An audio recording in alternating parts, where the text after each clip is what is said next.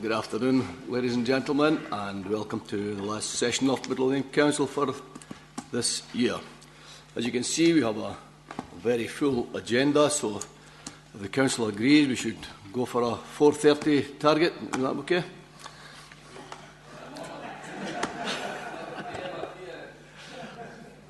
Thank you for your agreement on that one. Do you have apologies for absence? There are no apologies. Provost, just indicate that Councillor Young left from Glasgow at 10 to 1 and hopes to be here as soon as he can. Okay, thank you. Order of business.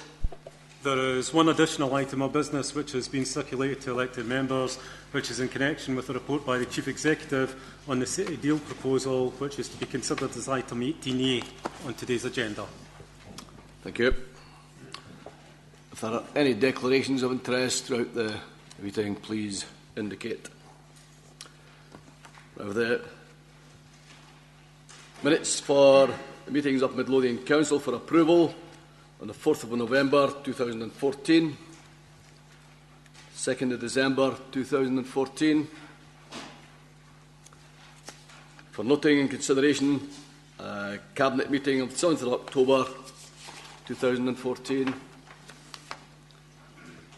Planning Committee, 7th October 2014. General Purposes Committee, 30th of September 2014. Appeals Committee, 22nd of July 2014. Local Review Body, 21st of October 2014. Performance Review and Scrutiny Committee, 21st of October 2014.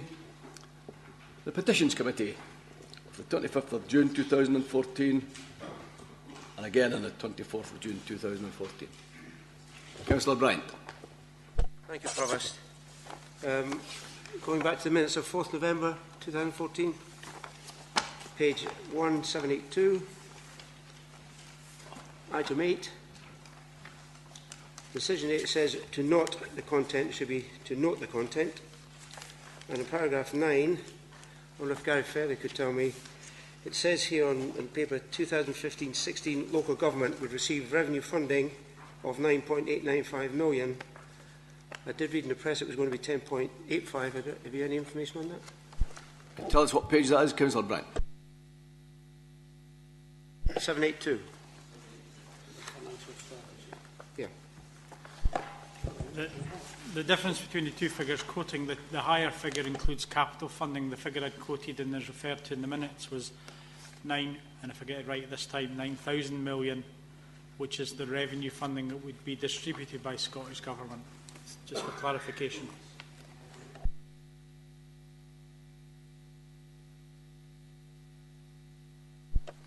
Okay.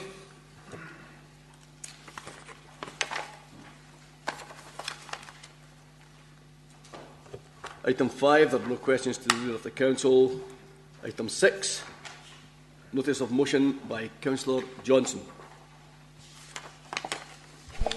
Thank you. We wish to congratulate Ashley Gray, a former pupil of Newbattle Community High School, in her role as Elphaba in the Wicked UK tour from September, and we recognise and appreciate her ongoing success in musical theatre. Councillor Thompson. I'll just, for my second promise, and just briefly say, I think this is clearly a great achievement for any young person to hit the top of any given field that they want to go into, and certainly it's great to see young people from Midlothian hitting the highlights on the stage, and it's the opportunity I think Ashley's got in having the chance to perform in such a leading role in this production at the Playhouse is certainly to be commended, and it's clearly been a lot of very hard work on her behalf getting there, and it should be held up as an example to young people across Midlothian.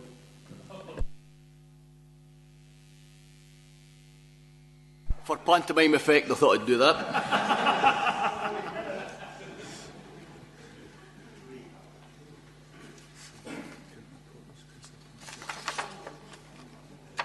Councillor Pottinger. Yeah, I was just also totally agreeing with the motion. I've followed Ashley's career for a number of years. Early days with the Brass in the Park and the Silver Band in Newton Grange, to her West End productions in London, where she went to musical college, and I think she has progressed immensely. And I see this as not the pinnacle of her career, but one of the things that's leading towards further successes for her. And again, we can totally agree with the motion, and we wish her the best of luck in her future career as well. Thank you. I think we all do. A motion now by Councillor Owen Thompson.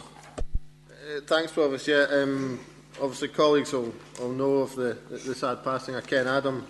Ken worked with the council in a number of areas, and is well known to many of us in the chamber and to employees and partners across the work that the council does.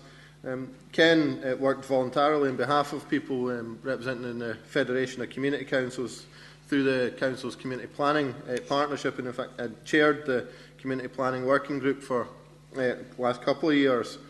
Obviously Ken, in the work that he did, set the bar very high, and is a great example to so many in our communities, and despite progressing illness, he had continued to demonstrate a tireless passion and commitment to working for those in the communities that we all represent. In fact, Ken continued to chair the community planning working group until very recently, and it was only really in the last few weeks of his illness that he was unable to do so.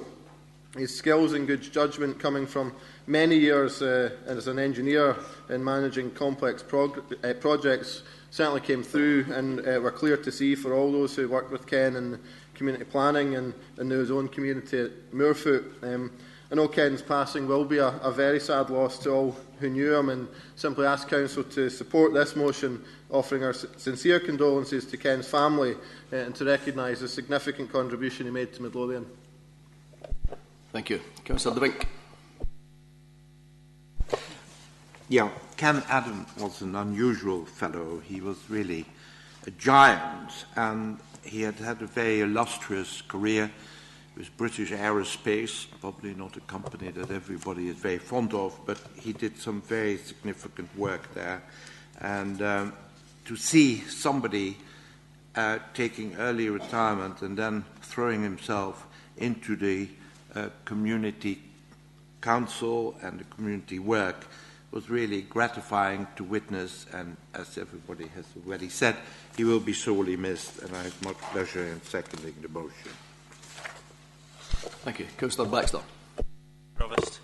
Yes, I think many people will be aware that Ken and I had our differences over the process of changing how community councils were run. And I was aware of Ken's illness at the time and the prognosis that wasn't very good. However, I would just like to say that I do recognise, and did at the time, the huge commitment and dedication he showed to the whole process and his wider involvement in the community.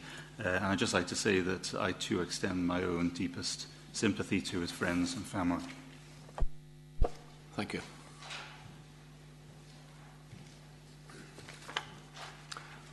We move now to item number 7, the Midlothian Council Annual Audit Report to members in the Accounts Commission for Scotland by Grant Thornton, and introduced to us by Gary Devlin.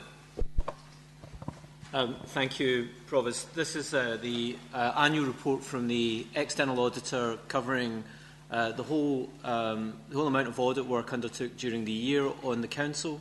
So that's the financial statements, a review of governance within the Council, and a review of performance within the Council. I'm going to keep my presentation brief and assume that members have read the detail of the report, but just to highlight a few key findings and some of the context around the report.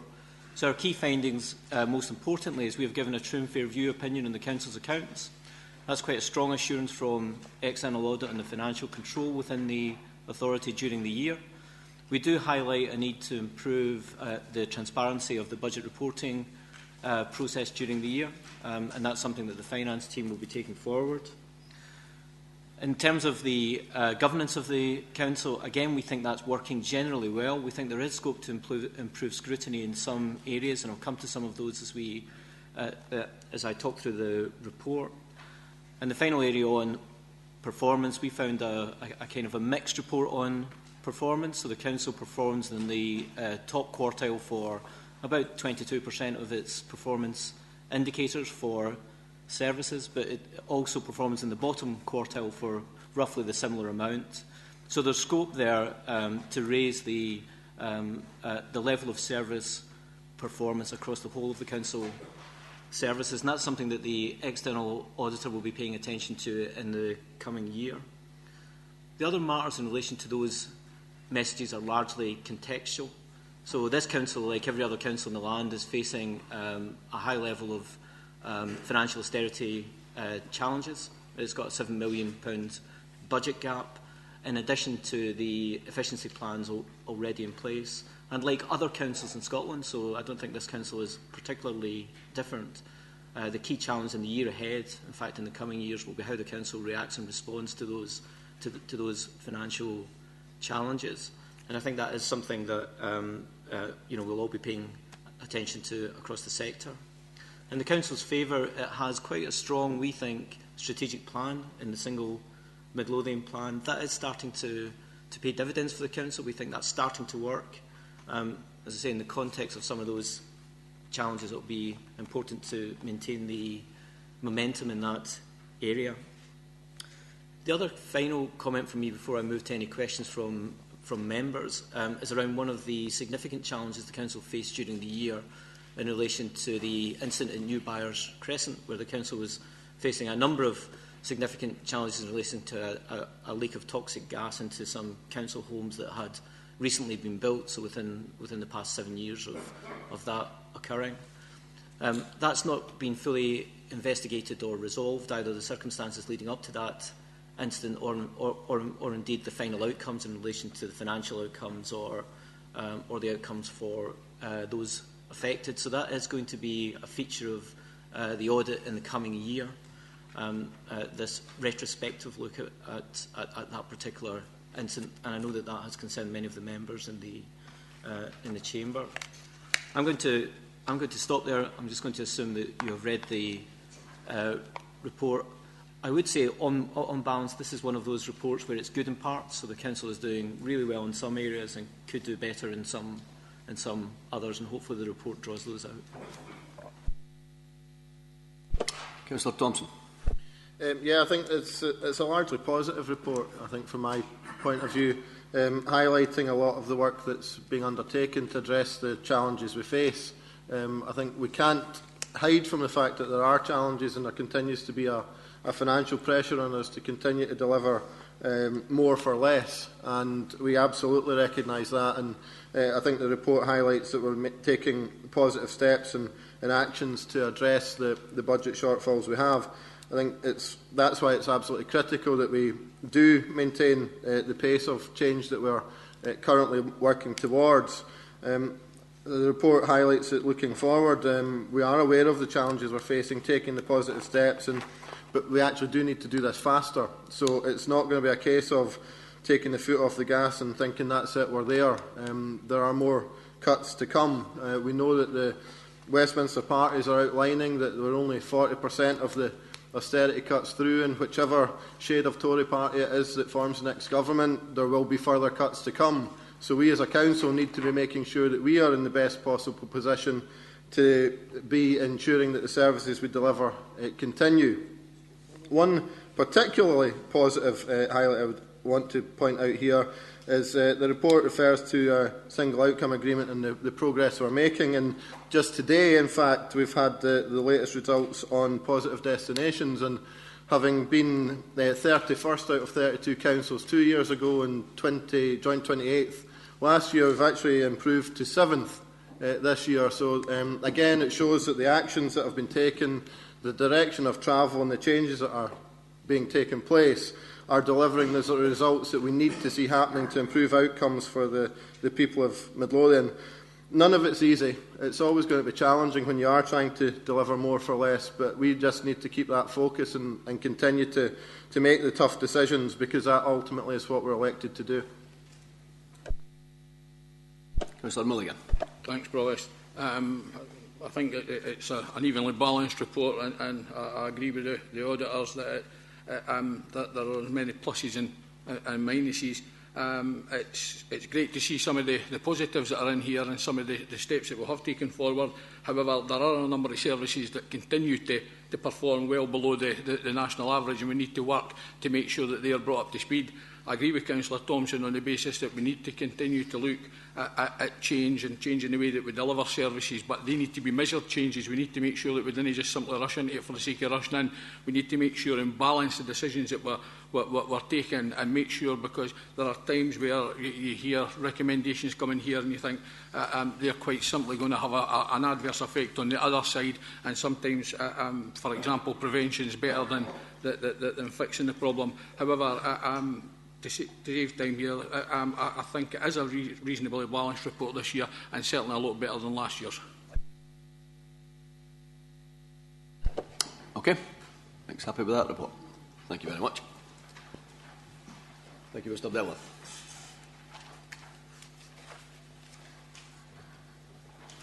Move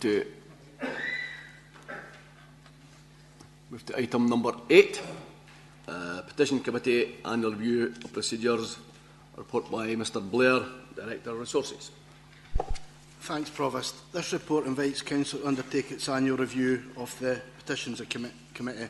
The report, as set out in today's papers in the background section, includes the changes introduced last year in November 2013, details of the committee membership and statistics regarding the number of petitions considered by the committee, noting that there were 11 in 2013, dropped to 2 in 2014.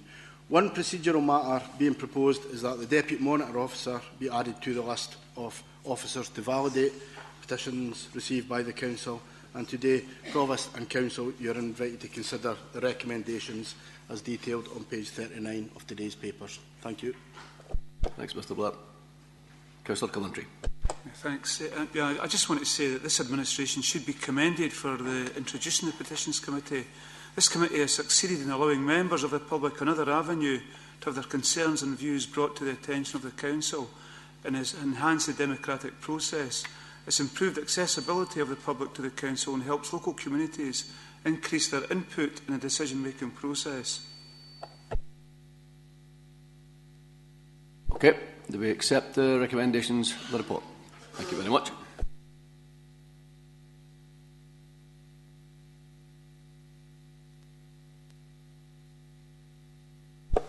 Item number 9, Midlothian Local Licensing Forum. Report by the Clerk to the Licensing Forum. Thank you, Provost. This report recommends changes to the Midlothian Licensing Forum membership. Paragraph 2 outlines the background to the development of the forum locally, while paragraph 3 outlines the work that's been undertaken locally to identify new forum members following staffing changes in various organisations, but also, importantly, it recognises the work that's been done in the forum to heighten public awareness of the work of the forum, but also to involve more young people and community councils in the activities of the forum. And it is as an outcome of that recruitment process that recommendations have come forward around the appointment of new members to serve on the forum. Members are asked to consider the recommendations in section 4. Councillor Constable. Thank you, Provost. Yes, I would like, in moving the recommendations we find on page 59 of the papers, I just want to approve the appointment of the named applicants and to thank them for volunteering to take part in the valuable work carried out by this. We are lucky to have so many people coming forward to help our communities in this way. Thank you. Okay, we accept the recommendations and the nominations. Thank you.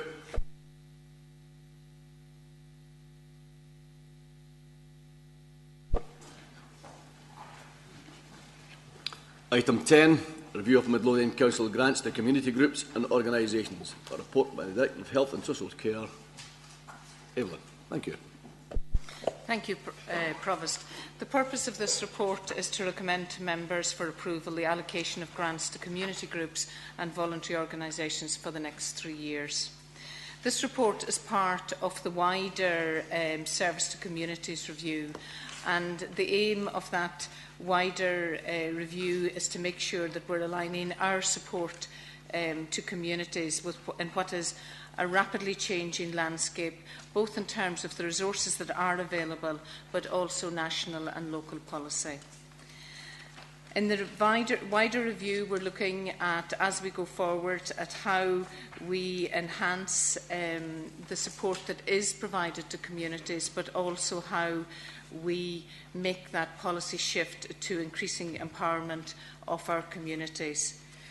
We will look at how we can build on the work that's happened already in relation to local development trusts in Glencorse and in Gore Bridge.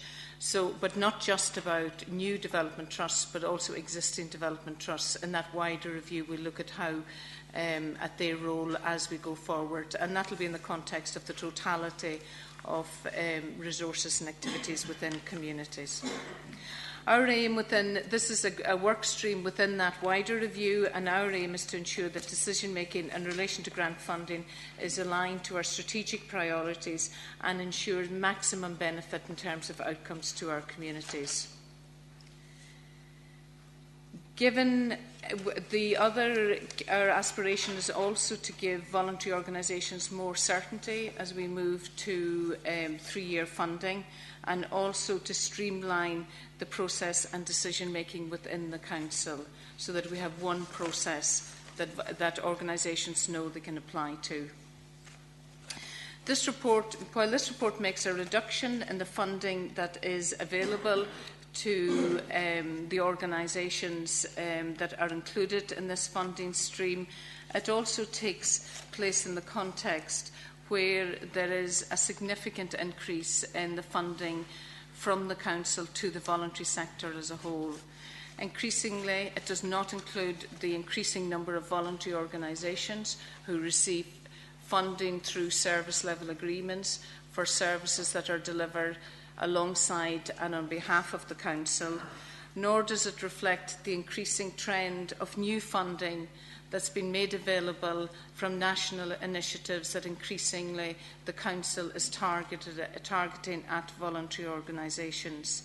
Item 15 on the Council agenda, when we come to the Integration Care Fund, we'll be looking at over 350,000 of that fund going directly to the voluntary sector. We've seen a similar trend with the Change Fund, the early years, 600 hours, the funding from MELDAT, the Social Welfare Fund, and a number of others where significant funding is being targeted at the voluntary sector, primarily because of the very significant assets that the voluntary sector bring to the table in terms of their relationship with local communities, their ability to mobilise volunteers, but also, more importantly, their ability to innovate quickly and implement quickly, much more so than we've seen in the public sector. Council in June agreed the overall approach and the process to this project, as well as the reductions in the funding and the timing of the implementation. Going forward, for those organisations that have been successful, we will work with them to support them to make sure that all of our efforts are aligned in the delivery of our strategic objectives. But perhaps more importantly, for those organisations that haven't been successful, we will redouble our efforts and work with them, particularly in the coming months, to support them to seek alternative funding, provide expertise and advice as they seek to reduce costs. And details are included in page 96-97 of the action plan that's in place to support those organisations. My colleague Ian will respond to questions on the overall process and the strategic approach that was used in this initiative. But as officers, members will understand we're not in a position to comment on the details of individual organisations' applications.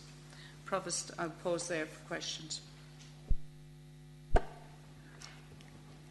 Councillor Thompson. Just by way of general introduction, I'm very aware that a number of members, I'm sure, will want to contribute, and I'll probably summarise after that. It clearly is a difficult decision to be taken, but the reality is that we have to move forward. We, for the first time, actually have a single process to simplify the application for grants. We found, when looked at previous grant streams, there were various pots around various different parts of the council. So bring it all together ensures that we have a consistent approach that had independent observation of each panel in assessing applications to ensure that there was a level of oversight within there. It's not an easy decision to take, but ultimately we do need to move forward with this. And the fund we're talking about here is 1 million out of the 194-95 million that we spend annually.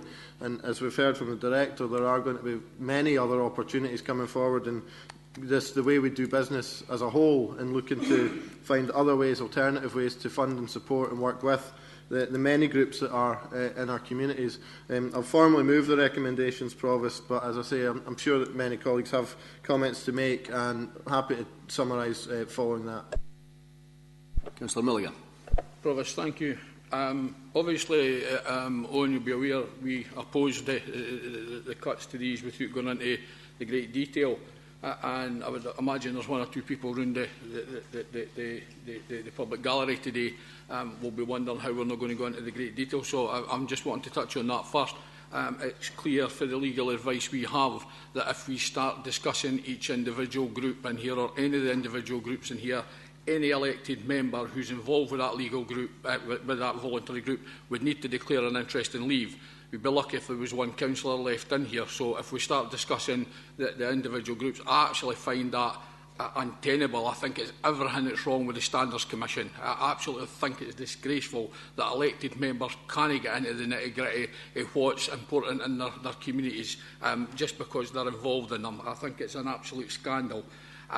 Therefore, what I'm proposing for the Labour group here is there are a lot of groups here that are going to be in detriment, and even to this morning we're getting emails and letters in for groups saying, look, we're actually in danger of folding.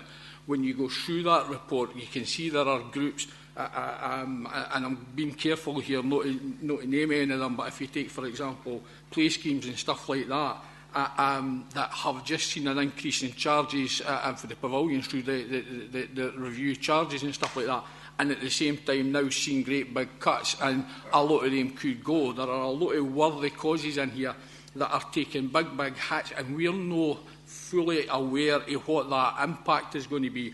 What I would like to suggest, and I don't know if the administration can live with this, there is over £1.5 million in surplus if you take your savings today for the next revenue budget.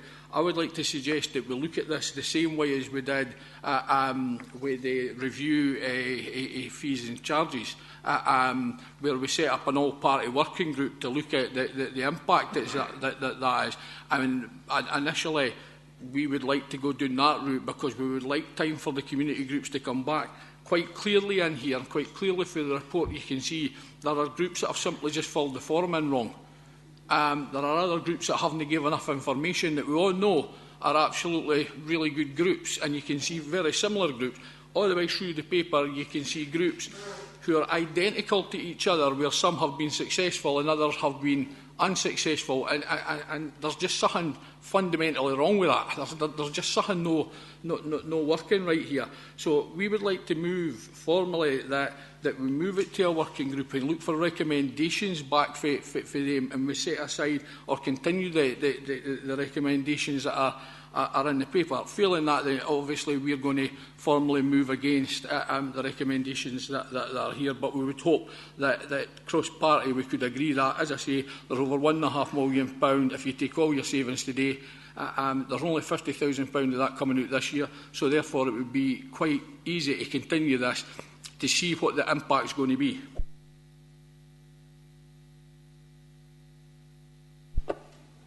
Councillor Pottinger. Yeah, obviously very concerned with this paper and the amount of cuts that has been imposed here on all organisations. it will be very critical for many organisations, because this is the main source of core funding. Core funding is so important to these groups because of the gearing effect, where they can go into the SCVO and other websites and find out other project funding and development kind of funding, and the gearing effect is tremendous within the voluntary sector. We've heard mentions of we don't want to restrict the outputs and the benefits to the community, but this would seriously affect outputs and benefits to the community. To mobilise volunteers, I mean, if this is imposed on many of these groups, the morale in many of these organisations will be seriously affected, and the ability to mobilise volunteers will then accordingly be affected. I think it's only right that we now go into a real working group, a short life working group on this, to examine these kind of issues, and I think that's the only way we can take this forward today. Councillor Beattie. Thank you, Provost. Notwithstanding the remarks already made, I'm going to chance my arm, and Councillor Milligan's remarks about the Standards Commission are well made, but within that I think there are one or two comments I would like to make about a particular area in my ward rather than about specifics to do with the applications. I'm very grateful to the Director for her comments about development trusts in particular, and I do appreciate what a very sensitive and challenging piece of work it's been to arrive at the conclusion that has been arrived at. And I do appreciate it is a finite sum of money, and there are always going to be some who don't achieve all they hope to. I'm particularly delighted to see the award to MyPass, which, given the enormous significance of the strategic work that they do right across Midlothian, and particularly in some of our more deprived communities, I think that piece of work is so crucial and sits so well with this Council's objectives in doing so much preventative work, particularly with young people. But if I could ask if there would be some very particular attention paid to rural deficits, in particular within my ward, the Pathhead and the rural villages surrounding Pathhead suffer significantly from challenging transport arrangements, etc., and the young people in the area depend very significantly on the Pathhead Youth Project, and this has not been successful in its bid, and I would seek assurance from the Director that she and her teams would work very closely with the Pathhead Youth Project, which works very closely also with the Pathhead Community Association, in order to perhaps enable them to achieve alternative streams of funding to be able to continue this vital work for the youngsters in a vital rural area. I'm becoming extremely concerned here that we're doing exactly what we've been told not to do, and I understand Councillor Beattie's trying to get across here, but I'm an officer there who've advised my whole group here that we cannot discuss individual groups. Provost, if I may continue, please. I'm seeking reassurance not for any re-evaluation of this. I fully appreciate that work has already been done. I'm seeking assurance that very early attention will be given to working with these groups in this rural area, particularly reflecting the rural deficit that they suffer from, and that particular attention will be given to supporting them through advice and any other means possible, and as soon as possible. Thank you. Well, I think we have to pay attention to the standards we said. Can we have advice on that then, if it's been given? Thank you, Provost. The advice remains the same, that all the elected members are active within their own communities and will undoubtedly have connections with many of the groups involved in the grant process. Whilst the Council are looking at the grant process as a strategic overview, with the officers having evaluated the applications, then there's no requirement to declare an interest. The Standards Commission have conceded that one. Once you get down to any individual groups, if the individual group then becomes the substantive issue, then the councillors have got to consider whether they have a declarable interest, and if so, should then declare that interest. I appreciate it becomes a bit of a fine line, or perhaps a grey area between the two. But as soon as you get into individual groups, you then run the risk that you are then reaching the declarable interest and then have people having to leave the meeting, especially when none of these applications at this stage stand on their own. They're all connected, they're all interconnected. There's one set pot of money If you start taking money from one group, then it's got to go to somewhere. If you want to give money to an extra group, extra money to one group, it comes from somewhere else.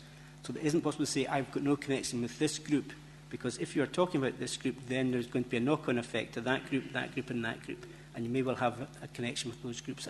Councillor Milligan summed it up quite correctly in his opening remarks. If you have any connection with any group within that area, then you cannot go down into individual details in these cases.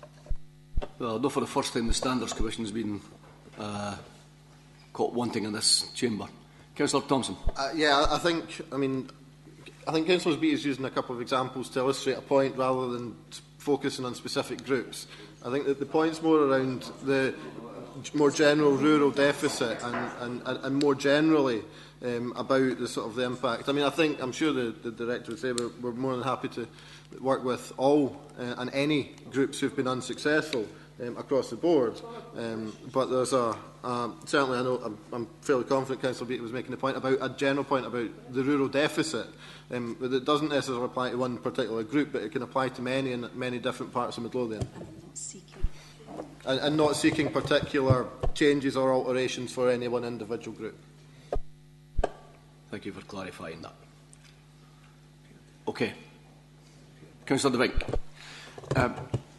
This is not a party political broadcast, and I'm not going to speak on behalf of any group. The only thing I want to observe is that we have a voluntary sector in Midlothian which is vastly greater than the voluntary section as the whole of Scotland, which in turn is larger than the voluntary sector in the rest of the United Kingdom. Midlothian does very well, and a lot of the voluntary people, many of them in the public seats here in this room, they all work tirelessly for Midlothian and really doing, to some extent, the jobs that Midlothian should do itself. They are really helping us dramatically with our job. And it is, of course, very galling for them when they suddenly see the post and find that there is a very great shortfall, that they, in the job that they do so valiantly and constructively for Midlothian, they are getting kicked below the groin, not good for them. And I am delighted that the Director has said that we will move heaven and earth to somehow compensate it. Many of those voluntary sectors actually are helping themselves, are going to other sources of finance, and they are really very proactive. But we need to help them as much as possible. And this is a general statement, Councillor Milligan. This is not that I am having somebody specifically in mind. I want to really support the voluntary sector. Thank you. Councillor Milligan. Yeah, I'm quite happy to concede Councillor De Vink's just talking in the generalities there, and I'm glad to see that, and the right support. However, I will make the point that everybody's now chasing this elusive pot of money. The funding streams are drying up. There's more and more groups having to turn to different funding streams to get that. So simply advising groups to go to a different funding stream really isn't going to work, because there's now too many groups chasing too little money. The way to get this right, as I say, is there's only £50,000 coming out of this year's budget. There's time to look at this, there's time to analyse it, there's time to weigh up what are the pros and cons of this. And please keep in mind, as Councillor De Vink rightly says, there's a lot of groups out there doing work that the Council will otherwise have to take up. So if we quite simply take away funding and the group falls, then you end up with an additional expense because the Council has to pick up the pieces. And all we're saying is, let's take a bit of time to look at this. It's a point I made when we were talking about a bucket audit. We didn't need to run at this, and we'd be quite happy to work cross-party with any of the other parties and our independent councillors that are there to look at the effect this would have. Councillor Thompson. Well, I think what I'm probably going to do is make an offer to make you part of the way. I think it's important that we apply the funding that's on the table today. I think we need to give certainty to the groups who have applied, because we have to remember, while there's been some who've lost out here, there's a significant number in here who've actually applied and get more than they've had in the past. So there's actually a lot of winners in here as well as those who are losing out. Obviously, we've applied a very set of criteria, particular set of criteria that have been assessed against. So I would ask that we look to apply the distribution of the pot as is in front of us today. I am happy, I mean, obviously within the pot there is a transitional fund to help support groups, and I do accept the fact that there may have been, albeit offers of assistance were made to help any group fill out applications in advance of this process, so any group who wanted to take that up had the opportunity to do so. That said, I think I would be happy to consider looking at a group along the lines Councillor Milligan has said, to help oversight of the work to work with the groups who are losing out, because I think there is an exercise to be done there. I think there's still a pot, I think it's about 30,000 that's in the transitional fund that's still sitting there for this current year. So that's almost all of the reduction that's been offered. So I would ask that, in looking at the offer, and accept it in the vein it's made, that we apply the distribution as is in front of us. However, that in looking at the review of those who have been unsuccessful, I'm more than happy to accept the proposal to have a cross-party oversight group of that as a compromise between the positions that we're taking. Councillor Milligan. Yeah, Provost, while we'll always be happy to work to help any of the groups at all, that's fine on, but it doesn't go far enough at all here. There are too many groups who are going to have a big chunk of funding taken away that are warning us that they're going to fold. I think there are a lot of groups out there who didn't or aren't aware yet of the full potential of this report, and once it sinks in, they'll be coming back warning us. As I say, we'll take up your offer there to work to help any group, of course we will, but I would still formally move that we continue this decision to a short party working group, a cross-party working group, short party working group, a cross-party working group, similar to that as we done with the review charges. It was very successful, and I think actually helped us understand and deliver a lot better, and we managed to do it taking all the groups with us. Councillor Muirhead. Yeah, Provost, I'll second Councillor Milligan's proposal there. I didn't mean this the wrong way, but to promise, the officers promising to work with the groups to find additional funding is really an empty promise. I mean, we're doing that anyway. It's an empty promise because we know that the grant pots are dwindling all the time. You know, it gets us through today by getting a vote here to reaffirm this paper.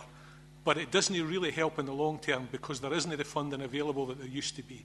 So, you know, it's a red herring to say we'll help the groups. Obviously, every single one of us, if we can help groups that are struggling for funding, we're doing it all the time. We're all giving advice to groups for alternative sources of funding. But that's not an answer to this here today. It seems to me, you know, we've thrown everything up in the air, and wherever it's landed, we're just going to go along with that.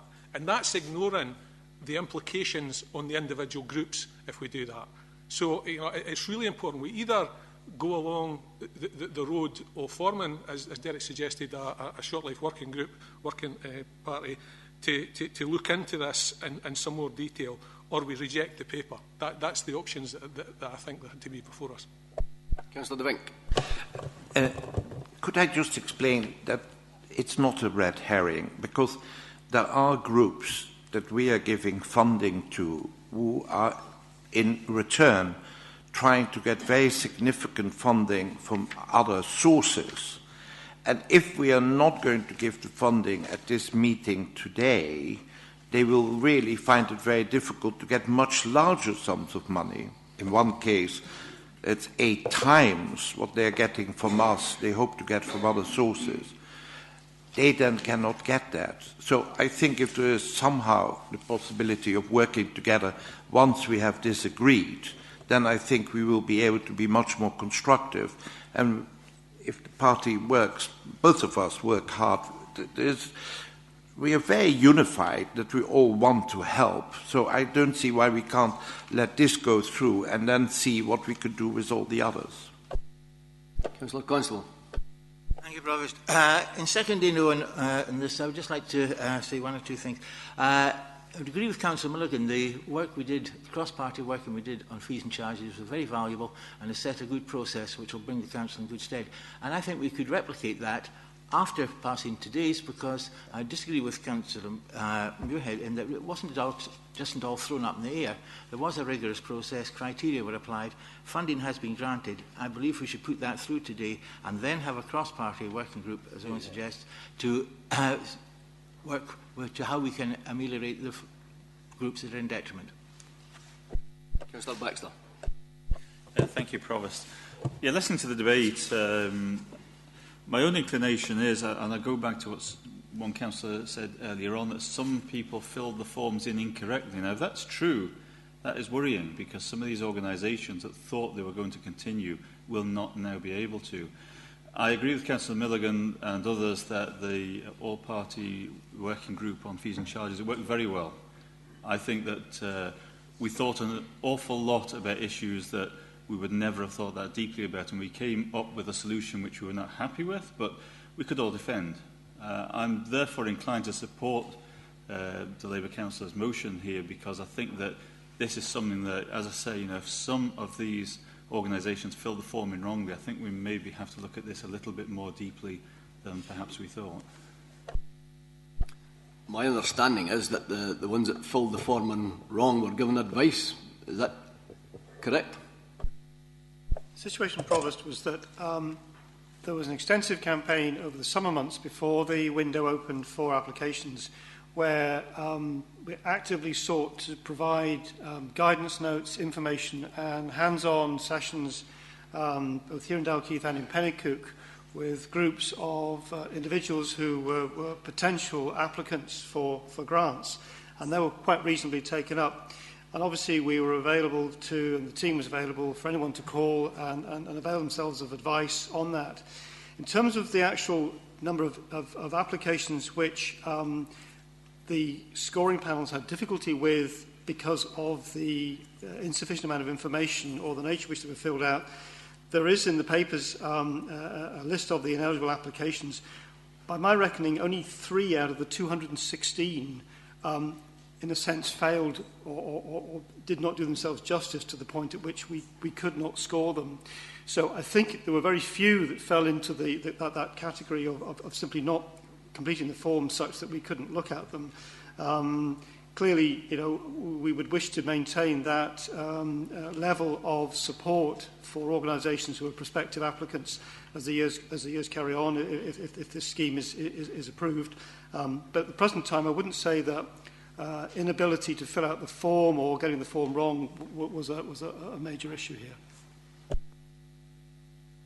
Councillor Muirhead.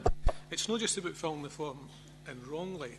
I spoke to one group, who obviously I'll no name, who completed the form to the best of their ability. They did it on the basis of having worked in the community for years, and they put an honest assessment down of what they needed to say to apply for the grant, which they've had every year for years. And they got assistance from MVA who said, no, this is what you need to put down. Now, we all agreed that they should get that kind of advice. But there's something fundamentally wrong with a process where people have got to go to another organisation and change everything, or a lot of the things that they think about their organisation in order to qualify for funding. If we had got this all right, they wouldn't have had to do that, because there would have been value in organisations such as the one I'm talking about that I can't name. So there is something wrong with this process, and that's why we're looking to have a fundamental look at the consequences of this. Councillor Pottinger. Yeah, it's a new system to many, so many would have got a bit more confused about it. And also the new criteria of small grants being under 3,000 and large grants being over 3,000. 1-year funding or 3-year funding requests. If you're over 3,000, you can be in the long-term funding. In the quandary, some groups, they actually decide which side of that fence they were going to sit on their application form. And that could have been the difference between yes or no their core funding. And as Peter de Vink says, these groups depend on this core funding for the gearing effect. Without the core funding, they might not exist to apply for these other funds. So the core funding is critical, and this decision today is critical. And I say that the only way to take this decision today is to put it into a short-lived working group.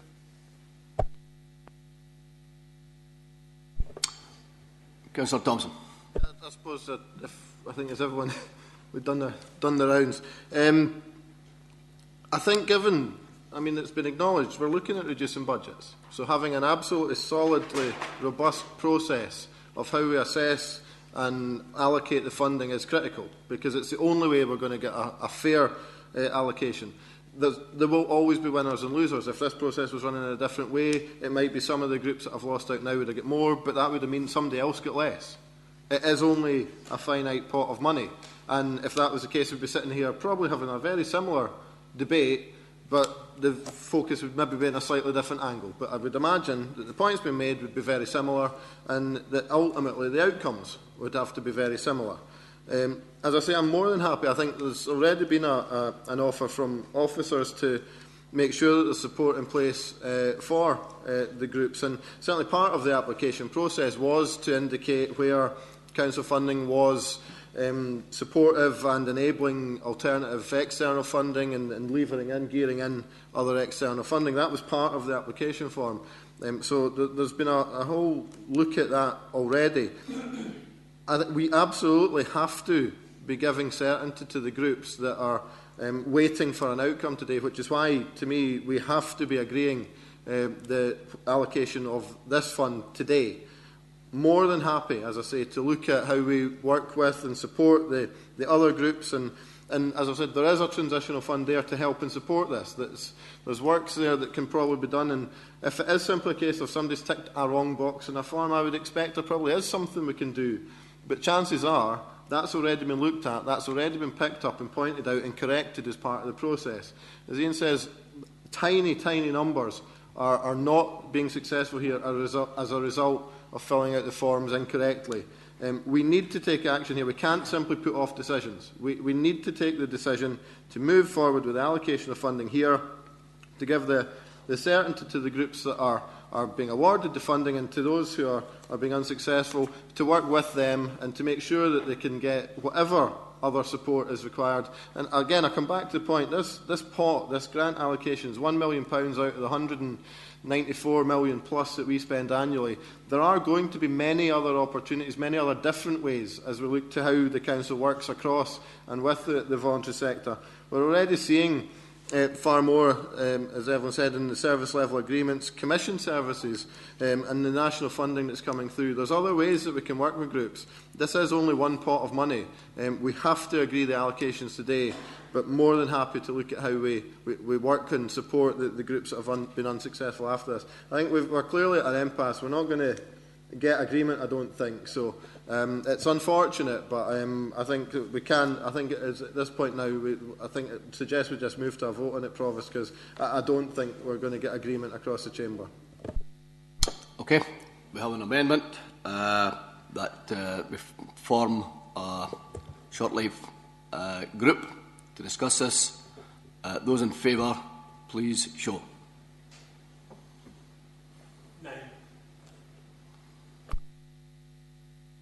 Those in favour of the report, please show.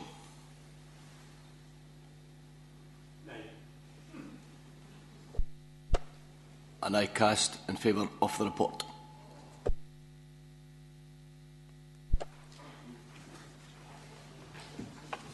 If there are people leaving at this moment, could you please do so quietly? Thank you.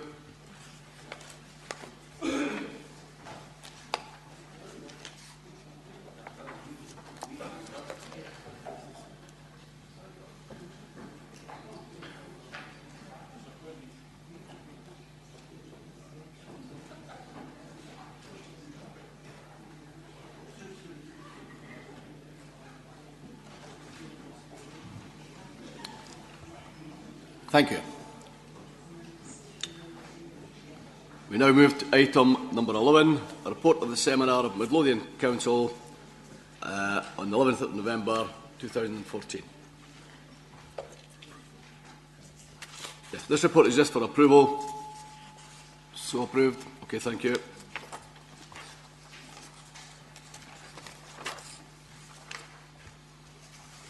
Item number 12, Catchment Review Programme, a report by Dr Smith. Thank you. Thank you, Provost. This catchment review paper outlines the work we require to do in Midlothian to ensure that we have the facilities and capacity to support proposed house building in Midlothian. We also need to ensure that we have the facilities to provide the best possible environment for our learners. What we need to understand about this paper is it's not about the children and young people currently in education. We're looking long term, we're looking ahead. It's about their children and their children's children, and we're necessarily looking ahead for the next 20 to 25 years. Section 2 gives the background to the report, and Section 3 discusses the primary school estate. Section 4 discusses the possibilities for growth in Bonnyrigg and Auchendinney, and Section 5 outlines the issues in relation to non-denominational provision and discusses possible options for high school provision in the west of the county and the possibility of introducing a 3 to 18 school or provision in Shawfair. Section 6 outlines the implications and risks of the proposal and the resources required to undertake this, and Section 7 has the recommendations and outlines the steps that we need to take in order to move this proposal forward so that we have a clear and concise school estate management plan to move Midlothian forward. Thank you. Thank you. Councillor Constable. Thank you, Provost. We really welcome this report. What we have in Midlothian, we are fortunate to live in such a dynamic county, as we know from our local plans and the amount of changes that are going on. Our communities are changing all the time, and this catchment review really is a state of permanent change.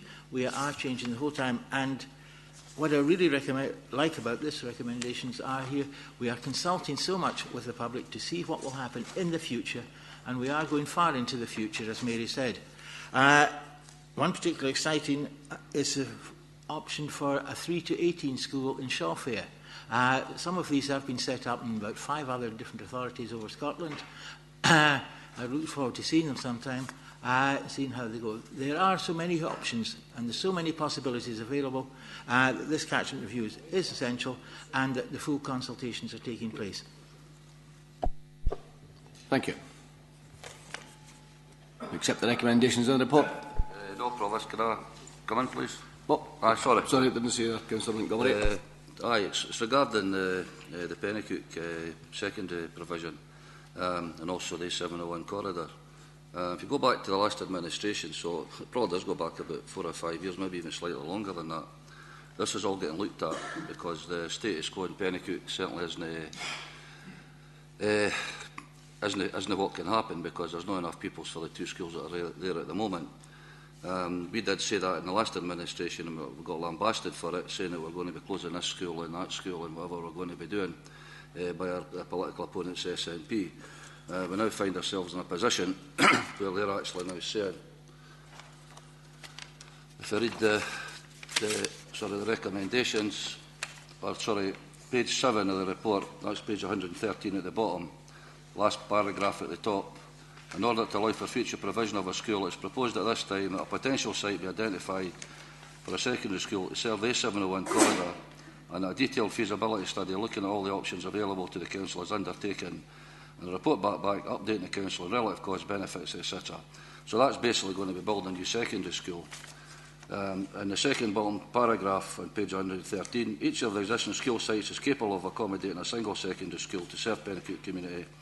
Another suitable site in the area has yet been identified.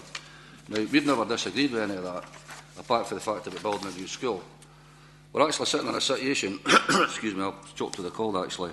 Rowan actually said earlier on that cuts are coming from Westminster, and I don't disagree with him. I'm certainly not something I'm supporting, and I certainly didn't support it in the Scottish leadership campaign either, so I'll never give a clue who I was voting for. But in relation to that, if there are cuts coming, we must be in a great position where we've got 2 schools who serve the 701 corridor. We're going to shut one and build a new one. I just can't believe we're even considering that.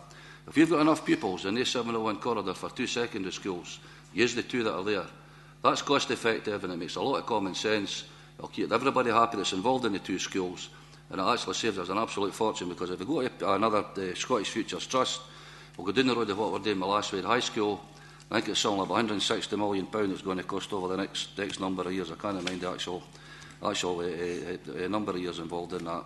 That just doesn't make any financial sense. It doesn't make any common sense. It certainly doesn't make any sense for the parents and the pupils that are actually going to be going to these schools. We did say, as I said earlier, that the status quo wasn't an option. And it isn't an option in Pennycook because there aren't the people numbers to do it. One of the things that we considered was a twin-site school, which certainly doesn't work, because I went to look at the one in Dundee, where it's a twin-site, and the head teacher was absolutely vehement about the twin-site actually not working. And they have now actually got I don't know if it's actually finished yet or not, but there's a new school getting built. Sorry, St Andrews, I should say, sorry. It was the last team that came on at beat, I think, was Dundee. I'm just getting very excited with myself. But it's a serious subject. And in all honesty, I just can't believe that we're considering what we're actually talking about here. The 2 schools can both take an extension. There's actually space for both of them. Pennycook High School has obviously got additions with the leisure centre next step, but these were all things that would need to become part of the consultation.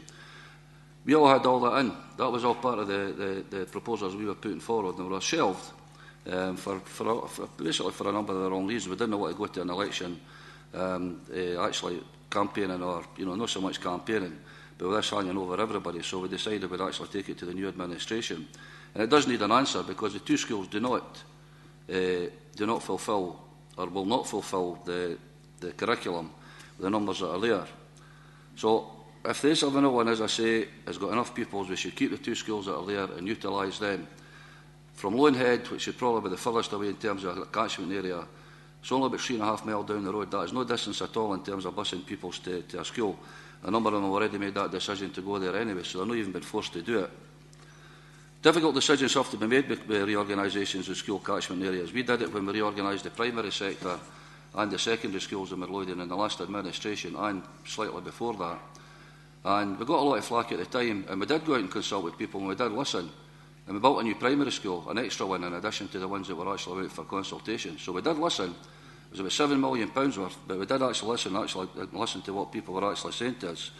So I'm really concerned about this. The recommendations, if we go out, is to look for a new site, and that can only mean one of the Pennycook schools closing. It's not been mentioned in here. So that's obviously a decision that will need to be made at a later stage if that's what we decide to do. So, as I say, if we've got enough pupils in the 701 corridor for 2 high schools, why are we going to close one and build another one? I do not see the logic or the common sense to that at all. And I'm moving that we take that part of it out of the consultation that's gone out here. Mr Bond. Thank you, Provost. I just wish to make a few remarks. I think this review in its totality, I'm not getting into any of the details, is absolutely essential. I think we all recognise in this room that we face this exciting prospect of major house building going on across all of Midlothian. And of course this includes what I call, although it's not called that, the new town of Shawfair, which is going to be absolutely ginormous. This will be a difficult process for all the school communities involved, and Adam has referred to a particular issue which is very close to my own heart, but we do have to make some sensible decisions. I think sensitive and thorough consultation will be essential, and I think that is proposed in the paper. If I could briefly turn to the RC section of this, which is a fairly small component within this, I admit. I totally support the proposal regarding St Matthew's and St Mary's. The school roll at St Matthew's is in danger of almost disappearing, and if we don't take some action quickly, I wouldn't like to see that a school basically disintegrate in front of our eyes. The future review of all catchment areas is also needed, so I also support that. This is something we have spoken about before. Within this, I would specifically ask that we look very carefully at the needs of parents as Shawfair develops. There are obviously going to be a lot of youngsters whose parents choose that they wish to go to an RC school. So I would ask that special note is made of that. There's no specific proposal at the moment. In conclusion, talking about the whole paper, I certainly would congratulate the authors of this paper. We will debate the pros and cons of various parts of it, but I think it gives us a way forward, and I hope that they have every success with this process, because I believe we've got to take it forward. Thank you, Provost. Thank you, Mr Bourne. Mr Emery. Thanks, Provost. Can I maybe just start on the first part, and that's the primary school and the Catholic side of things.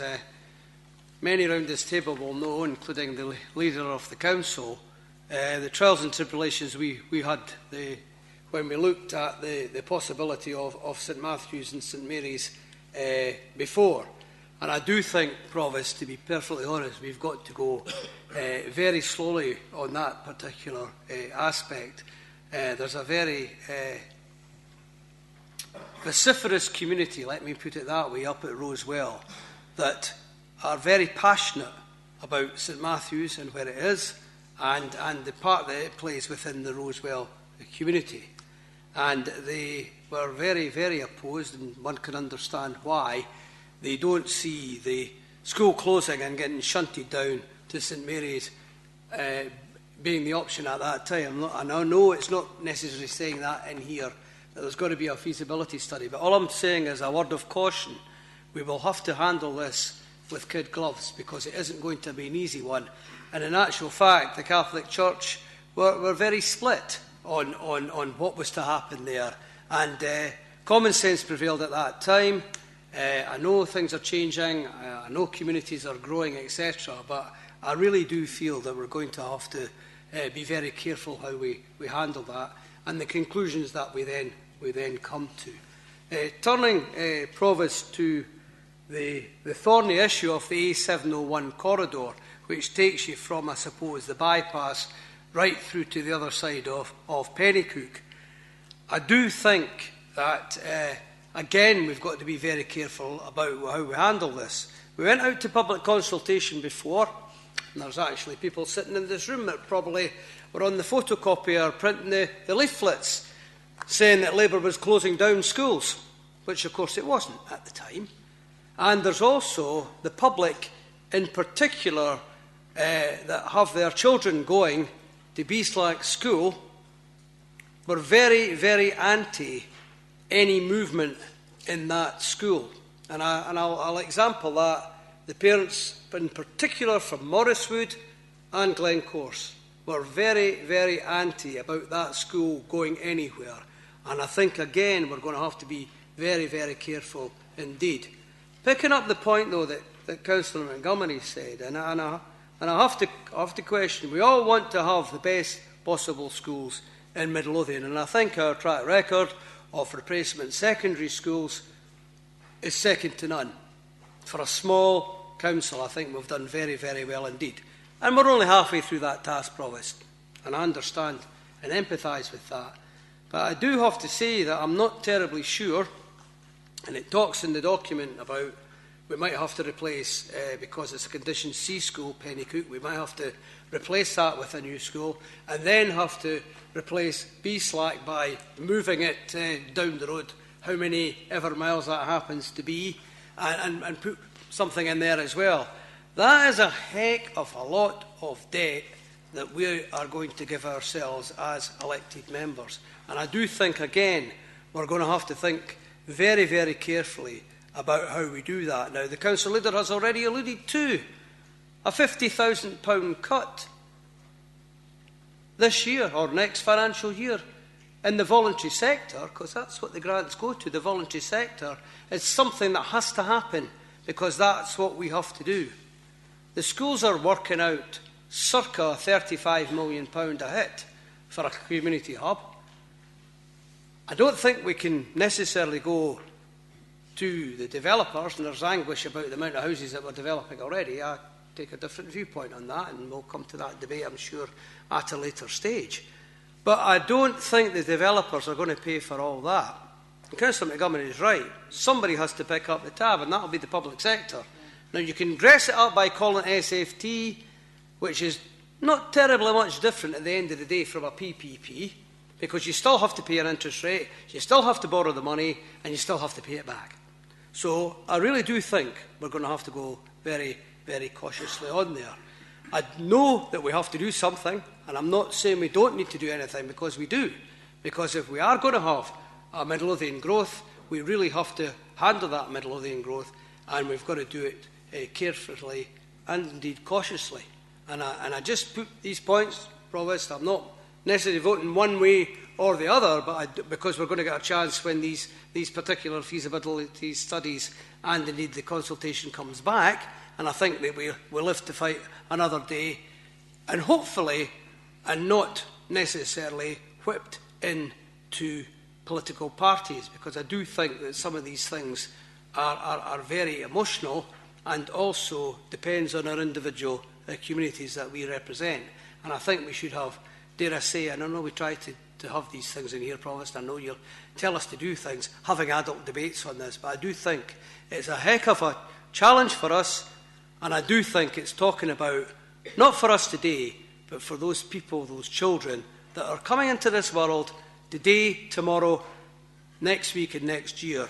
And it's about doing the right thing for those children and for the parents that may have this anguish about change. So with these comments, Provost, I've made my points. Thank you. Councillor Thompson. Thanks, Provost. Yeah, I think everyone's in agreement. Status quo and a number of the factors here is simply not an option. I think that's something I'm fairly confident we can all agree on. Part of the problem we've had in the past as a council is when we've gone out to consultation, it's almost seen as, well, they're going to do it anyway. It's been prejudged, that's what they're going to do, there's a preferred option in there. We need to get away from that, and I think that's very much where the recommendations, certainly from 4 through to 8, come from. This is about trying to make sure we get this right. From when I was at Beeslack High School, I can remember people talking about it was built in the wrong place. That was back 1990 to 96. So it's not a new thing that people feel that Beeslack High School is not necessarily in the right place. I'm not saying that moving it is the right thing to do. I'm not saying that a single school in Pennycook is the right thing to do. I think what's important here is that we actually do take on board, do the work. Let's look at what all the different options that are available to us are, and let's ask the communities before we've got a preferred option. And then let's make a choice about it. Let's turn it on its head, and let's not say, we've looked at it, so we think this is what we should do. Let's go out, we'll talk to the communities first, and then we'll make a decision.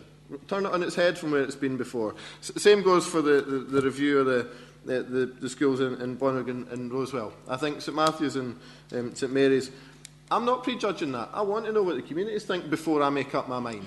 I don't want us going in there saying, this is what we're going to do, tell us if you agree with us or not, and then we'll make a decision. Let's go in there and say, this is the facts. There's hard facts to be looked at in all of these scenarios. And none of it can be looked at in isolation. This is why it absolutely has to be all in one, because if you make a change to one, you make a knock-on effect in another school, and if there's changes in one area, it knocks on somewhere else, and that impacts across the board.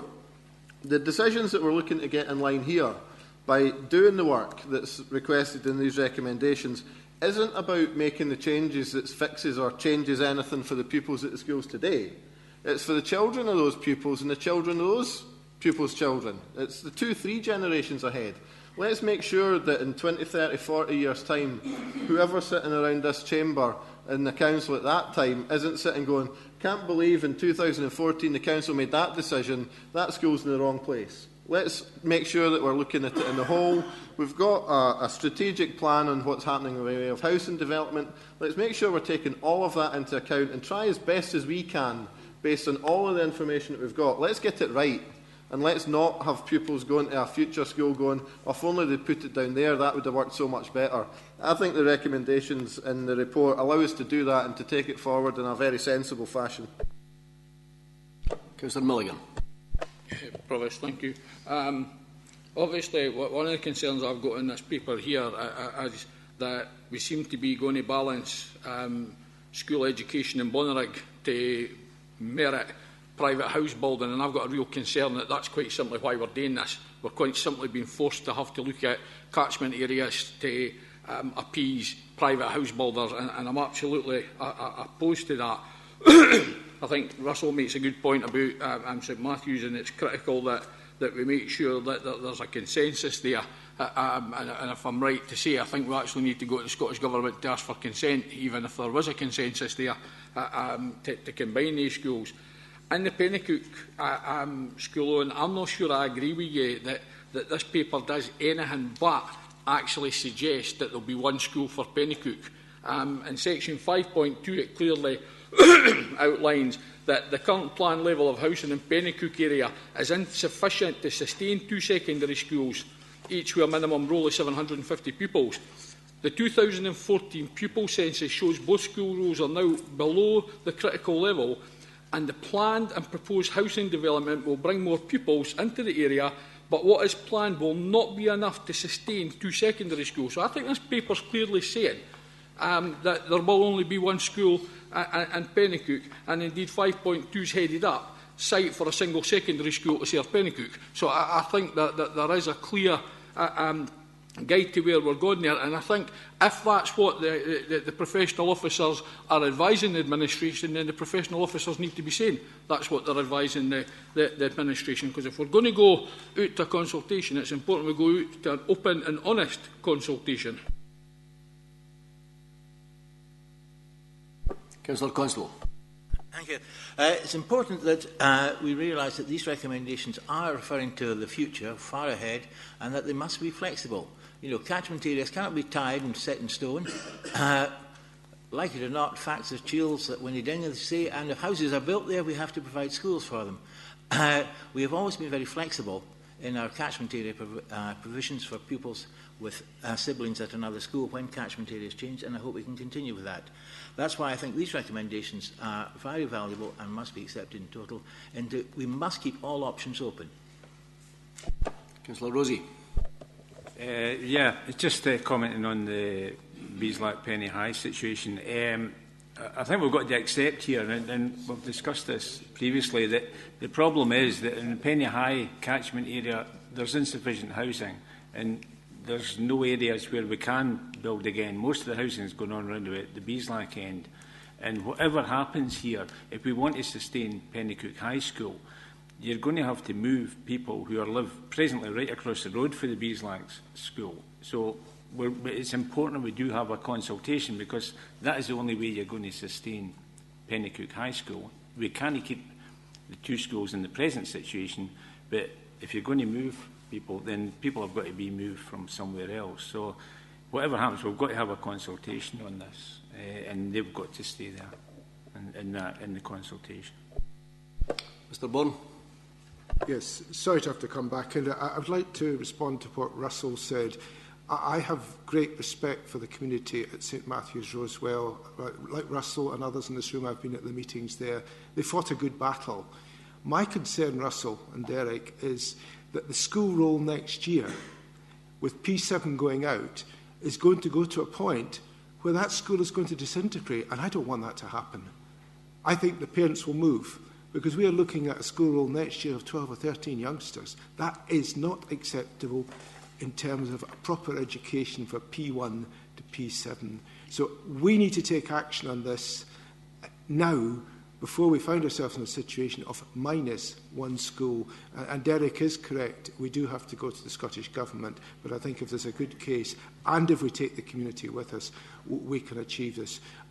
To put it off, I think, will be disastrous for the St Matthew's school community. But I do agree with what Russell has said about the enthusiasm of that particular community, and I would always congratulate them. Okay. I think we're all agreed this is for the future of the children, and we should look to the future for them and not for petty squabbling here. And I agree with Mr Bourne that this was a very good report that's been made up by the officers. Are the recommendations accepted by Councillor Montgomery? I'll read out my amendment, Provost, and I'll do it slow so that the clerk can make sure he gets it. On the basis that there are enough pupils for 2 high schools on the A701 corridor, Beeslack and Pennycook High School remain the secondary provision. I'll second that, Provost. Councillor Constable. I move the recommendations as they stand, so we can be as flexible as possible. Councillor Thompson. Yeah, I'll form a second. There's an amendment against the resolutions by... You have it written down? Okay. An amendment by Councillor Montgomery. Those in favour, please show.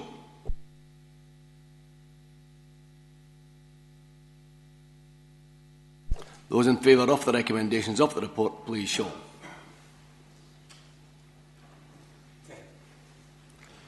Thank you. The report is carried.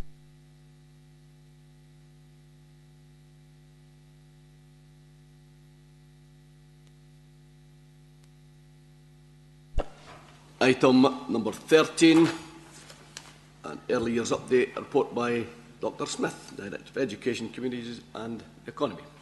Thank you. Okay, this is just a short update report on where we are with the early years update.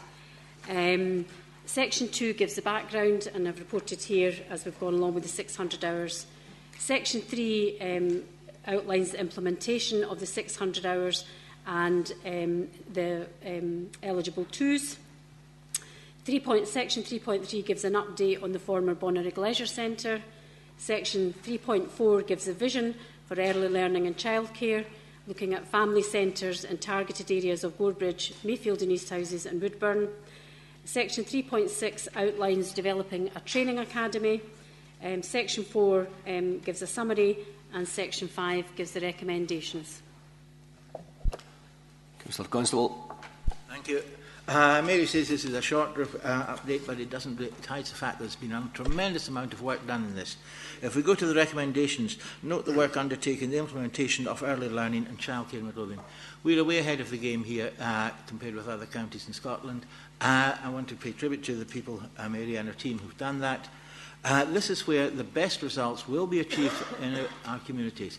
If we can intervene at an early age, the problems of later higher achievement will be possible, and this is why it's a government's major initiative.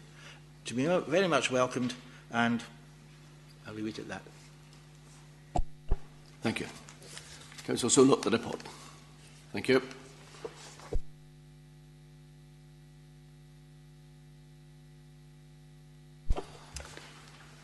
Item number 14, Health and Social Care Integration, Midlothian Integration Scheme, a report by Evelyn McHugh, Director of Health and Social Care. Thank you, Provost.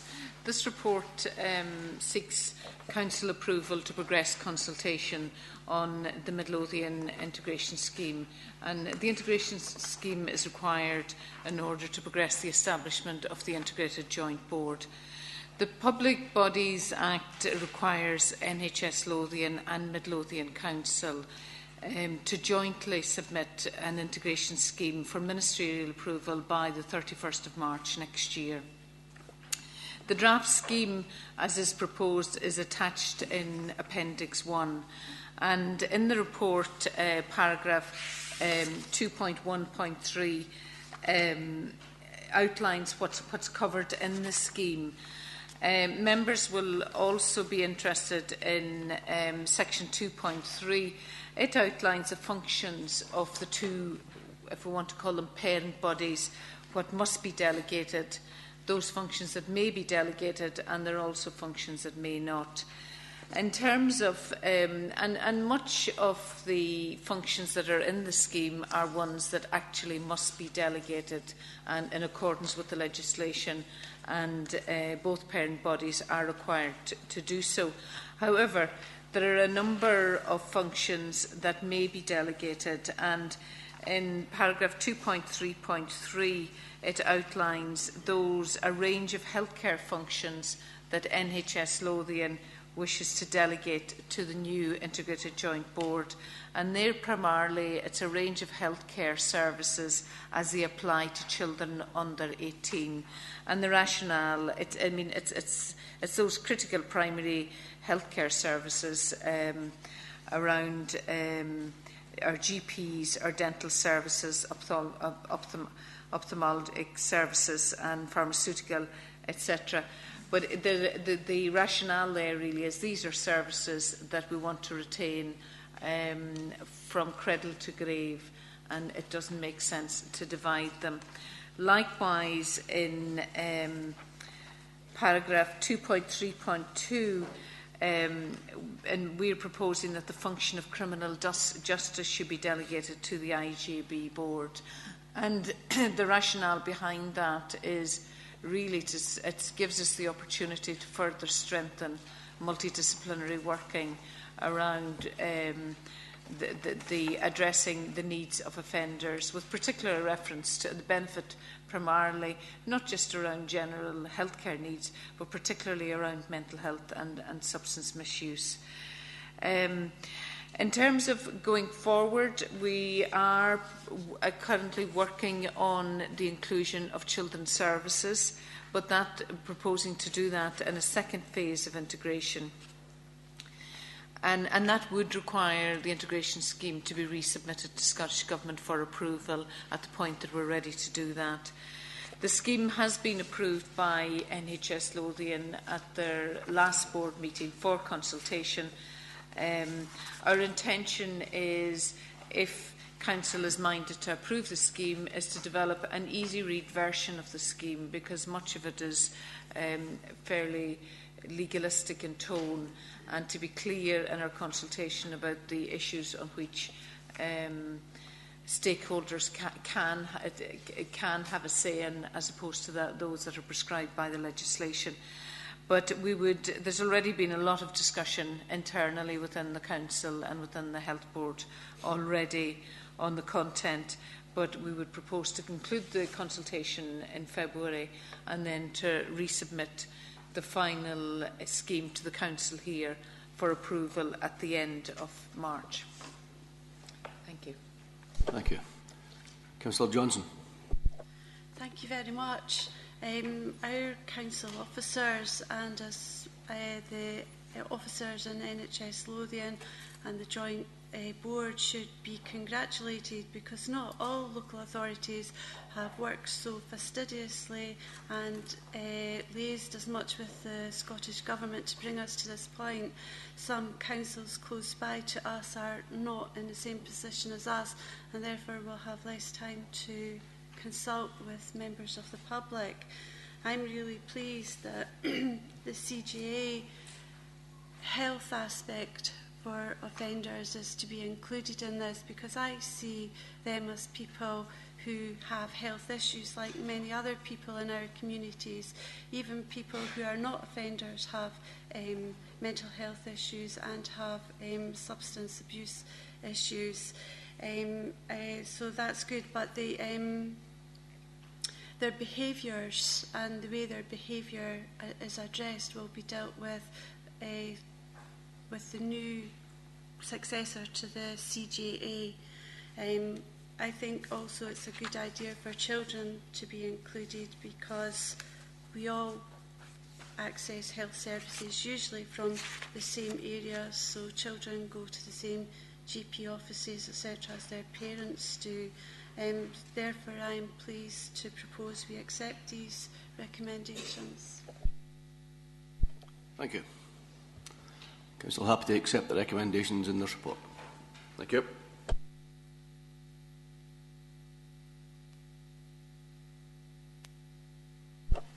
Item number 15, Integrated Care Fund, Health and Social Care. Report again by Evelyn McHugh. Thank you. Thank you, Provost. The purpose of this report is to update Council on the plan that has been developed and to seek approval for the proposed investments. Just in terms of background, the Scottish Government have announced an additional 100 million for the next financial year to support the delivery of improved outcomes, to drive a shift to the prevention of healthcare needs and to tackle inequalities in health. It includes the developing the capacity of both individuals and communities to tackle these issues.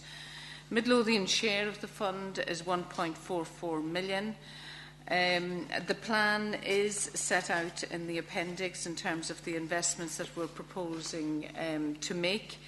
In terms of are what we want to do. We want to build on the progress of the use of the Change Fund locally, particularly in tackling social isolation and rebalancing care. And locally we have made significant progress in both of those areas.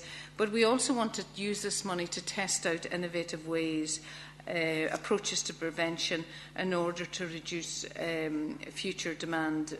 Members will be aware that in order to address the very significant challenges that both health and care services are facing, we do need to tackle the causes of ill health, and primarily the three big areas that will make an impact in terms of healthcare spend in the longer term is around tackling obesity, substance misuse and smoking. Those are the kind of the key issues that we really need to be able to make an impact on. But the other area that this fund goes beyond the Change Fund, and the Change Fund was focused on people over 65, but increasingly what is recognised is for a proportion of our population, 50 plus, many of them are living with what we call multi-morbidity. That's a number of health issues, 2, 3, sometimes 4 health issues that individuals are dealing with that are having a huge impact on their physical health, but it's also having a huge impact on their mental health because just of the strain of coping with that and the interplay between them. We also want, as part of the strategy, it's about also supporting people to take greater control and looking at self-management and peer support. Again, we've started to see some success locally with that initiative, but there's a lot more that we can build on. And obviously, as I've said earlier, the role of the voluntary sector, particularly around that area of peer support, social isolation and self-management is particularly important. In developing this plan, there's been extensive consultation with staff, with the voluntary sector and also local advocacy groups who are representative of patients and people who use services. It will also link, these investments are consistent with the feedback that we're getting as we're developing our strategic commissioning plan in preparation for the integrated joint board going live next year. Members are asked to consider the recommendations in section 5. Thank you. Councillor Johnson. Thank you very much. It's good that the Change Fund monies are to be increased with the ICF, and I hope it is recurring monies that we get next year as well. And when I'm looking through the whole report, there's some things that I wanted to mention. The proactive measures taken by New Battle Medical Practice and the COPD screening, contacting people and highlighting people and signposting them into other areas where they could improve their physical health, and I thought that was really good. And the other one was the balance of care initiatives, talking about telehealth strategy and mobile technology. And this is really important. It's not just one piece of equipment, it sometimes helps these people, but several pieces amounting to several £1,000s in someone's house. So I thought that was very proactive for the way forward, especially when we're just a wee council. So and I propose we accept these recommendations. Thank you. Council happy to accept the recommendations in the report. Thank you.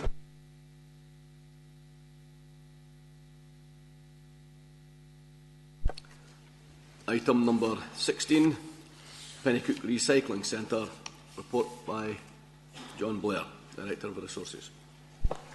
Thanks, Provost. This report invites Council to approve the refurbishment of the Belmont Road Recycling Centre, and if minded to approve, in turn abandon proposals for a new recycling centre in the Pennycook area.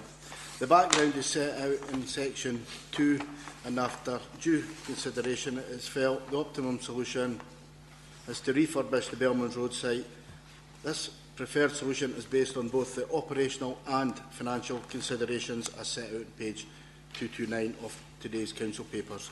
Therefore, today, Provost and Council, you are invited to consider the recommendations as listed on page 233. Thank you. Thank you. Councillor Rosie. Thanks, Provost. I mean, we'd all like to probably see a brand new, spanking new recycling centre in Pennycook, but I think we've got to be realistic here. And I think we've listened to the public on the previous site that was put forward at Eastfield Farm Road, and it was beside the Strathes School. Looking at the other options put forward, most of them, I would say, because of traffic issues, access, and that aren't really feasible. And I think we've got to be realistic here, and then looking at we've discussed this morning, well, we'll discuss later the budget, and we've spoken several times about the budget gap that we've got, and we're going to have to work towards. So I think we've got to be a bit realistic here. The cost of a new one, even using council land, was going to be 1.3 million. The cost of refurbishing the Bellman's Road site is going to be 300.3 million. So it's it's £1 million saving in doing it. And I know we all say there are issues with Bellman's Road with the traffic going in. It's a bottleneck, especially weekends. But I've got to say that the site, the refurbishment and the layout of the site, I think should alleviate that, and we can get the traffic and the vehicles into the site rather than all queuing up in Bellman's Road. I think on that, I think we should go with I'd recommend going with the proposals that we set aside the previous decision, and that we agree to the conclusion is £300,000 in the General Services Capital Plan to refurbish Bellman's Road. Thank you. Councillor Montgomery. Yeah, thanks, Provost. I would oppose this, and I'll give you the reasons why. We looked at this site before, and as Derek rightly said, we did actually look at another site. There's a number of other sites in here that could actually have been looked at as well. I don't know how much detail they were looked at. There was a meeting arranged by for the piece of ground at the back of Tesco's. I'm not going to say who owns it because I wouldn't want to do any in terms of confidentiality. But they were happy to do a land swap with the site that we were looking at previously, next to Eastfield School, which the council owns. There was a meeting took place, and my understanding is there was to be a follow-up meeting. I don't know if that's ever happened or not. Maybe somebody can advise me on that. I don't think it ever did take place, and that was been going on since 12th of May last year. This year, sorry. So it's been going on. No, it's actually been on since October last year. So that was the second email since October last year. So it's been going on for a while. Now, why did we actually want to look at changing for Bellman's Road? It's a school route for Cooking Primary, Cornbank Primary, Sacred Heart Primary and Pennycook High School. And we've also got the Broomhill Day Centre across the road from it as well. It's surrounded by houses on the other three sides, apart from the Bellman's Road side, which is obviously the minor road that's there. And all in all, it's what you class as in industrial terms as a bad neighbour. So what's your solution? To make it bigger, 3 times the number of skips that they've already got. That is not the answer to this, and I'm sorry, but I really can't accept this report. I accept access and egress, as Derek says, will be better because you're going to have an extra point of exit, if you want, in terms of what's there just now. But fundamentally, the site's in the wrong place, and if it wasn't here just now, we're starting from scratch. There isn't any way under the sun we would actually put this site here. This is about cost saving. It's about saving £1 million for the 1.3 million that we've got in the budget for this. It's not really about anything else. There are other sites there that are adequate and could actually take this more than comfortably and even bigger, because we were looking at having salt depots there, having the bin men, the whole thing actually in one site, which should actually be a cost saving in itself. But that's not looking like it's going to be happening now. So in terms of the 1.3 million, I would actually save the 300,000 as well. And this has continued to look at another site. John Blair made the comment that said this will give us a long-term solution. It'll certainly give us 9 skips, but it's not a long-term solution to the problem of the access and the school routes and everything else that's surrounding us. It's fundamentally the wrong way to go about this. And I can't believe we're actually putting this forward as a report. Except we've maybe not got another one at the moment, but I think we should be looking at another site. If they're not, the ones that are here, I don't know if they've been explored. Certainly not been discussed with any of the local members that I'm aware of. I mean, obviously Derek as a cabinet member maybe said a better insight. But I've certainly not had any more information on it, and I don't even know if the meeting took place for Lexgambian, or the land swap that was actually proposed by a developer, by a landowner in Pennycook. So this is the wrong place for it, and I would actually move that we save the £300,000 in addition to the £1 million, and actually look for another site and continue this. Is there an answer to Councillor Montgomery's question? In terms of one regarding the meeting, I was going to ask Ricky Moffat to update Council.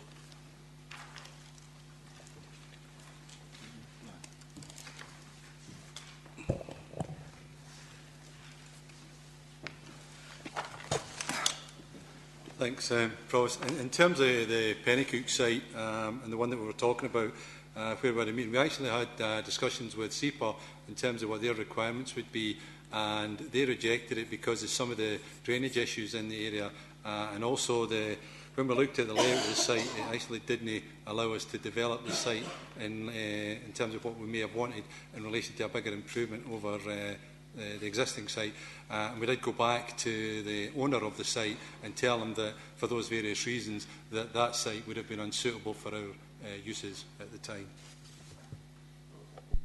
Can I say, Professor, a site that's surrounding 3 sides with housing, and there's a school route as well, is the drainage is acceptable there? SEPA's okay with that? I'd like to actually increase that by 3 times the size, basically, in terms of the number of skips, anyway.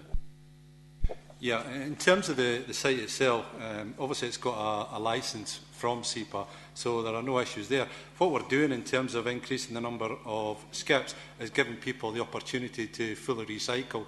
At the moment, there is more capacity for residual. That is, everything goes in one skip and it goes off to landfill. What we're doing by giving them more skips is allowing the different materials that they bring to the site to be separated and to increase our recycling levels. We don't anticipate an increase in vehicles. Sorry, that was my next question. So you're going to put 3 times the number of skips in, you're going to increase the recycling opportunities, but you don't expect any more vehicles to turn up. I can't accept that, Ricky. There's going to be more vehicles on an already overcrowded and busy road. There's car parking there for the school. I mean, they're struggling to get car parking as it is. Cars are parking all over the place. And we're actually going to increase the traffic to an existing problem. I just can't believe that we're doing that. This is just about saving money. I don't know how much your hands are tied or no. But this is just about saving £1 million. It's not about saving anything else. I would actually argue we save the other £300,000, put it into someone else, because I don't want to see this site expanded. Councillor Emery.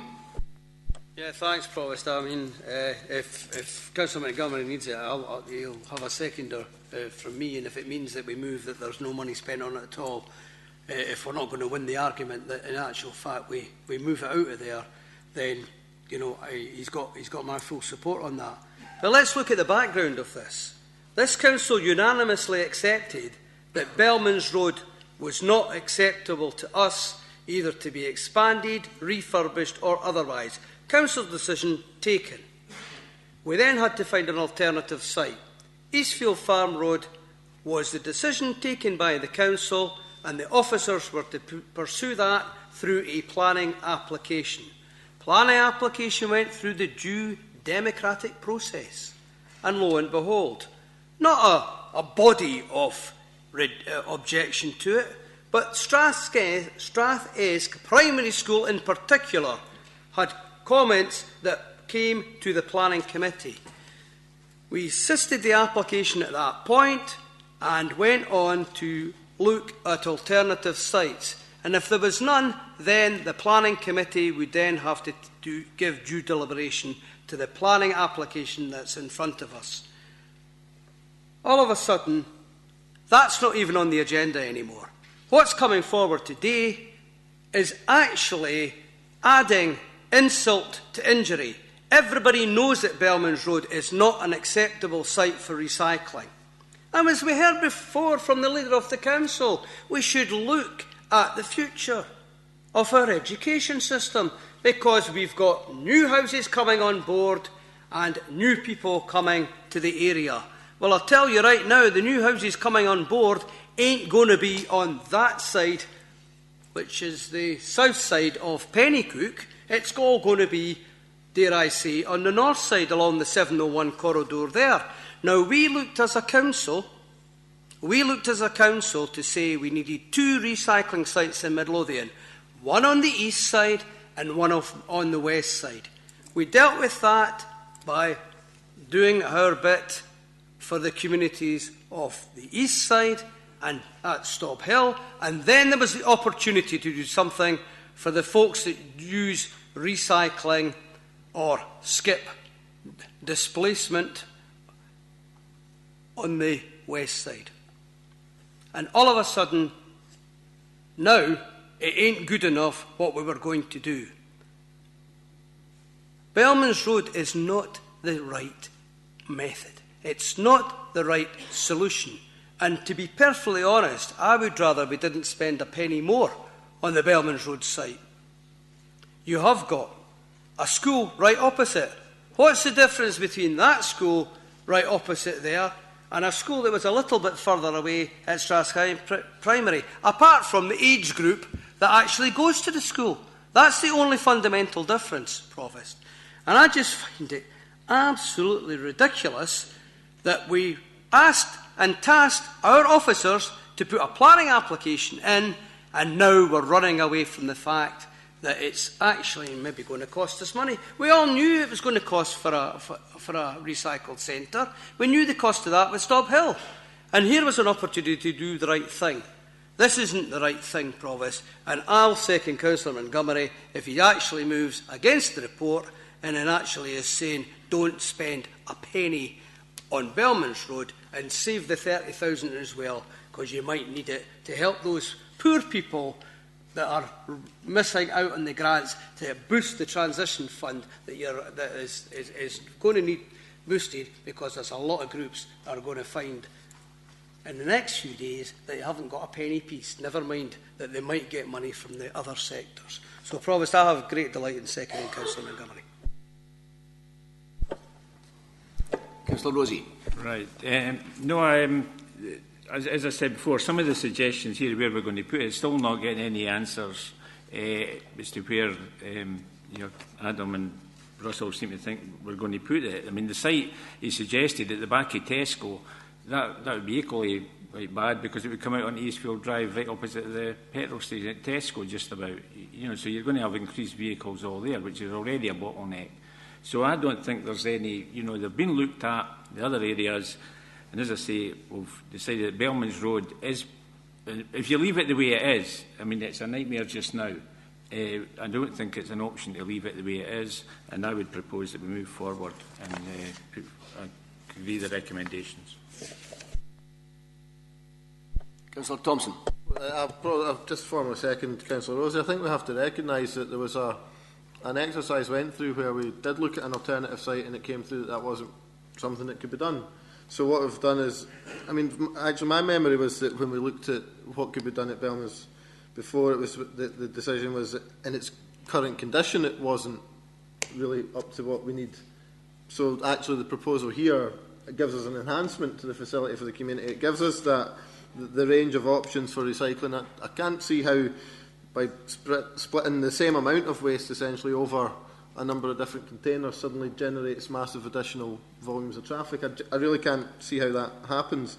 The improved layout there, it generates an enhanced facility. So I would second Councillor Rosie. I think this is it's not the proposal we wanted to come forward with, but that had to be ruled out. So we've had to revert to a second preference, and ultimately it still delivers an enhanced facility for the community. Thank you. Well, an amendment to not spend the money on enhancing Belmont Road. It's not to spend the money making Belmont roads bigger, which is what the proposal is. That's what enhancing means.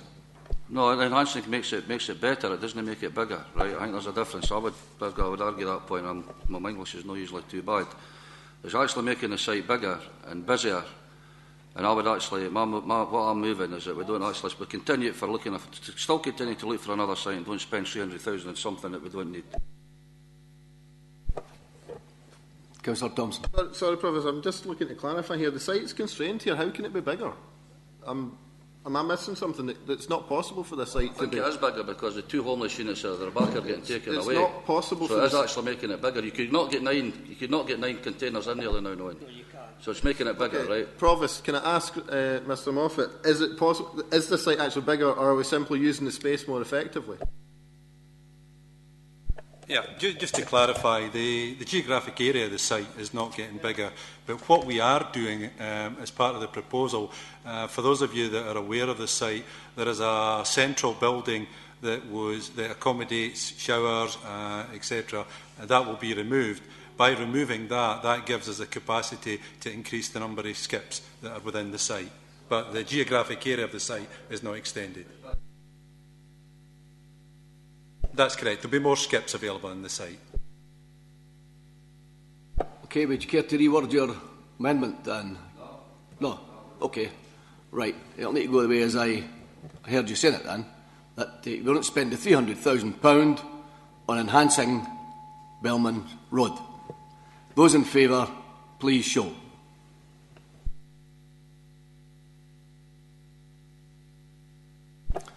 Those in favour of going back to Bellman's Road and enhancing it, please show.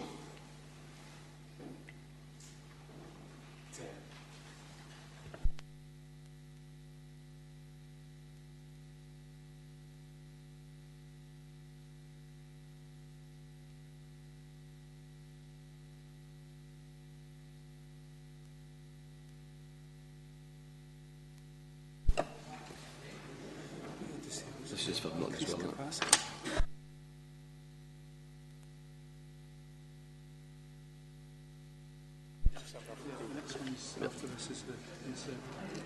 Item number 17 is a note in the seminar. Midlothian Council are accepted. Thank you.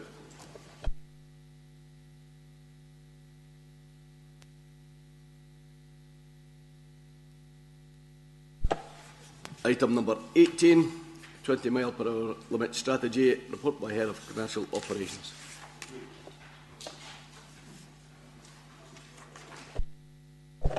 Thanks, Provost.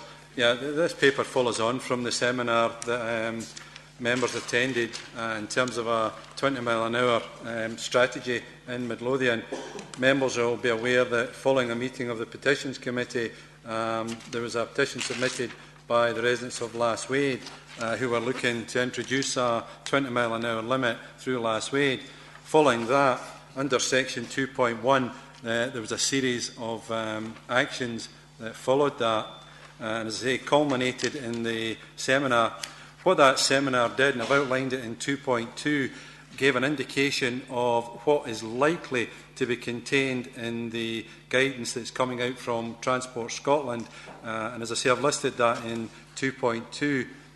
Essentially, following from that guidance, if members were mindful to support the introduction of 20 mile an hour limits throughout Midlothian, we're suggesting under sections 2.4, 5 and 6 three distinct phases, and as I've outlined in section 2.6, that would come at a cost of approximately £490,000. So, turning to the recommendations, Provost, I'm asking Council to consider a 20 mile an hour limit strategy for Midlothian as detailed in the report and determine if those proposals should in fact be introduced, and if indeed they are minded to support either some or all of those particular phases. Thank you. Councillor Rosie. Thanks, Provost. There's no doubt, I think throughout Midlothian, I'm sure we're all in our various wards have areas where we think that look at the speed limits that are in place at the moment should be looked at again. It's just I'm mindful that the Scottish Government, as it says at 2.2, the new Scottish Government guidance is in its final draft. It's due to be published imminently. Obviously, it's not out yet, but I just don't see the point of making a decision on this until we actually see what's in the draft. Now, we've got in 2.2 here areas where the officers think there may be certain things that may be suggested. And as I say, one of them is seek to encourage initiatives that cut speed, particularly near schools, in residential areas and in other areas where there is a significant volume of pedestrian or cyclist activity. I would prefer that we await the Scottish Government guidance on this, have another a seminar on it, see what the proposals are, and because I'm mindful that we could we'd end up with some ad hoc decisions here on various places and that, and I'd rather have a proper debate and discussion on it where members can put forward their own suggestions for their own areas, what we should be looking at in line with any Scottish Government guidance that comes out. So my proposal would be that we don't take the recommendations at 4 at the moment, and we await the Scottish Government guidance, and that we have a seminar on that once they've been received. Councillor Constable. Thank you. Yes, I would agree with Councillor Rosie. This is in my farm portfolio. I agree the status quo is not an option, but to take a decision just before the report comes out would be, I think, rather foolish. I would really like to refer the meeting's attention to the last paragraph in 2.1, where the intention of the developed costage strategy is to establish 20-mile-an-hour limits in a sequence that would make logical sense.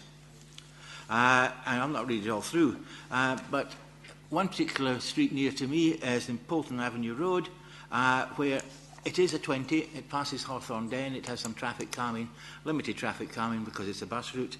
There are 20 signs to say 20, but as you go down it, you can turn off left into narrow residential streets, and there's a sign saying 20 zones off, 30 you should try invited to speed up. Now that's obviously clearly ludicrous. Some of the streets are very, very short. You couldn't get up to 30 down them in any case. So that's a waste of tremendous amount of street furniture going in there. Doubtless, when we get the report, there will be big areas, I think Edinburgh's done that, which will be 20, and that will make sense. But it's important to get it right rather than make a start and without the report. I have an amendment to the report which I'll ask the clerk to circulate around everybody. Thank you. Councillor Baxter. Thank you, Provost. Maybe I'll see the amendment first before you speak. Well, I'm conscious that, if you forgive the pun, we're kicking this can down the road yet again. There is one way of making sure that whatever we ultimately get is right, and that is to introduce a pilot. And this is how this all started, was the petition that came to Petitions Committee from Lasswade residents, was asking for Lasswade to be piloted because Lasswade is a particular circumstance. It has unique qualities, if that's the word, in terms of traffic management issues within Midlothian. And reading the letter which was sent, I believe, to all councillors from Lasswade District Civic Society, that confirms my view that there are specific circumstances there which would probably not be addressed by guidance. It probably wouldn't be addressed by looking at a strategy over the whole of Midlothian. But I would prefer it if whatever route we decide to go down, we have an immediate pilot for 12 months, 20 miles an hour. It's an off-the-shelf proposal because we had a proposal presented to the council within the last 2 years from officers which covered 20 miles an hour zone within the boundaries of Lasswade, and that would avoid the problems that Councillor Constable was talking about of turning off from a 20 miles an hour street into a 30 miles an hour street.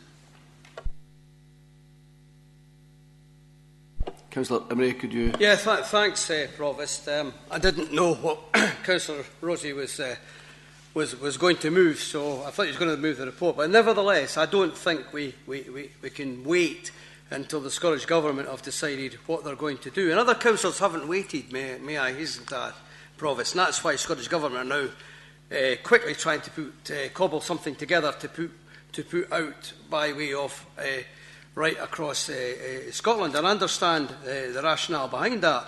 However, I do accept that we need, as our nursery school provision expands, I think there's a need to do something about that immediately, and therefore I welcome the report under 2.4 that we actually go and do something about that.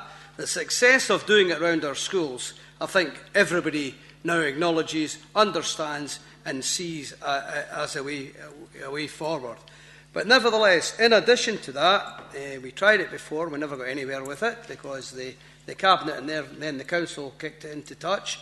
I actually do believe that we've got 6 multi-member wards, 6 pilot schemes go ahead, not unlike the 12-month thing. I can live with that. The 12-month pilot, we get a response back from that pilot, and then we can look to roll out this. I actually believe, Provost, that 20-mile speed limits are becoming very, very demanding, dare I say, by the public and our communities, that we pretend that when we like to make the argument that they're right behind us. I actually do believe 20-mile-an-hour speed limits are the order of the day. I believe that we should give back to the communities the areas that are within residential areas. And we've got too much, it's been always road space and never mind pedestrians or cyclists. There's an opportunity here, and going from 30 down to 20 makes a fundamental difference, and the stats show you that in terms of accidents. The stats will show you that in terms of driver behaviour, and people do tend to look at signs and obey them. 99.9% of 99.99% of the population are law-abiding when it comes to driving, and we've seen that in many of the reports that we've had here about the medium speed thing. When we talked about speed cameras before, the Community Safety Partnership got that many years ago about what they need to do in certain areas. There's a real opportunity here to bite the bullet, Provost. I can understand why Councillor Rosie doesn't want to go for the full-blown programme just now, because there may be, very doubtful, but there may be something in the government legislation that's different to what we're trying to do. But that shouldn't stop us in our tracks, Provost. An opportunity to do it around our nursery schools, an opportunity to do it around a pilot scheme, and I think it's a worthwhile task, and we should be proud to do it. Councillor Thompson. Yeah, I mean, in part, certainly we can see the merit in doing it around nurseries, but what strategic method was used to come up with the list of areas we've got here? What did Paradise Avenue or Wallace Crescent do wrong that they're not included in this? What about Hunter Avenue, Mayburn Avenue? There's any number of streets, I'm sure, in Newton Grange that people would want to include here. What about Roswell? What about Presnell Crescent and Roswell? Why are they not included in there? There's all sorts of other streets that you could pick that are residential areas. It's sort of, if I've got pie in the sky, let's pick 6 areas out the hat and see what we come up with and use it as a pilot scheme. I think we need to have a strategic approach to this. I think all of us agree ultimately in the rollout of further 20-mile-an-hour areas, but you can't just do it from the basis of, oh, well, that sounds good, and oh, look at that, by chance we've come up with one in each of the council areas. That's not the way to do it. The way to do it is to look at it strategically, get the guidance and move forward with it. Councillor Baxter. Thank you, Provost. My question was going to be to the proposal of the amendment as to why they'd separated Section A last week from the others, but I think Councillor Thompson's response has given me the reason, in so much as, although arguments are obviously being made against the areas in item B, it seems much more difficult to present an argument, in my opinion, against item A. And that allows us, therefore, to take the 2 areas separately. That's my understanding, anyway. Councillor Bennett. Thanks, Chair. I support Russell's amendment, and Owen, I know it's difficult to pick 6 places as a pilot, but I think we actually discussed them at the seminar. But you didn't need to bring in new 20-mile zones to do an exercise in it, because Woodburn's had it for years. Woodburn's had a 20-mile zone over most of Woodburn. Ricky, you correct me if I'm wrong, but the most of Woodburn is a 20-mile zone for years. And as far as I'm concerned, that would be your pilot scheme. Check there, check the statistics, accidents, what's happened in the Woodburn area. Because I didn't care how many years, long before I come on the council, and they've operated a 20-mile zone. And I didn't see the problem with why we didn't introduce 6 pilot schemes for a year to see how it pans out. I didn't see the problem. Councillor Russell. Thank you, Provost. I just wanted to formally second, given that my colleague stole my thunder. Councillor Milligan. Yeah, thanks, Provost. Councillor Thompson makes an interesting point on why and where. The reality is that for the Labour group, there were many areas where we've had complaints, and these ones seem to be the ones that came to the fore most obvious. The administration, I'm sure, will have had complaints as well, and I'm sure if they go back to their casework, they'll come up with streets and areas. You're quite right, I could have added a pile of places in the recent by-election. One of the main things that came up the Pathhead area was, quite frankly, speeding traffic going through Pathhead and a call for it to be slowed down. So quite obviously that there is a huge call there. The idea of putting them all in here, quite frankly, is just probably the way that I type things. Unfortunately, I copy and paste quite a bit of stuff, and it's effectively what we had agreed before to look at. Probably the one reason, Owen, that last week probably sticks out is the fact is, and it's unarguable, is that when we closed Lugton, Lugton Village, when we shut the main route at Lugton, was quite simply diverted in a 20-mile-an-hour zone. There is quite a few similarities in Lugton to Last Wade, and indeed some of the pinch points in Last Wade are kind of worse. Now, what we're saying here is, let's pilot this. This is 6 pilots in the 6 ward areas. Let's see what happens with them. And if they're seen as successful by the motorists, by the pedestrians, by the local residents, then that way we can measure whether or not we think there's value to doing more. Quite frankly, on the other part, on accepting 2.4, and that's the nursery schools, all our schools, and I think the council nurseries, Ricky, correct me if I'm wrong, already have a 20 miles an hour, so I think this just brings us into line with the private nurseries and that, to bring them down to 20 splits. So we were quite happy to see that going ahead. You have the 6 areas. Last Wade, as I say, has had numerous serious accidents, and I know Ricky will argue that a lot of it's not due to, or it's not all due to speed, but the reality is, if you slow the traffic down there, you've got to get that. I think I could probably sit here and talk about the same in the other areas that other members have talked about, and that's why, I mean, that there has to be a call where you say, well, where are the areas you get most complaints about, and Owen's right to the aspect that I could probably measure it up with another 20 areas in my ward, and so could everybody else. But there has to be a starting point somewhere. We have waited now for a long period of time. It's over a year, if I'm right, since Last Wade Civic Society put this petition in, and we keep talking about waiting on further guidance. I think it wouldn't cost a lot of money to do these pilot schemes, and I would actually suggest that we go ahead with that, as well as accepting recommendations 2.4. Ricky. Yeah, thanks, Provost. I was just really going to make a couple of points just for members' kind of background and information. And I suppose the kind of main point is that what is it that you would seek to achieve by the introduction of 20-mile-an-hour limits? Now, the first 2 things that would probably come to mind are, 1, a reduction in accidents. And what I would have to say to that is that, thankfully, in Midlothian, we have very few accidents in our residential areas.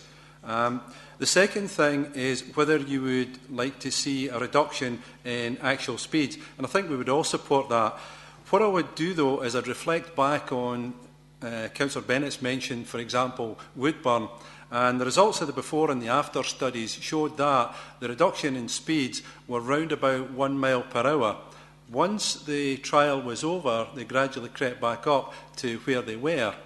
The third and last point I would make is that these measures, these limits would be put in as signing only. What you would have to be aware of is that in those areas where 20-mile-an-hour limits have gone in and there's been no noticeable reduction, there is quite a vociferous request for traffic calming. So against that background, you would also have to be aware that in discussions with the police, there is likely to be a low level of, or indeed, if any, enforcement. So it's against that background, and as I say, just for information, to determine what it is you would like to try and achieve by perhaps an ad hoc way of doing it, rather than a strategy that builds on, in terms of the driver's perception, they can link why they should be going at a slower speed. It's adjacent to schools, it's then in residential areas. There is a clear strategy and thinking process there. Councillor Montgomery. Thanks, Prof. I wasn't going to come in, but I mean, after what Ricky just said, I mean, I think it's probably a waste of time putting them in. I mean, you just talked yourself out of actually doing any at all. I mean, I can't see any valid reasons for doing 20 mile an hour limits. You're just giving us 3 reasons why no. I mean, I just can't believe that. I mean, going at 20 has got to be better than 30. I mean, it's an absolute no-brainer, and I didn't care why we can't go ahead with the pilot projects. I mean, I don't see anything different for what I would be looking for in the Pennycook area when the report comes out for the Scottish Government. What change that would make to what I would actually see as the most serious part of the problem in the town. The primaries and the secondaries of most of them have got the 20 mile an hour limits already, so I mean that's not an issue we need to do there. And you know, if we're actually looking for the police, I mean we're going to be cutting the CAT teams later on, so maybe we could put them on duty if we actually kept them, actually catching them speeding. We'll deal with that later on. But honestly, Ricky, you've just talked yourself out any reason for putting a 20 mile an hour limit in. You've given 3 reasons why not to do it. So I just Councillor Milligan. Yeah, it is actually just on Ricky's statement there. It's quite an interesting statement, Ricky, because what you started by saying is, what would you hope to achieve? In residential areas, there are, in Midlothian, that there are a lot less accidents than what there are sort of nationally, you seem to say, as an argument against sort of doing it this route. So then, in that hand, with the serious amount of accidents in Last Wade, would you surely then reverse that? Because if you're using, there's not enough a lot of accidents in residential areas to not put them in, would you then argue, and I would hope you would, if you're going to have a balanced approach, that the numerous amount of serious accidents in Last Wade would therefore be a basis as an argument to put them in to the Last Wade? Unfortunately, I can't talk about the other areas, but certainly the other areas that members of the Labour group says that they were getting most complaints about, so I would think they would be on the same basis. But certainly I think there have been over 6 accidents, and 3 of them quite serious accidents in Last Wade in the last couple of years. Do you want to respond to that? Yes, sorry, the only point I would make about Last Wade is that when we have analysed the accident data, the introduction of a 20 mile an hour limit would not have resulted in any of these accidents not occurring. I'm not going to go into the 6 in detail, but that was as a result of the analysis. So, hopefully that answers the question. Councillor Muirhead. Ricky, again, in response to the question that you asked us, what would we seek to achieve? How about doing something that our constituents want us to do? Because we've all been pressured in that respect. Now, the same sort of constituents, you know, when we're talking about other traffic calming and other accident black spots, I've tried going to constituents and passing on the information that you and your team would give us along the lines of the number of accidents. People are coming to us saying there's X number of bumps at this area, and we're turning around to them and saying, yeah, but there are no injury accidents, they're, therefore they're not recorded. Now people are turning and saying, well, what do you want to happen? Has somebody got to get killed? You get that classic and you get it as well. So my answer is we're actually doing something that people are wanting us to do and introducing them. And this issue of, I can sort of understand when you talk about the street scene and the, suggesting to drivers that they should be slowing down and that doesn't exist in some of these places. The fact is the 20 mile an hour signs for the vast majority of drivers would make them slow down more than they would normally. I know there's going to be exceptions to that, but if people generally see a 20 mile an hour sign, irrespective of what the street scene is round about it and whether it looks like, they're not going through a thought process to say, this doesn't look like it should be a 20. You know, they're just simply slowing down. The vast majority of folk are slowing down at 20 mile an hour signs. I think it is important that we actually do something that folk are asking for and press ahead and do some areas in the short term. I realise there's a problem if it's got to cost us £500,000 to do the whole place, but at least we would be doing something. Councillor Rosie. There's maybe one road in here I wouldn't disagree with. It's Peebles Road right enough, so as you'd expect. And I mean, going back to Russell, what you're saying, I mean, I'm sorry, but there's a flashing 30 mile an hour sign up there, and I would reckon it's about 60 mile an hour. Good majority, it's no 99.9 anyway, going up and even going up the road, they're going at that speed. But I think the other issue here, and going back to what Jim said, I'm sorry, I mean, I know we went ahead with this and you put Beeslack in there. Now, can you not remember what happened with the proposal to make a 20 mile an hour limit along that stretch? Even 30 mile an hour as it is at the moment, there was an outcry. You know, imagine what you're going to get if you say 20 mile an hour. And this is what I'm saying is, I think we've just got to think about this. Can he go in? Now, some of it I could agree, you know, and I think probably we could move with. I mean, the nursery schools one, I mean, I would, you know, think, and the maybe pilot for Liswade, I think these two, because they did introduce it, and of course, you know, they brought it to our attention with the petition. So, I mean, on these 2 points, I think we could go with, but I think the rest we have got to reflect on it, because I think if you put this out, there will be certain elements in their areas there who won't agree with the areas that have been selected here. And that's why I think it's important we wait. We get the report. If it is going to come out imminently, I think it's not going to do harm, but we give a bit of thought to this, rather than just pick in these areas and think that's what they want. You know, and after that, we could have a working group on it if that's what's thought best. Yeah, short-time working group, if that's what's thought best. But I'd put that forward on the nursery schools one and the pilot for Liswade Village at the moment, and then have a seminar on the other areas, or a short part, or a... What? Well, yeah. Could you have a conversation to the convener, please? Sorry, that's my suggestion. It's just Councillor Constable didn't actually want it last week, but anyway. Councillor Pottinger. Yeah, it's a pilot. Right. Now people saying put them in here, put them in there, but it's a pilot. Pilot's getting done to learn lessons from. You know, I think one of the best lessons we learned in Woodburn was the one-way street at Primrose Crescent. You know, it was very successful. Right? It's a pilot. It's to learn lessons from. You know, these areas have been chosen. They're diverse. You know, they're throughout Midlothian as a pilot to learn the lessons from, and then move forward from there. I propose we move. I agree that we should go ahead with these pilots and go ahead with them now.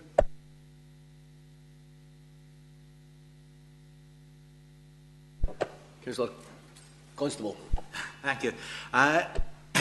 This report, I agree, we have been waiting rather a long time for it from the government. To go just ahead just now, we've had this conversation about a year ago, it just flies in the face of common sense. Let's get the report, let's do it. It might be we put 20 mile an hour limits in every one of these places that are on the paper, but let's do it in an informed way. As for Liswade, 20 mile an hour limit, most of the time when I'm in Liswade trying to get out there, it's because it's jam-packed. The real problem at Liswade is not so much the speed, because the percentile speeds actually are below 30, but it is the sheer volume of traffic. Liswade takes about 9,000 cars, I think the figures were I got from Ricky, going in, and 9,000 something coming out every day. It is, if you live in Liswade, I think that must be really, especially the people who moved there when it was a little country village and very quiet. I've noticed it over the years since I've been in Midlothian since the 60s. The traffic has gone up, and we look at our Lothian local plans. Of course it's gone up. Everyone's got a car. It used to be that one house in three had a car. Now each house has two cars at least. And no wonder we've got these problems of the traffic. Whether a 20 mile an hour might be the solution for Liswade, it doesn't see that. But let's make an informed decision. Let's wait for the report. Okay, I'll have Councillor Baxter and Councillor Thompson, and then we'll move to the vote. Thank you, Provost. Just coming back to what Councillor Rosie said, my understanding of what he said was that he was proposing that a pilot at Liswade was to be included within 2.4, the nursery schools, and that would therefore affect the recommendation. If that's correct, then I'm prepared to second that, but maybe I'm wrong.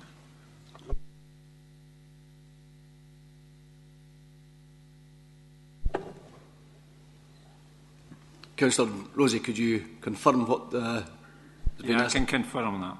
Yeah, that's my proposal. Councillor Thompson.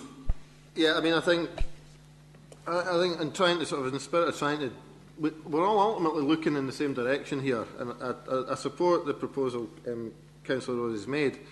When you start going beyond that and the amendment that's been put in front of us, well, Bilson Village, Sanderhall Village, they're pretty straightforward, but what exactly does Pennycook Town Centre between Peebles Road and Beeslack, including Angle Park, actually mean? Is it the straight line single road? Is it every road east and west, north and south of that? I mean, that is most of Pennycook. Is that what we're saying here, that we're including all of Pennycook in part of the pilot here? Because the amendment's no clear on that. Equally, you could say in Gorebridge, in the area between the two existing primary schools, exactly how wide an area are we talking about here? How wide-ranging is that? That's why it needs to be strategic. It needs to be looked at in far more detail. I think I can see why the Labour group have put forward an amendment and they're looking to pick particular areas. But when you do that, and when you do just pick them out of the air, you really come under real problems when you try and pin it down to what does this actually mean? I think at this point, if we can go with the proposal Councillor Rosie's made, we get the guidance off the back of that, then we can look at implementing strategic areas beyond that. Otherwise, I don't know what this actually covers in B of this amendment. It could be open to any sort of interpretation if you're going between that point and that point, if you're not talking about an entire community. Right, Councillor Emery. Thanks, Provost. And just to touch on that, can I say we're not accepting the amendment? Unfortunately, this may be the theatre. It's not the theatre of dreams. It's not the Old Traffords of this world.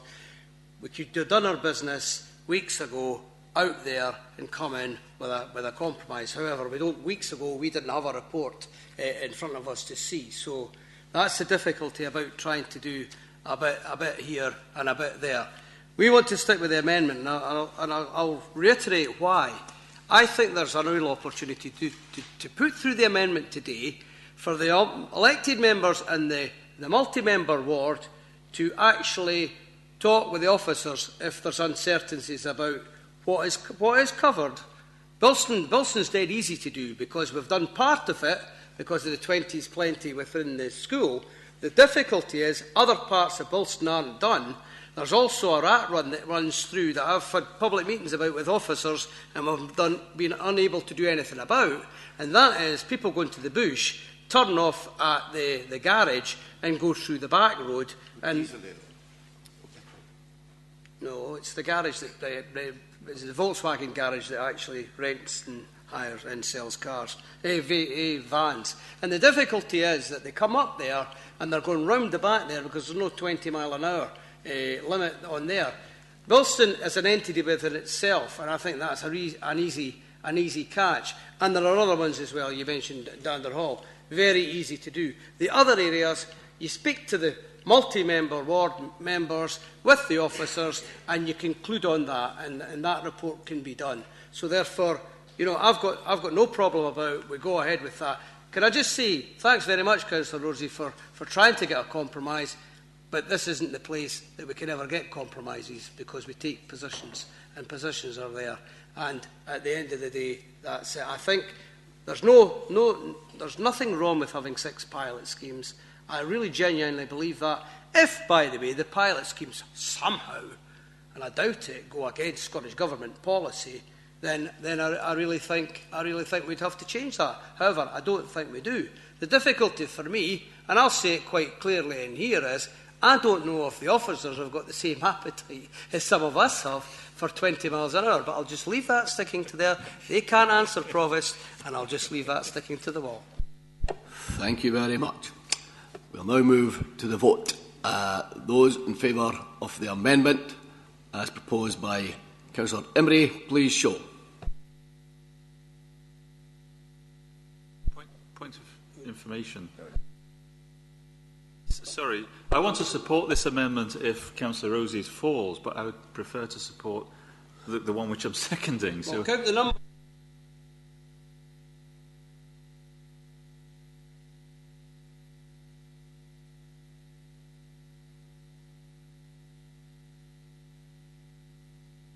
So, Chair, sorry, Provost, can I come in here? I'm going to point it to him that if you're asking Councillor Emery to vote an amendment against, what is Councillor Emery's amendment against at this stage? I'm not clear here, and I'm not convinced others are within this chamber. Provost. It's endorsing 2.4 of the report that's in front of us and asking, in addition to that, for 6 pilot areas. That's the amendment. Just never mind the fluffiness that you've got to do to councilise it. That's what it really means. 2.4, endorse the North Sea part, and then do 6 pilots for a 12-month period. Boom. Simple as that. So that's that against the nursery schools and 1 pilot. Right, so that's... Sorry. I think people have got confused there. Can you turn your microphones on? So... That's speaking to the mirror. Yes, I'm very confused by that, because I'm concerned if it's this amendment against this, because I feel that this amendment would get bogged down, and I want to see Last Wade as a pilot, quite clear-cut. We've got one which is off the shelf, and I want that progressed. So if it's this amendment against this, then I withdraw my support for this amendment. Thank you. Councillor Thompson, you got to... I think it's quite simple that there's a proposal that Councillor Ermey's moved that's on the page that they've circulated. Councillor Rosie's moved that we accept essentially nursery schools in the 20-mile-an-hour pilot for Last Wade only, which Councillor Baxter seconded. That's the vote. Right, so you have now seconded the proposal. Right, can we now, with that confusion cleared up, those in favour of the amendment as put forward by Councillor Imrie, taking in 2.4 plus his own page, please show.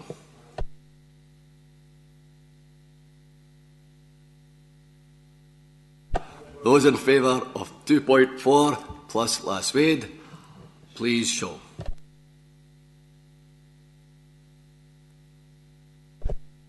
Thank you, colleagues. I'm afraid we're not going to reach the 4:30 deadline, so I would propose that we take a 10-minute, 15-minute comfort break, if you don't mind. Thank you. That's 10 minutes.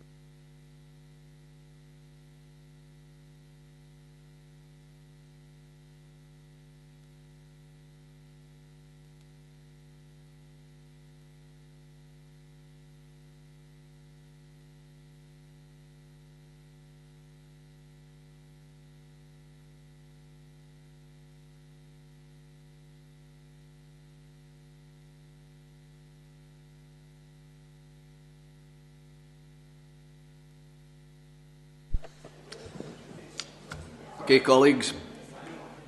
We'll set a new target for 8 o'clock, yeah? Okay, we now move to the additional item, item 18A. City deal proposal, report by the Chief Executive, Kenneth Lawrie. Thank you, Provost. This report flows from discussions that the Leader and myself were involved in Edinburgh earlier this month, and I felt it was important to bring forward an early report to the full Council, and thus the additional item on the agenda today. And the purpose of the report is really to seek the Council's endorsement of a proposed approach to participation by this Council in a potential city deal for the City of Edinburgh, East of Scotland region. And I suppose I'd say in introduction to this, it's all at a very early stage, but has the potential to move quite quickly, and thus I wanted to bring the report in front of members today. The report sets out the background to the city deal process, which aims to empower cities in particular to drive economic growth in their regions by giving greater resources and financial freedoms to local authorities.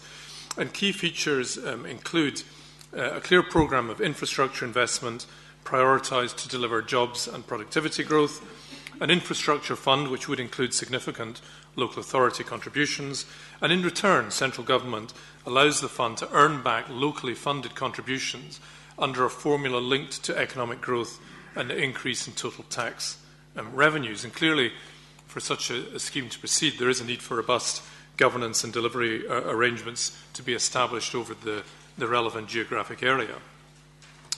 Section 3 gives some details of the Glasgow City deal, which involves 8 local authorities and includes a 1.13 billion infrastructure fund, 500 million coming from the UK government and 500 million from the Scottish government, with a minimum of 130 million to come from the local authorities. And the aims of that to improve the transport network, improve public transport, unlock key development and regeneration sites, and all designed, of course, to enhance economic growth in that area. The potential benefits of the Glasgow City deal are set out at 3.2, and an outline of the heads of terms within that deal at 3.3 for members' information. Turning to the potential for an Edinburgh City Region model, an analysis has been conducted by the Scottish Cities Alliance suggesting that the Edinburgh City Region could benefit significantly from an infrastructure fund and accompanying payment by results deal with government. At the current time, the 6 councils listed under paragraph 5.1 are those that have been invited to preliminary discussions. That may, of course, change depending on the views of the individual councils.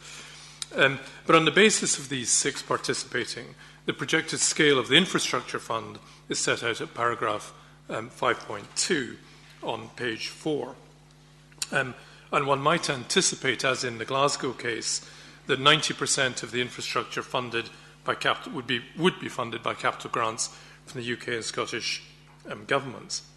Having said that, at 5.4, I make what I think in the context of our financial position are important points in relation to affordability.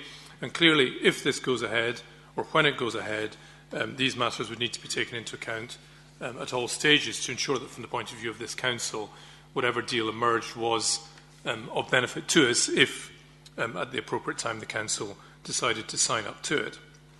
So, as I say, the work is at a very early stage.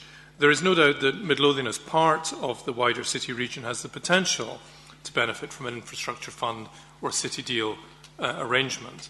And the view is amongst those directly involved in the City of Edinburgh and other partners that there may be an opportunity to secure UK government commitment before the next general election, in which case progress would need to be made very rapidly. And experience from elsewhere suggests that the cost of developing the proposal might be in the region of 500,000, and that would be shared across participating authorities on a basis which is yet to be determined, because we don't know exactly who might be involved, and clearly these decisions might be fundamental to whether Midlothian would wish to be part of the city deal. The recommendations are at section 9.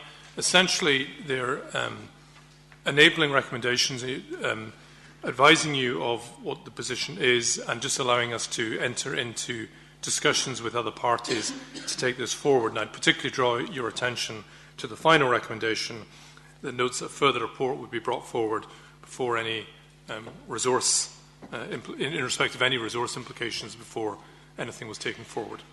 Thank you, Provost. Thank you. Councillor Thompson. Yeah, as the Chief Executive said, clearly this is still at a very early stage, albeit there have been some level of discussions for probably a bit over a year now. I personally was very resistant to the idea initially because it, in its earliest form, did sound a lot like a city-region deal for the Edinburgh city region would mean the authorities surrounding Edinburgh are putting in a lot of money to support works in Edinburgh. It's now clearly not looking like that at all. There's been a serious move from the earliest discussions, and I think the opportunity for us to at least continue to be a part of the discussions around what this means, I think, is one that's too good for us not to take. We're not committing ourselves to any financial contribution at this stage. We're simply saying we still want to be a part of it and look to see what benefits we can get for Midlothian out of the potential to be part of a city deal.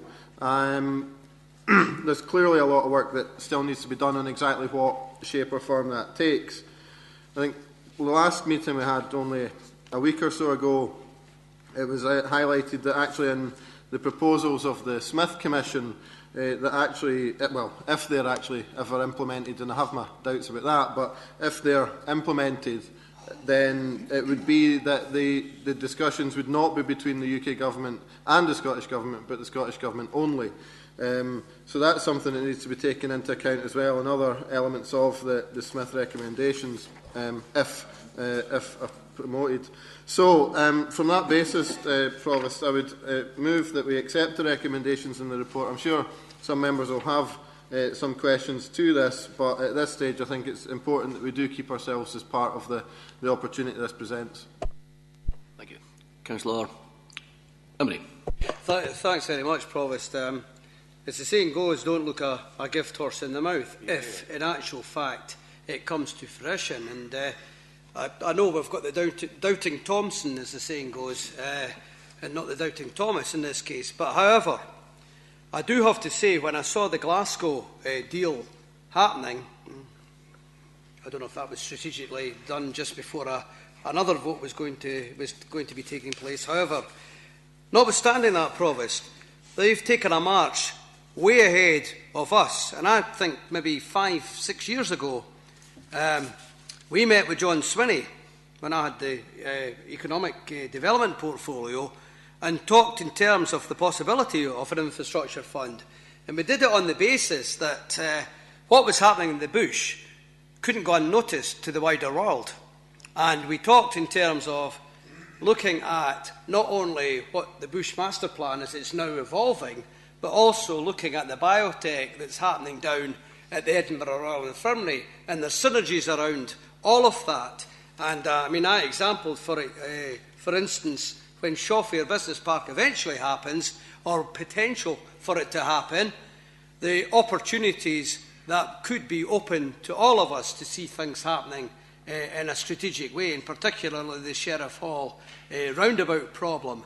And I just said to him, what would it be like for business people coming in to the Edinburgh airport, getting a taxi and having to go through, and I don't do this disrespectfully to my comrades in the City of Edinburgh Council, but having to go round Gilmerton and showing the sights of Gilmerton along your way to try and get multi-million-pound investment in the likes of Shawfair or indeed the biotech down at the hospital. And I said to John Swinney at that time, we need to have a sum of money that councils have the opportunity to tap into to actually get the added benefit, the added value later on.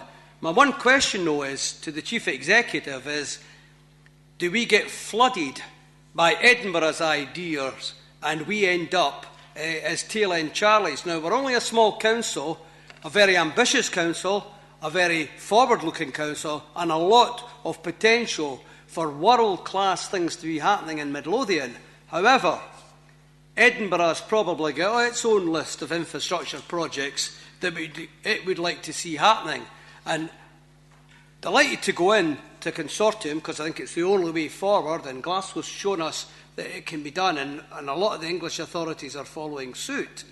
But however, the one question I do have to the Chief Executive is, how do we ensure that we can benefit the full potential for Midlothian that we could use in a meaningful way, in a meaningful manner, that does help the whole city region and the economic vibrance that it brings to the whole of Scotland?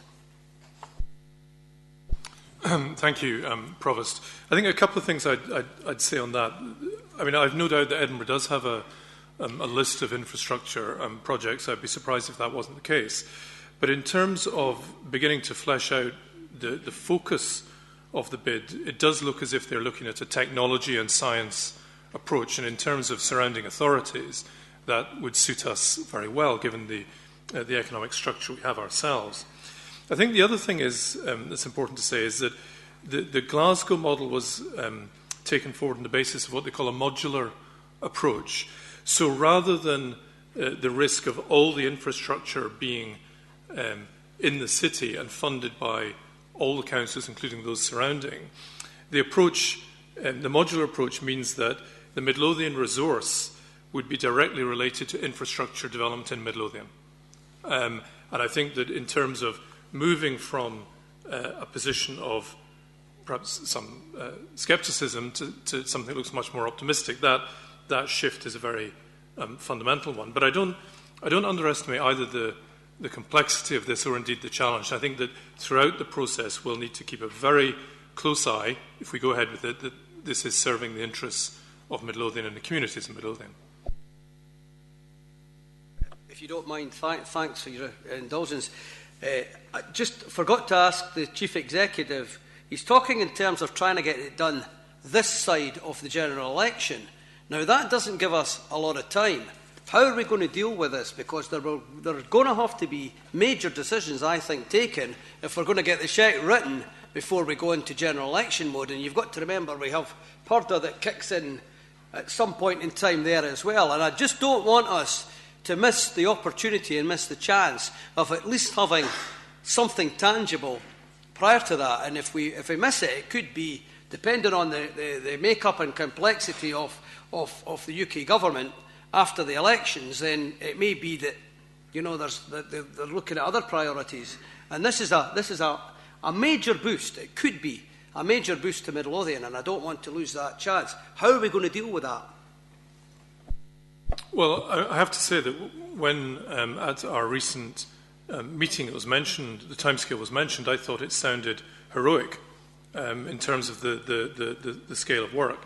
And the reason why I put this forward today is because I realise there may be a need to follow up quickly, either with requests for short-term resources, that might be staffing resources or other enabling resources to move forward. And I would have thought, given the potential importance and scale of this, if between now and the end of March, which I think is realistically the timescale we're looking at, there's a need for a special council to consider a proposed deal, etc. We just have to do that. We need to galvanise resources, particularly amongst colleagues in economic development, to ensure that we give due diligence to this entire process, and it will clearly involve colleagues in finance as well. So I think we just need to give that commitment if we are going to take this forward on Midlothian's behalf. Okay. Happy to accept the report. Thank you.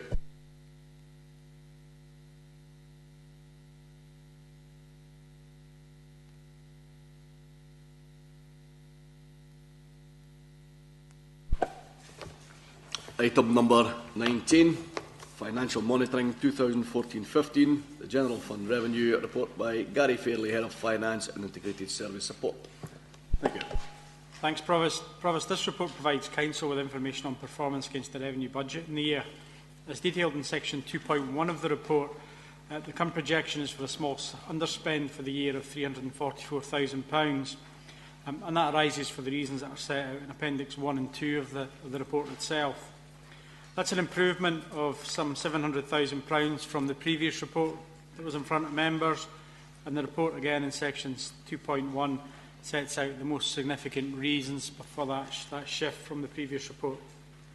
In section 2.4, we provide an update on the general fund balance, which is at the year end projected to be just over £11 million, of which we reckon 3.567 million will be earmarked, so leaving a general reserve, so to speak, of £7.497 million.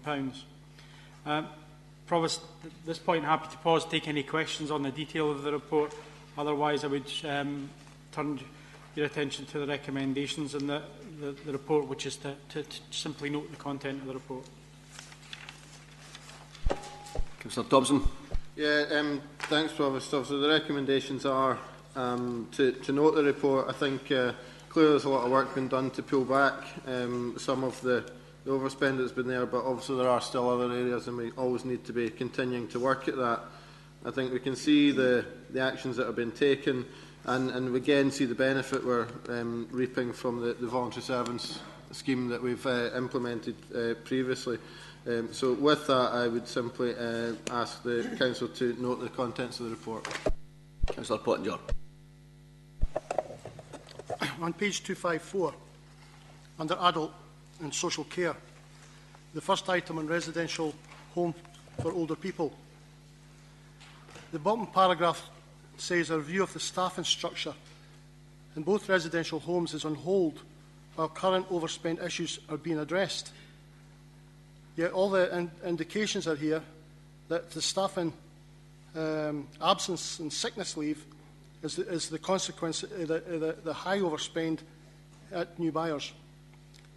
New buyers has had this very severe overspend for a period of time. I've asked various questions about the restructuring, the shifts, the details of the types of sickness absence, and the management reviews, and the questions on the leadership. And I recently had a site visit to the site where they were still advertising for vacancies. Very perturbing to see this level of overspend. You know, it has a big effect on the whole budgets, not just the social work department. There's, and I don't know the quote. I wouldn't quote Peter DeVink on the business model for this, but you know this level is not sustainable of overspend, and getting to the nitty gritty of the issues. I raise questions, and I will raise them again now, that if somebody's on long-term sick, the sickness may be something that is a medically retired situation, may be developing. If somebody's coming in to start work on social care and it doesn't suit them, and then they start having absence policies, surely we should have had a bit more of work experience in the agenda. If the shift patterns, and they're long shifts, generally speaking, 4 on, 4 off, I think is the more the sort of current situation. If that shift experience doesn't suit people, surely this pattern should still be getting reviewed as we go. The agency workers are a blight on the expenses of this, not so much on the care, because a lot of them are repeat agency workers. And if you think if they're being repeated and repeated and repeated, why are they not on the payroll?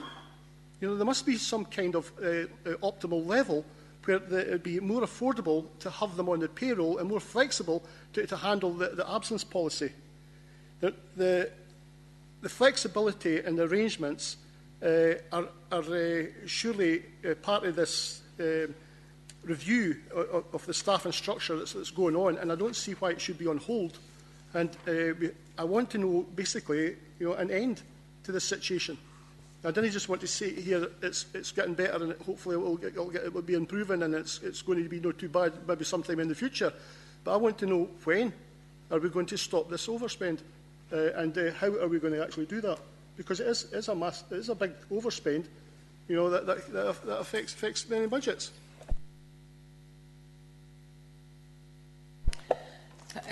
Thank you, Provost. I would want to concur with Councillor Pottinger's comments with regard to new buyers. The overspend is unsustainable and is a matter of serious concern. I would also echo his comments about when is this getting better, because it's been over a long period. There have been improvements, but we've also seen in recent months a deterioration, and I share his concern about that.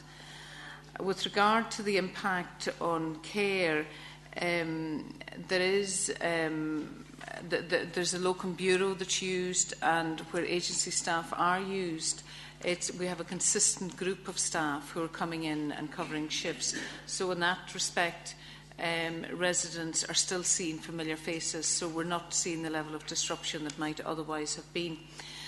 Where we're at the moment is, I mean, we've been working very hard over the years. We've been applying HR policies and working with individual members of staff around their health needs and with managers around how they support staff. But clearly, we've got to the position where we need to take a deeper look at the sickness absence, the causes of it, what's lying behind it. Is it to do with the nature of the work? Is it to do with our recruitment processes? Is there social care has become increasingly task-focused because of the nature of it, and I guess there's something we're needing to look at about the balance between the task and the care. So what we're doing at the moment is, and in the new year, is we're planning to have a small group of people with expertise going in and looking at the issues, the workforce issues involved, and from that, and that will include looking at the structure.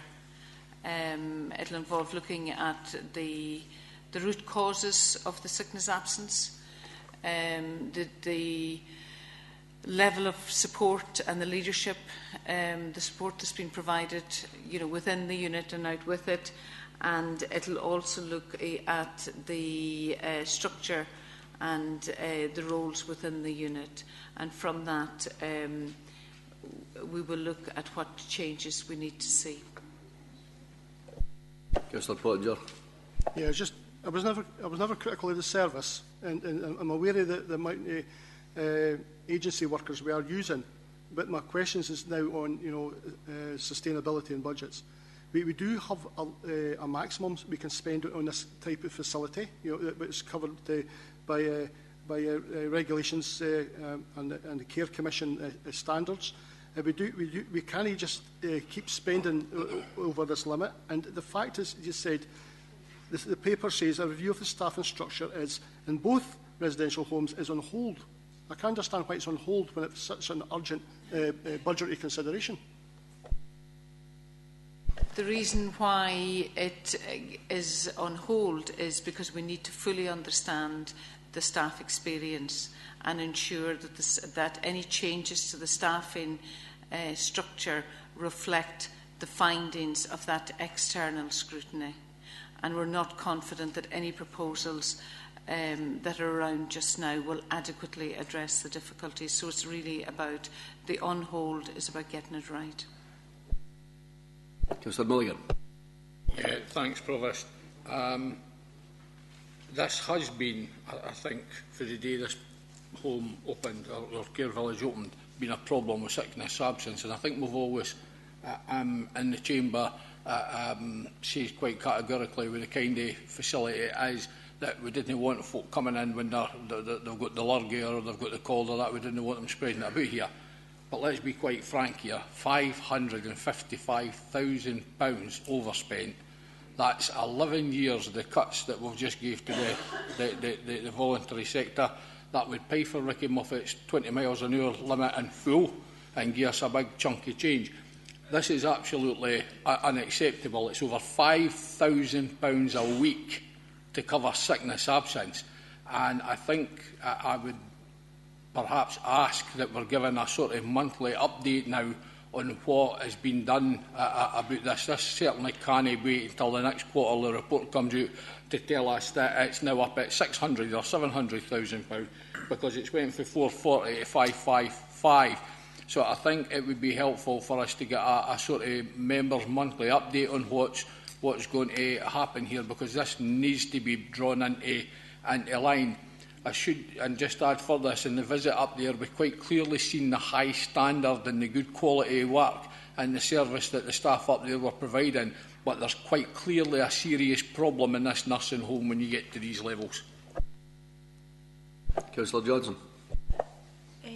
I went up there as a secret volunteer one day and worked a whole shift, and I wasn't doing the lifting or the carrying, or I was just running and fetching and helping out. I was exhausted when I got home, so I would say that if it's an elderly, well, not that I consider myself elderly, by the way, but if it's a workforce of my age, it's very demanding. I could quite easily see how long-term sickness and strains to your body would come into play, but yes, it is unacceptable. Councillor Young. Thanks. So I think there's two things that I'd be keen to know. One is, notwithstanding those valid points, the level of absence must be out of sync with what would otherwise be expected in a similar home, dealing with similar people with a similar workforce.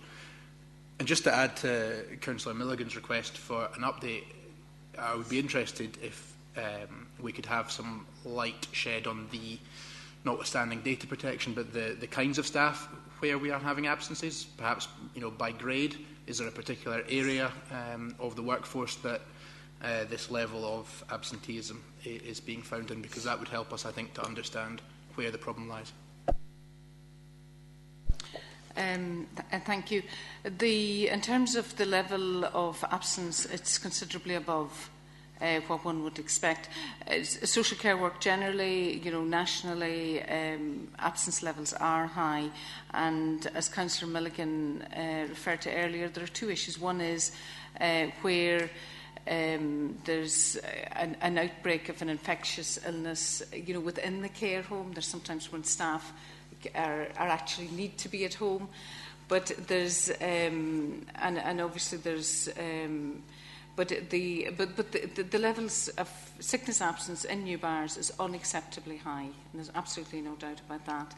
The other issue in relation to the levels of absence, the levels is predominantly across the whole of the workforce, and that includes there's also a high level amongst managers, not all, but the small management team, there's a high level of absence there. And I think that's why at this stage I'm really keen, and I'm in the process of organising external scrutiny, and it's really about getting fresh eyes on what's a long-standing problem. And I am in complete agreement with that in terms of overspend, it's unacceptable, and I recognise the impact of that on other budgets across the council. So, and I'd be very happy to keep members informed of developments in the coming months. Councillor Muirhead. Councillor Young sort of made the point, but all the mitigating circumstances that we're describing here are common to every care home.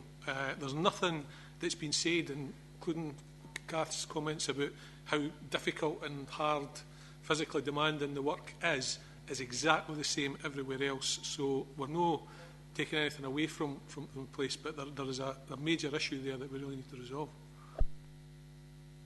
Councillor Coventry. I don't think it's our place to be calling into question the validity of anybody's sick within Midlothian Council in this care home.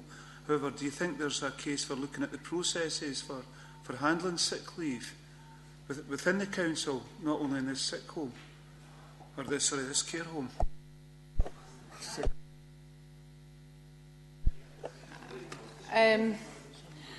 I guess the same process are applied throughout the whole of the workforce, and we don't have the same degree of problems. And I guess, again, I really want to see what those fresh eyes will say. I mean, my guess is there's also obviously something cultural involved here as well that we need to tackle. But I would go back to the experience of people within the care home, as members have referred to, is good. You know, and the quality of care that's provided is good, and that's obviously critical, and we need to make sure that we support and sustain that and manage this problem in a way that doesn't undermine the care that's been delivered. So it's quite a tricky balance, but I'm not disagreeing with what members have said. Councillor Emery. Well, just cutting to the chase, Director. When are we going to get the external auditor coming in to look at an external fresh pair of eyes or whatever? When are they coming in? How long will they take? When's that report going to be ready? And when are the elected members going to see it? Because to be quite honest, it's not £5,000 a week, it's actually £10,000 a week that we're overspending. And that is unsustainable. That's only Q2 projection for the year. Q3's to come out, which could be actually going up the way. And who knows where? Well, we don't know yet what's maybe going to happen in Q4.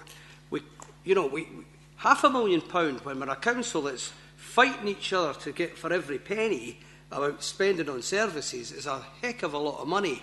Now, Councillor Muirhead made the point, we're not the only care home in Britain.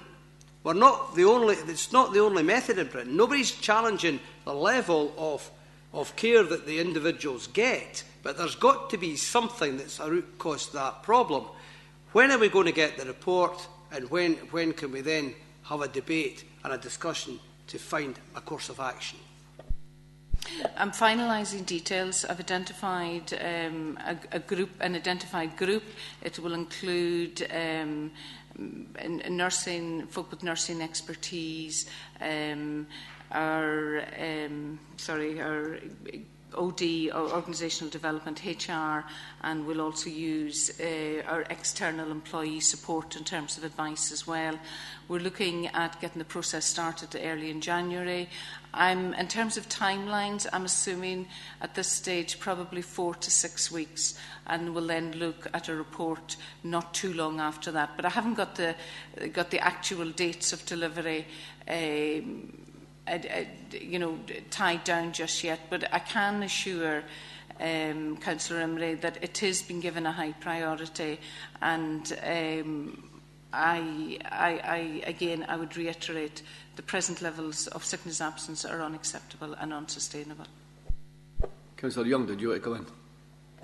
I did. It was just, again, to welcome the Director's commitment to provide us with more information. But again, one of the things that is important, I think, for us when we get that report is that we've had a chance to, in this meeting, I guess, flag up some of the things that might be of interest. So, things that I would be interested in seeing would be, are the number of staff grievances way above where they should be? Are the absences, short-term repeated? Are they self-certifying, or are they long-term signed off? Those would be some things that certainly would help me to understand that report, if that be possible. That's information that we do have in relation to, because obviously this is an area we've been looking at in terms of the nature and the pattern of absences, and that information is readily available, and I'd be very happy to share it with members as required. Okay. Can I just want to say, Provost, that I don't think we should just assume that the staff are swinging the lead. We've got to find out. There could be genuine reasons why people are ill, and it seems to be there's an implication from what's been said. At least that's the way that I've perceived it. That there's an assumption that some of the staff are swinging the lead, and I don't think we should just assume that. Okay, the Director has given us her assurance that she'll give us a monthly report and come back to us once she hears the verdict of the external organisation moving in. So, on that note, I'll be happy to accept the report. Thank you.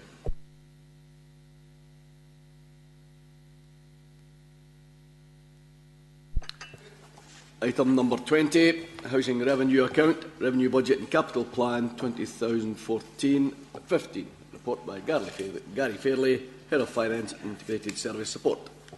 Thanks again, Provost. The second financial report provides you with an update on the Housing Revenue Account, its financial performance and the investment plans that Council have agreed. We're projecting an underspend of £432,000 for the year, which really as a consequence of where we are with the capital investment, and also that we've managed to reduce borrowing costs by deferring public works long-term borrowing. Again, that reflects where long-term interest rates currently sit. As a consequence, we'll see a reserve at the year-end of £21.5 million. We expect capital spend for the year to just tip over the £20 million, of which we'll be borrowing just over £17 million. Again, I'm asking you today to note the contents of the report. Councillor Thompson.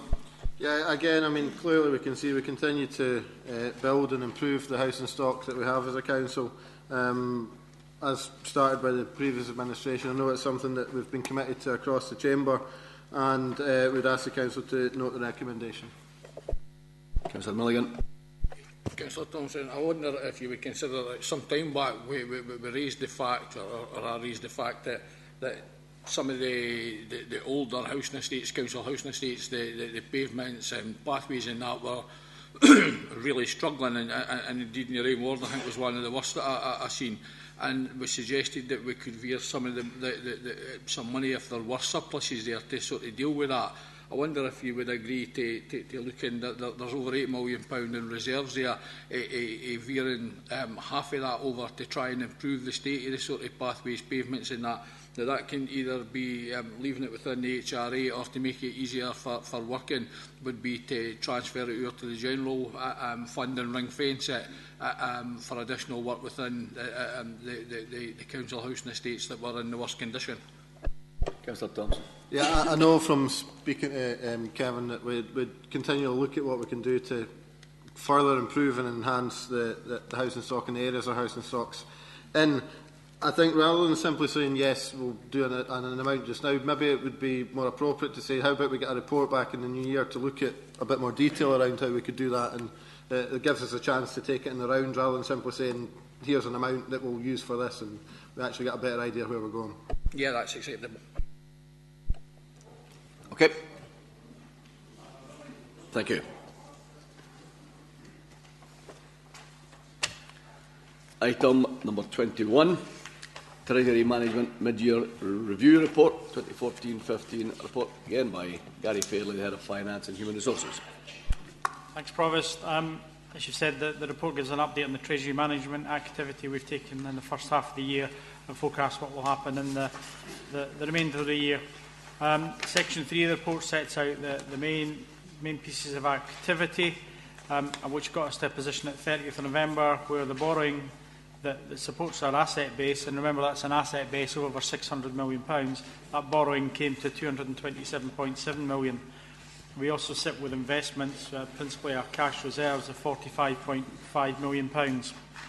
In Section 4 I've set out what we expect to do in terms of activity during the remainder of the year. I won't go through them, but I would just draw members' attention to them, that some of those are changes from where we've been, really to make sure we can have the most cost-effective means to finance our assets and to make sure that we protect the relative value of our investments. Section 5 sets out refreshed prudential indicators, and on the basis of these we're again asking permission to ensure we can borrow up to the authorised limit should market conditions support that. Today again, Council is asked to agree the recommendations which are set out on page 6-7 of the report itself. Thank you. Councillor Thompson. Thanks, Provost. Yeah, it's encouraging that we've managed to continue to be, have amongst the lowest borrowing rates in the country. I think it shows that the Treasury management that we implement is working and ensures that when we do have to borrow, we can do it the cheapest possible way for the taxpayers in Midlothian. Thank you. Happy to note the report. Thank you.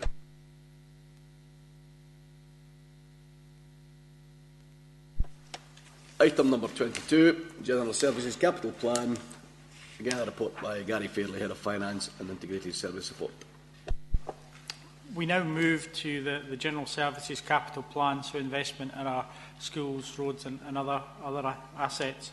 And the report sets out the forecast expenditure and income for the year, and also the plans for the future years through 17-18. We expect expenditure in the year to just be short of £17 million, and that reflects slippage as set out in the report of some £1.5 million. We also expect a small underspend. as detailed in section 2.3. There's an overview of the plan set out in section 2.5 of the report. In terms of looking forward, the plan you've got in front of you today provides for expenditure of £58.738 million, with full details provided in Appendix 2 to the report. That reflects the inclusion of funding award for Paradise and Roslin primary schools, and the table in section 3.3 of the report provides a summary of all of the expenditure and the income over the 3 years. Since the report was published, we've had the Scottish Government grant settlement last Thursday. That's confirmed the allocation of grant for 15-16 at a higher figure than we included in the report. And that, together with a correction to a figure in the table on the top of page 5, changes the funding requirement for 15-16. So we see the total available funding actually rising to £25.446 million, and this subsequently reduces the borrowing to £9.129 million. Moving on from that, the capital strategy that was approved by Council back in February 2014 set a cap on the borrowing, a cap on the maximum borrowing that Council would permit to fund debt outstanding. The table in section 3.4 of the report sets out the headroom which exists. That is, again, has been impacted by the grant settlement, and we'll see potentially by 2017-18, based on the plans we've got, and subject to the changes and reflecting the 20-mile-an-hour investment that members agreed earlier this afternoon, potentially in the region of £14.4 million of headroom within the capital plan. I'll bring a further report to Council on the 10th of February, setting out the revised capital plan, fully reflecting the grant settlement. So again, today I've asked Council to currently consider the recommendations set out on page 7 of the report. Thank you. Councillor Thompson. Yeah, clearly an increase in the capital grant from what we expected has got to be welcomed, and we see that despite the tough decisions we have to make, there's a continued level of significant investment across Midlothian through our capital plan that is simply going to improve the facilities that we operate as a council. I would simply ask that colleagues approve the recommendations outlined at 5. Okay. Thank you.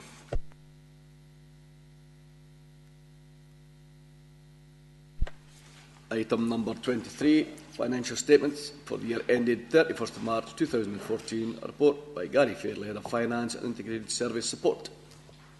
Provost, this report provides Council with a very brief overview of the changes that were made during the audit of the 2013-14 financial statements.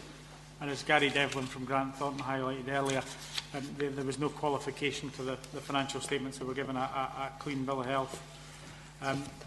Section 2.1 gives members a bit more detail on the main findings of the audit, and those themselves were presented and debated at Audit Committee earlier in the year. Again, today I'm just asking Council to endorse the contents of the report. Councillor Thompson. I think colleagues will all have had a copy of the accounts. I'd simply move the recommendations in the report. Happy to endorse the report.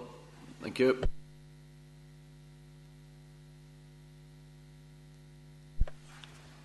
Item number 24, Financial Strategy 2015-16 to 2017-18, report by Gary Fairley, Head of Finance and Integrated Service Support. Probably should be glad that this is the final financial report on today's agenda, but probably the most significant. It provides an update on the grant settlement, an update on the budget projections, recommends continuation of the council tax freeze, provides an update on the strands of the financial strategy that Council's agreed, makes recommendations in respect to specific budget savings proposals, and finally provides a further update on reserves, but importantly with a recommendation to earmark resources to promote and capitalise on Borders Railway.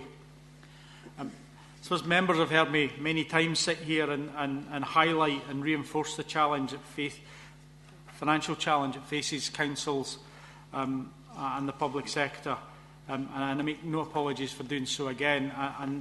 You know, we had earlier in the month, we had the Chancellor's UK autumn statement, which set out Westminster spending plans, and that just reinforced the challenge that the public sector faces.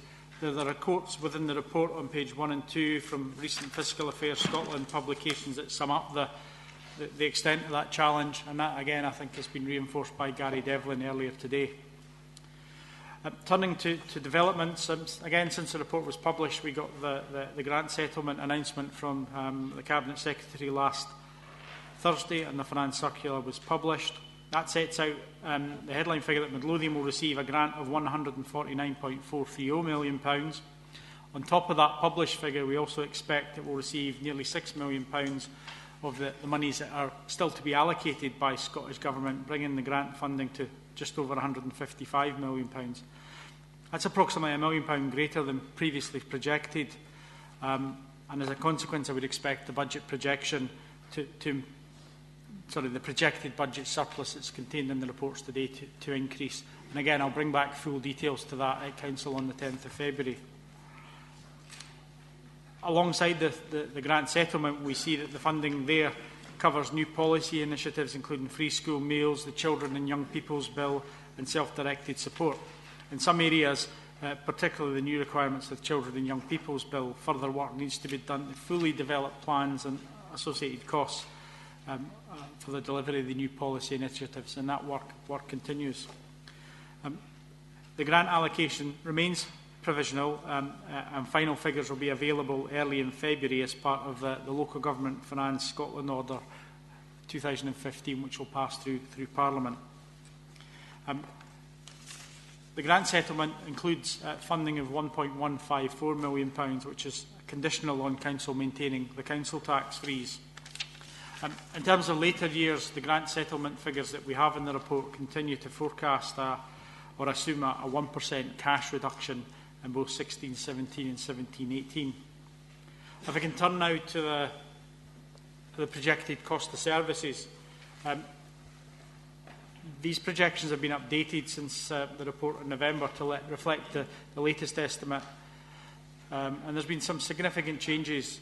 We see a revision to the planning and building control fee income based on anticipated development activity throughout Midlothian. We've made further provision for inflationary uplifts within the adult social care sector, and also an additional provision for changes in the charging regime around adult care. We've revised and increased the projections for school rolls based on the latest available information. We continue to provide an uplift within the budget for the ongoing position in respect of holiday pay for our staff. We've revised the borrowing costs, and this is a downward movement to reflect the General Services Capital Plan that was considered earlier. We've realigned procurement savings, and one of the biggest changes, the Chancellor's autumn statement signalled an increase in our teachers' pension costs. We've had advice from COSLA that increase is expected to go from 14.9% of pay to 17.3% of pay as an employer's cost. That's come out of the blue for me and most of my other Section 95 colleagues. As a consequence, it adds 417 in next year, rising to £800,000. So on Table 1 on page 5 of the report, we set out the projected shortfall before we adopt any measures through transformation. That would be a shortfall of just over £3 million, rising to £17.2 million by 17-18. Turning to Section 6 of the report, that provides Council with an update on all of the strands of the transformations programme. I'll draw members' attention to two sections. Section 6.9 on page 9 of the report, which incorporates operational savings that the management team have developed. Those are summarised in Appendix 2 to the report. Then turn to Section 6.10. This incorporates final savings proposals which were endorsed by the Business Transformation Steering Group on the 1st of December, and those are detailed in Appendix 3 for Council's consideration today. In Table 6 on page 10, we provide a summary of the financial position reflecting the full assessment of all of the savings projected for the strands of the financial strategy. And I would stress those are projections, those are savings which have still to be fully worked through and delivered. All being well, that would leave a surplus in the year of £1.6 million, subject to the changes that I talked about earlier about grant settlement, but a remaining shortfall of some £5.6 million in the year 17-18. As such, it's proposed to utilise the surplus in 15-16 to offset the deficit in 16-17, and as we look to the longer term into 17-18 and beyond, we propose to develop a comprehensive service review programme to look at how we can maintain financial sustainability going forward. Section 9 of the report sets out an overview of all of our usable reserves. You've already discussed the HRA and General Fund earlier in the agenda. I would draw your attention to the proposal that comes from that section of the report, which is to set aside the £250,000 as a one-off sum to make sure we're in the strongest possible position to promote and capitalise on the opening of Borders Railway in September 2015. Provost, I appreciate it's a comprehensive report and covers a number of issues which are critical to the financial sustainability of the Council. I'm happy to pause there and take any questions. Otherwise, I would turn members' attention to the recommendations which are set out on page 14 of the report itself. Thank you. Thank you, Mr Fairley. Councillor Thompson. Thanks, Provost. Yeah, I mean, clearly there is still much to be done, but we are certainly on the right path to addressing the challenge we face in balancing the budget. It's sometimes tempting when you see a budget coming through with a fairly healthy surplus in 1 year to almost put your feet up and say that's it, job done, but in fact the reality is we need to look at the years ahead, and the proposal to use the surplus to offset future years is an eminently sensible one, which will help to ensure that we can achieve the savings we require for next and future years. The fact that we still have over £5.5 million to find by 2017-18 means that none of us can afford to take our eye off the ball here, and we do need to continue the pace of change we're making. The savings proposals that are outlined in the paper that are essentially, I'm sort of happy to move as essentially the administration worked with the senior management to develop, so that everyone could have a look at these well in advance of the meeting. In many cases, these are actually going to deliver enhanced, improved outcomes for the users of our services, while still being able to deliver the savings that we need to balance the budget. I think it's important that we do continue to recognise the challenges that face us, and I would again take this opportunity to highlight the importance of engagement with the Business Transformation Steering Group, and the fact that that enables us to have some of the detailed discussions that we can look at individual proposals in significant detail, especially when we are looking at service reviews for next year's budget, requiring us to find at least 600,000 and the 5.6 million for the year after that. So we'd yet again continue to extend the invitation for participation to the Labour Group to take up the 2 spaces that they asked for on this group, so that we can continue to deliver the change and actually take account of the views of the Labour Group, rather than them simply proposing any issues they have from the floor at the meetings when we do finally come to set the budget. I think we've certainly benefited from the enhanced grant that we're getting from the Scottish Government for this year. Again, as with the capital, it's always helpful when what you get is more than you were expecting, but again, we still can't be complacent on that, and we do need to continue to move forward with the changes that we need to make. I think with that, Provost, I'm expecting some colleagues will have comments or questions, unless everyone's happy to accept the report as it is. You never know, it's coming up to Christmas and all. But the recommendations are set out in section 5, and particularly highlight the fact that we are looking to utilise some of the funding to make sure that we can get the best possible outcomes from the opening of Border Railway for Midlothian. It presents us with a significant opportunity, and I think any funds that we put in there will generate significant benefits well over and above any investment we put into that going forward. So with that, Provost, move the recommendations, and no doubt will reserve my right for reply to deal with any issues that come up. Thank you. Councillor Milligan. Provost, I would ask the clerk if we maybe circulate the Labour Group amendment. Provost, in response to Councillor Thompson's invitation yet again to join, at no time I can remind us ever asking for a place and then refusing it. However, if our amendments are accepted, then I would be recommending to the Labour group that we might take up that invitation. On condition that our amendments are accepted. Like the administration, the Labour group are living in the real world, and there is some really hard decisions to be taken. And it isn't easy when you come into local government, when you're coming in to look to deliver services that the public are expecting and demanding, and what you're faced with is year-on-year cuts. And I think that's been the same nearly in every year we've got here since the Scottish Parliament was brought about. You always seem to get, whenever you did get a rise in money, you got more responsibilities. We have only proposed 5 changes, so therefore I don't think anybody can argue that we're not prepared to work along with the administration and to live in the real world.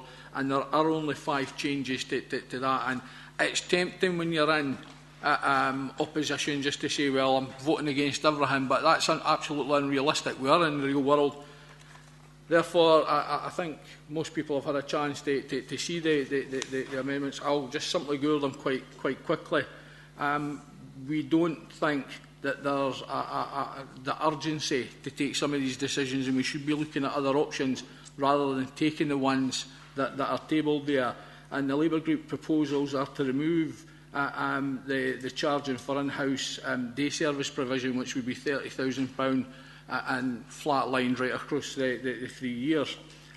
It's quite clear for the feedback we've got that the telecare charges, and we talk about, and one of the big things this council talks about is targeting finance to the most needy and to where it's most in demand. And we genuinely believe that the telecare charges should simply be scrapped, and we would do that this year.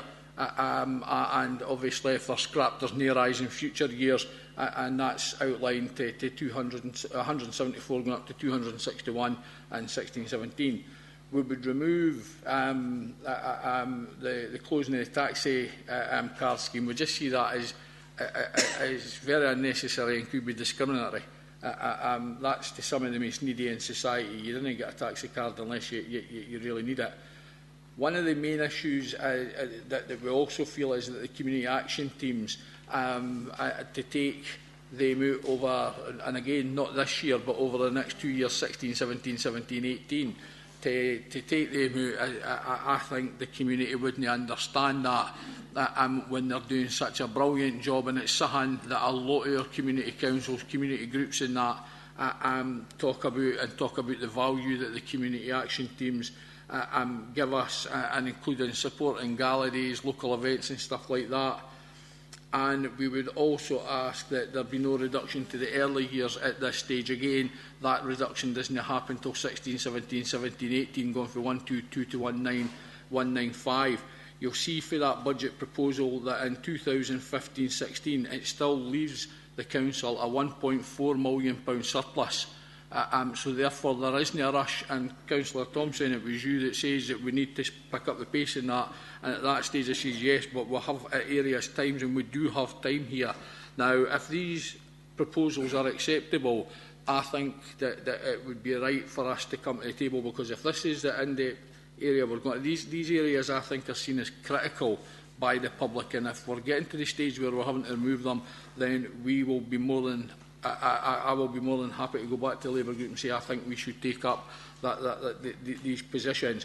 As I say, you have over a year for most of them before they're going to come in, and certainly the big hits. So I would ask that we agree the amendments by the Labour Group, and as I say, in response to that, I would be prepared to ask the Labour Group to look favourably upon joining these discussions. I'll formally second Councillor Milligan on the basis that I might come back into the debate later on. Okay. Yeah, it's difficult decisions to be made on many things, but we obviously look closely at who's affected by cuts or extra charges, and we're very concerned that the vulnerable people, again in this budget, in some kind of frontline attacks will be coming upon them. The telecare charges are a burden. the taxi card is an expensive scheme, and you know, if somebody becomes disabled from now and not allowed to come onto the taxi card scheme, I think that's discriminatory. And if you're removing the charges for the if we could remove the charges for the in-house daycare service provision, this is only a charge that's really been put on Cherry Road. You know, because there's charges elsewhere, you know, we'll give an equal charge what's elsewhere to there. I agree with the idea that we can have equity in charging, but no a new charge to provide new money. The users of the Cherry Road Centre very much appreciate, and they're very much vulnerable adults. You know, and to actually start telling them, you know, a lot of them wouldn't fully embrace why they have to get charged for Cherry Road now, when they haven't been done that in the past. But the thing is, it's no a cut in Cherry Road, it's to increase the income.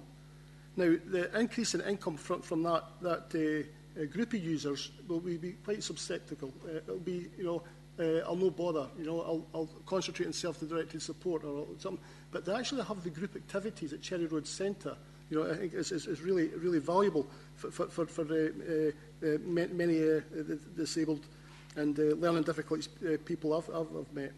So on page 335 of the agenda, or if you're reading the report on page 10, I would say that, you know, there's no need to have these charges in here at that time as the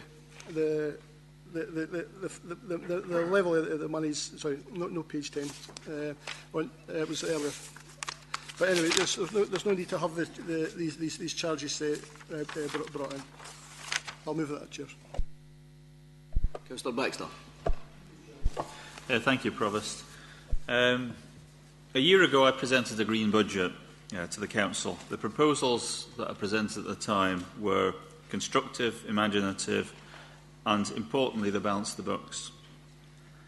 At the time, I had attempted previously to negotiate support for my proposals, to support proposals presented by the administration or the opposition, which is a position I was coming from this point as well. Unfortunately, I've only seen this as most other councillors here have 5 minutes ago. I think there are some proposals there which are commendable and could be built on, and if I'd been asked a couple of days ago to meet with the Labour group, perhaps we could have built on that. But unfortunately, I'm not prepared to enter into negotiations with 2 minutes' notice. So looking at the recommendations and having discussed the proposals from the SNP group, I'm pleased that, following conversations with the council leader, that many of the measures I sought in my budget I proposed last year are being progressed. I'm told that a review is being carried out on the production and distribution of Midlothian news, and a detailed feasibility study will be undertaken with regard to extending transparency of decision-making through the webcasting of council meetings during the next financial year. Outside of the budget process, I'm also grateful to the administration and officers for agreeing to formally progress investigation into the generation of council-owned renewable energy through the Business Transformation Steering Group. And also, council's environmental allowances are going to be reviewed with an emphasis on community-based participatory budgeting. However, an important proposal in last year's Green Budget was the phasing out of music tuition charges. To quote from the statement contained within those proposals, charges act as a disincentive to those whose income is low but who do not qualify for assistance. It's particularly important that the opportunity to learn to play an instrument is available from a young age, and the wider benefits are well documented. One report published in Canada suggested that 6-year-olds learning an instrument had on average a 7-point IQ increase over the course of a year compared to those not learning. So given that, as we know, over the next few years we face enormous economic challenges, we're fortunate this year that, due to sound management within the Council, the decisions we face are not as severe as in the past or will be in the coming years. The income from music tuition charges is under £100,000 a year, not an insignificant amount, but relatively small in terms of the Council's overall budget. Therefore, given the importance I give to this measure and the relatively low impact it will have on the Council's finances, I'd like to propose an amendment to the recommendations before us today in the Financial Strategy Report, seeking to phase out the charge over 2 years. Whilst I'd like to see the charge removed immediately, I appreciate to do so may result in a sudden increase in demand which we might find difficult to manage in terms of staffing and instruments. My proposal last year was to phase out the charge over 5 years with an immediate 20% cut. My amendment today is to commit to phasing out the charge over 2 academic years with a cut in 2015, in August 2015, of 50% of the existing charge, and to have the charge abolished a year later for the August 2016 school term. The cost for 2015-16 would be around £30,000 to be taken from the £1.6 million allocated transfer to reserves. I therefore move an amendment to the recommendations to insert between recommendation D and E a recommendation to reduce the charge for music tuition by 50% at the start of academic year 2015-16 and to abolish the charge completely from the start of academic year 2016-17 and to amend recommendation F to reflect the impact of my new recommendation.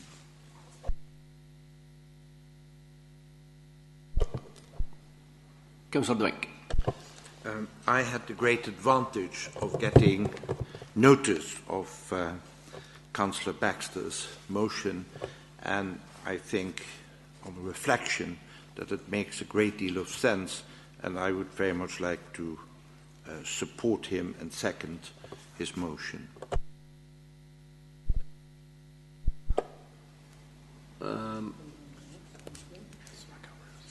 Councillor Montgomery, you had your hand up, didn't you? Thanks, Provost. It's really just, I'm not going to go on about the whole Labour Group amendment, but really just regarding the community action teams. I mean, I'm really disappointed to see this actually been included for basically to cut it down to one team over 3 years. When this first came about, Neil Simpson was inspector. I remember sitting down with him and just having a blair and a cup of tea, and I said to him, you know what, do you think would actually make the difference in terms of police in Midlothian? And he actually suggested a community action team. We didn't just get one, we actually got 2. And I think it has made a difference, and there's some perfect examples of how that's actually worked. I mean, you can actually go on about antisocial behaviour and serious crime and all the rest of it, but we're sitting with 2 CAC teams, we're going down to 1.5 and then we'll be down to 1, and I think that will make a difference, certainly for some of the bigger events that we have, where they've been very prominent and where they've actually dealt with things properly and very efficiently. And I think it's something that I'm really disappointed, as I say, to see coming out. And I'll give you one example, Provost. There was 2 or 3 years ago, there was a busload of casuals coming out from Edinburgh. I'll not say who it was, but it was a championship team, which doesn't narrow it down either, I suppose. But I got some information that it was actually going to be happening, and I passed it on to Neil Simpson. And I had the CAC team waiting for them arriving because there had been a serious incident at one of the pubs a couple of weeks before it, and they're coming out, well, in the seat of retribution, I suppose, it's the only way you could explain it. And the 2 CAC teams met them, got them off the bus, told them on uncertain terms to get back into Edinburgh, and the bus turned around and went away. And that was a perfect example of how the CAC teams were actually working. I don't know how that would happen if we didn't have them. I know it's an isolated incident, but it's a perfect example of how the CAC team actually works. And I think this is a mistake to lose them. They've certainly been going about Christmas and New Year, especially New Year. They go about the town, certainly out in Pennycook, they walk about the pubs, just go and see how you're getting on, everything okay. And folk, just the reassurance, the fact that they see them there is unbelievable. And I just can't believe that we're actually going to be cutting down to 1 team over the next 2 years. I just think it's a mistake.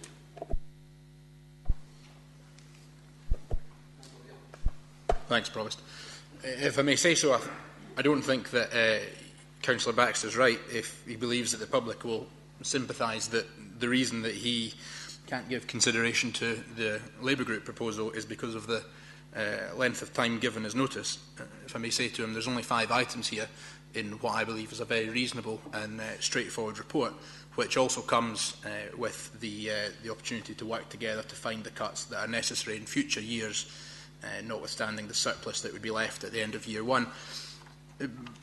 To follow on to that comment about the wider proposal, I'd like to pick up on a particular policy point, which is the telecare alarm charges, or the alarm tax, as people have called it. You know, there's a number of issues around that charge. The first is to say that on the document in front of us, It's correct that there was a consultation carried out in advance of the 2012 introduction of the charges, but what is left off of this document is the content of that consultation, which was that a great number of people, as was reflected in the record of their comments, were unhappy about the introduction of charges and, if I remember rightly, stated that they felt that they wouldn't continue using the alarm. What information does the administration have that would suggest, as the charges increase, support to be found in that consultation would increase as well? I would have thought it would be the other way around, and given that the consultation is mentioned, I think it bears reflection on what was contained within that and what we could reasonably expect people to think if there were a change given.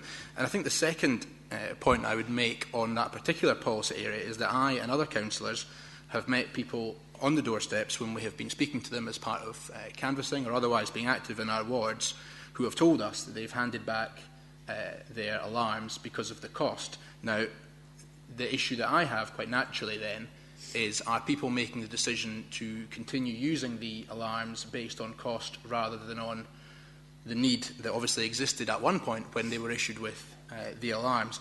Now, if that is a concern, is the administration content that people will be making a choice perhaps based on that? And given that already we know there's great unhappiness about the £104 per year alarm tax, does it not stand to reason that there will be further unhappiness, which could lead to further instances of alarms being handed back when that charge increases to £156 a year, which is where I will leave those questions, other than perhaps the recap that £50 a year for an older person who may very well be on a fixed income that doesn't expand by £50 is a big ask in a lot of cases. As part of an overall package of the more damaging charge increases, I'd be really keen to see that charge come out completely, and then to follow Councillor Milligan's offer an opportunity to work with the administration to find savings in place of those, because I don't think that in all of the spending or services that are charged by the council, that really the older people who are often the most vulnerable and who have either worked or raised families their whole lives are the people who should bear the brunt of those charges. And I would ask that the administration give due consideration to that.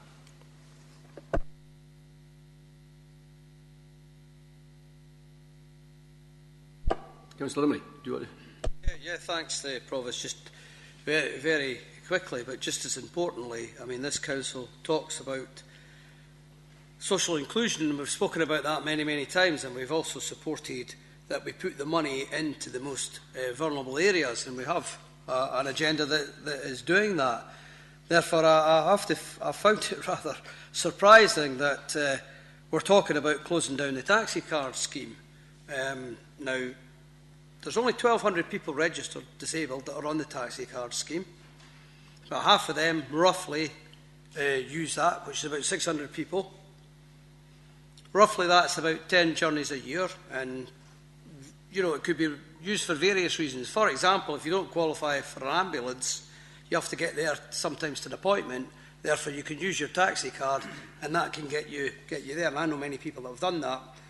People that I'm related to have had to do that, different authority, but same outcome. I've had to do that, and that's why the use of a taxi card has come into being. I just feel that there's a number of things in there: the in-house days service provision, disabled people and vulnerable people, the scrapping of the telecare charges, right and proper, because as Councillor Young just already alluded to, needed in the first place, and all of a sudden people are now thinking in budgetary terms, what do I pay out on? What do I do? Oh, I'll just get rid of the telecare service because they're charging. And who's to say that that increase doesn't actually add to that problem? The third thing being the taxi card scheme. There's three issues where if we do fundamentally believe in social inclusion, then we shouldn't even be looking at that at all. And I just urge the administration, I think you've heard it from the council leader of the Labour group, not quite said it in so many words, Councillor Thompson, but I actually believe that fundamentally we're committed. If you accept these today, then we work on the 16-17 and the 17-18 together. Now, we talk about trying to have inclusion together in this council. We talk about it. We don't tend to do it. And no disrespect, Councillor Bass, but I could say to you, well, I didn't see your budget either. You know, so here we go. I didn't see your budget. So that's not what it's about. We as Councillor Montgomery alluded to, we only finalised what we were going to be doing at our meeting at lunchtime today. So, you know, we were in that position where going through the council agenda, heavy agenda, we finalised that. I would just urge the administration, there's a hand of friendship getting held out here on this day in December, which is now at 6 o'clock. And I just think there's a real opportunity. You don't need to make these cuts in these three services in 2015-16. Go with what's on the budget proposal here today. You've had a commitment from the leader of the Labour group that there will be 2 members on the business transformation group who can work it through together. Looking at the 16-17, looking at the 17-18, and I think that should be enough, hopefully, for the administration to accept that there is a way forward here as a collective. And I think, you know, that you can't go any more further than that, but I really do think, and I urge you to think seriously, and I know you'll turn around and say, well, you had your Labour group your SNP group meeting, and you're now in a position where there's no change. I just urge you, consider what we're putting forward. Councillor Muirhead. Yeah, if I could just cover one or two areas here. On page 332, the changes to the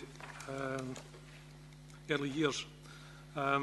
We've included that alteration in our proposals for a number of reasons.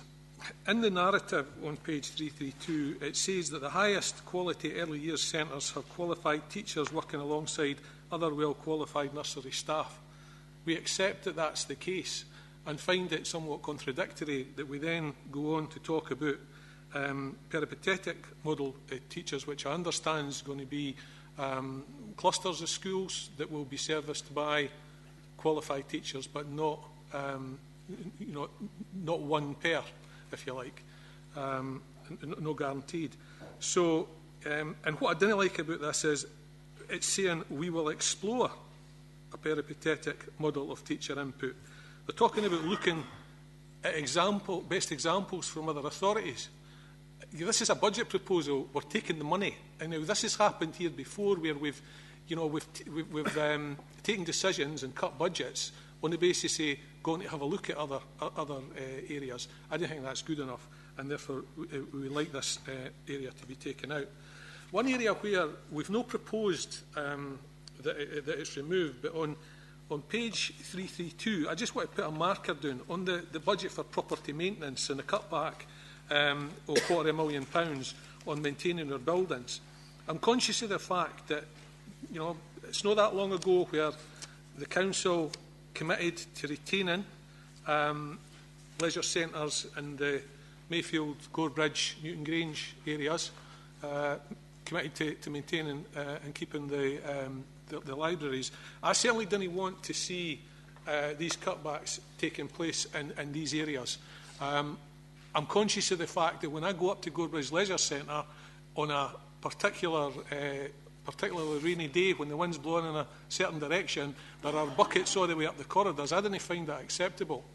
I also highlighted previously, when we were discussing, when we go through the consultation process on the new Battle High School, that there was a budget line item for replacing the floor, for instance, in Gorebridge Leisure Centre, and what it had against it was may not be required if we go down the road or hand in the leisure centre out of the trust. I've checked today, that's still not been done. You know, so to me, I can show examples of where the work that had been planned to keep these centres in a reasonable condition hasn't been carried out. So I'm just putting a marker down there that, you know, we're committed to maintaining these centres. I also want just to comment as well as Adam on the community wardens. It was my area that I represented at the time, the Gorebridge area, when we had the community wardens schemes in. And it was the money that we used when we scrapped the community warden scheme. While it was valued by some people, it wasn't effective. And we replaced it by a pan-Midlothian, at that time, community action team. Massive differences in that approach and massive differences in the results. It's a thing, the community action team, we then went on to double it. And have one for each side of the constituency or the district. It's valued by people in our communities because they can see the difference that it makes. The fact that, as a council, we sit down on a weekly basis with our tasking team, and we basically task the community action team to do proactive work, and that's where the big difference is. That's why we're seeing the reductions in our vandalism. That's why we're getting the successes the police are coming forward with and the reports that we get. It's because of the community action team, I think, and the proactive work that they do. And I think it would be a massive backward step if we scrap that, any one of these teams. I think that's something that we really do at our peril. Mr Bourne. Thank you, Provost. As I say every year, no one welcomes cuts. But listening to the politicians nationally, at Westminster in particular, I think it's fair to say that local government is going to face a squeeze for the rest of this decade and beyond, and some of the projections are pretty horrible.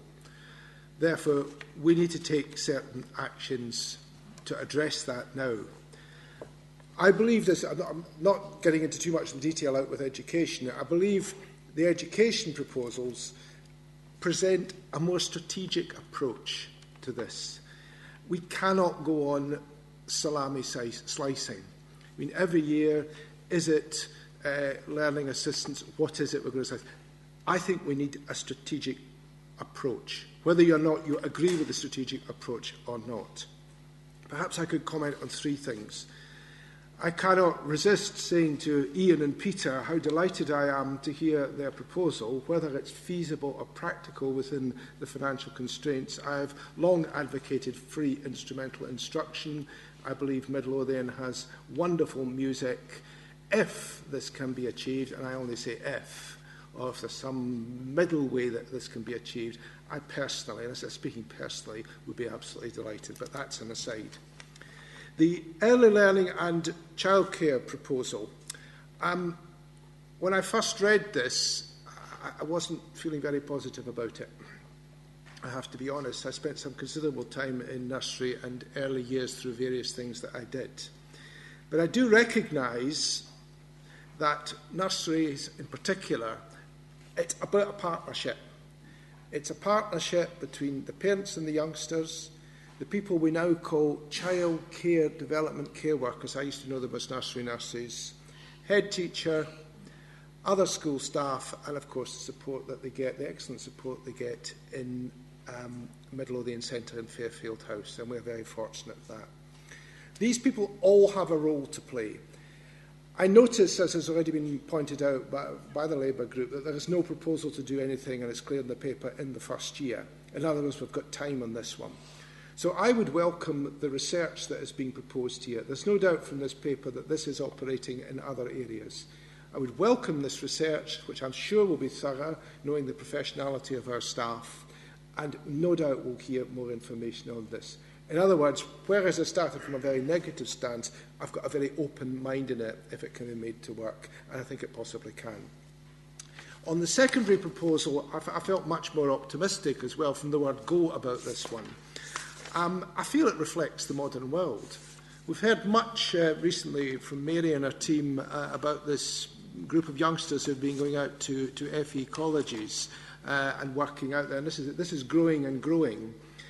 We're all aware that modern technology that's available in schools, the suites, enable us to do things at a distance. The fact is, looking at these financial projections, providing a meaningful S5, in particular S6 curriculum, has been a struggle. Now, we've tried, I go back to the 80s when we tried to bring youngsters from different schools in. I mean, I know it works a wee bit, but it hasn't really been that great a successful model. And I think this is a very innovative approach here that's being suggested.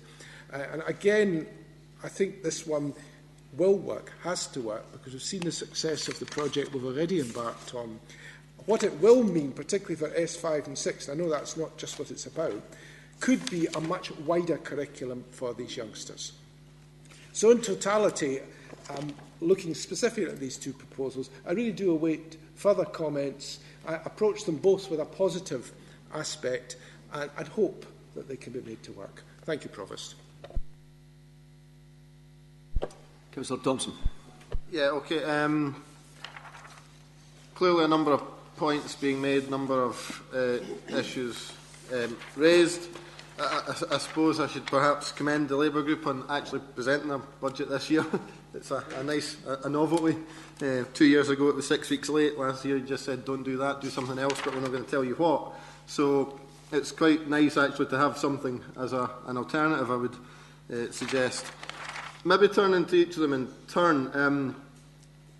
I think there's been an opportunity since immediately after the election in 2012 for the Labour group to engage with business transformation. At the time, one space was offered, that was declined, saying, no, we want two, so we offered two, and that was declined. So I suppose you have declined it at least a couple of times, and you did ask for two spaces which were offered, but that's, I suppose, by the by, we know where we are with that. Wee bit of rich to attach it as a condition to a budget amendment, but I suppose perhaps it's progress and we can start to move forward. At least now you have a reason to say why you're not taking part in it rather than simply not taking part in it. So I suppose from that point of view there's something in it. Turning to individual proposals, removing charge of in-house day service provision. The reason this proposal is in here is about equality. We've got a group of people who currently pay and we've got a group of people who currently don't, and essentially they're getting the same service. What we need is consistency across the board. Now, I accept there's maybe an argument in there to say whether anyone should be paying at all. But what you've proposed here is simply to say, no, we're going to keep the inequality. And I can't support that. No, you've said to remove the proposal to 30,000, that is the equality. So you're saying you want us to keep the... I'm sorry, Brian, but that's your proposal. So they're saying you want to keep the inequality there. I'll leave telecare till the end. The community action teams is actually about looking to work something differently. I accept that in the past the community action teams have probably made a real difference, but we are working different. And well, maybe if the Labour group actually participated in the Safer Communities Board, you would know a bit more about the work that's going on and the various aspects that are taking place with working in partnership with the police. We've got an excellent partnership with the police locally, and the proposal here recognises the new reality that we have. I mean, we've incorporated additional cost in recent times through some decisions we disagreed with, such as the removal of the police traffic warden. So the council's picked up additional costs through that. So we're looking at how we work better with the police, because certainly the local police in the last meeting of the Safer Communities Board very much talking much more about the move towards much more local decision making, much more local police, and that's going to be the focus going forward for the police for Midlothian. So there's an opportunity to look at the whole arrangement we have with the police and to readdress the balance between council and police funding. It's an opportunity for us to grab, so I would be inclined to be keeping that in. Equally early years, the early years proposal, we are looking at an enhanced outcome for the young people in Midlothian through this.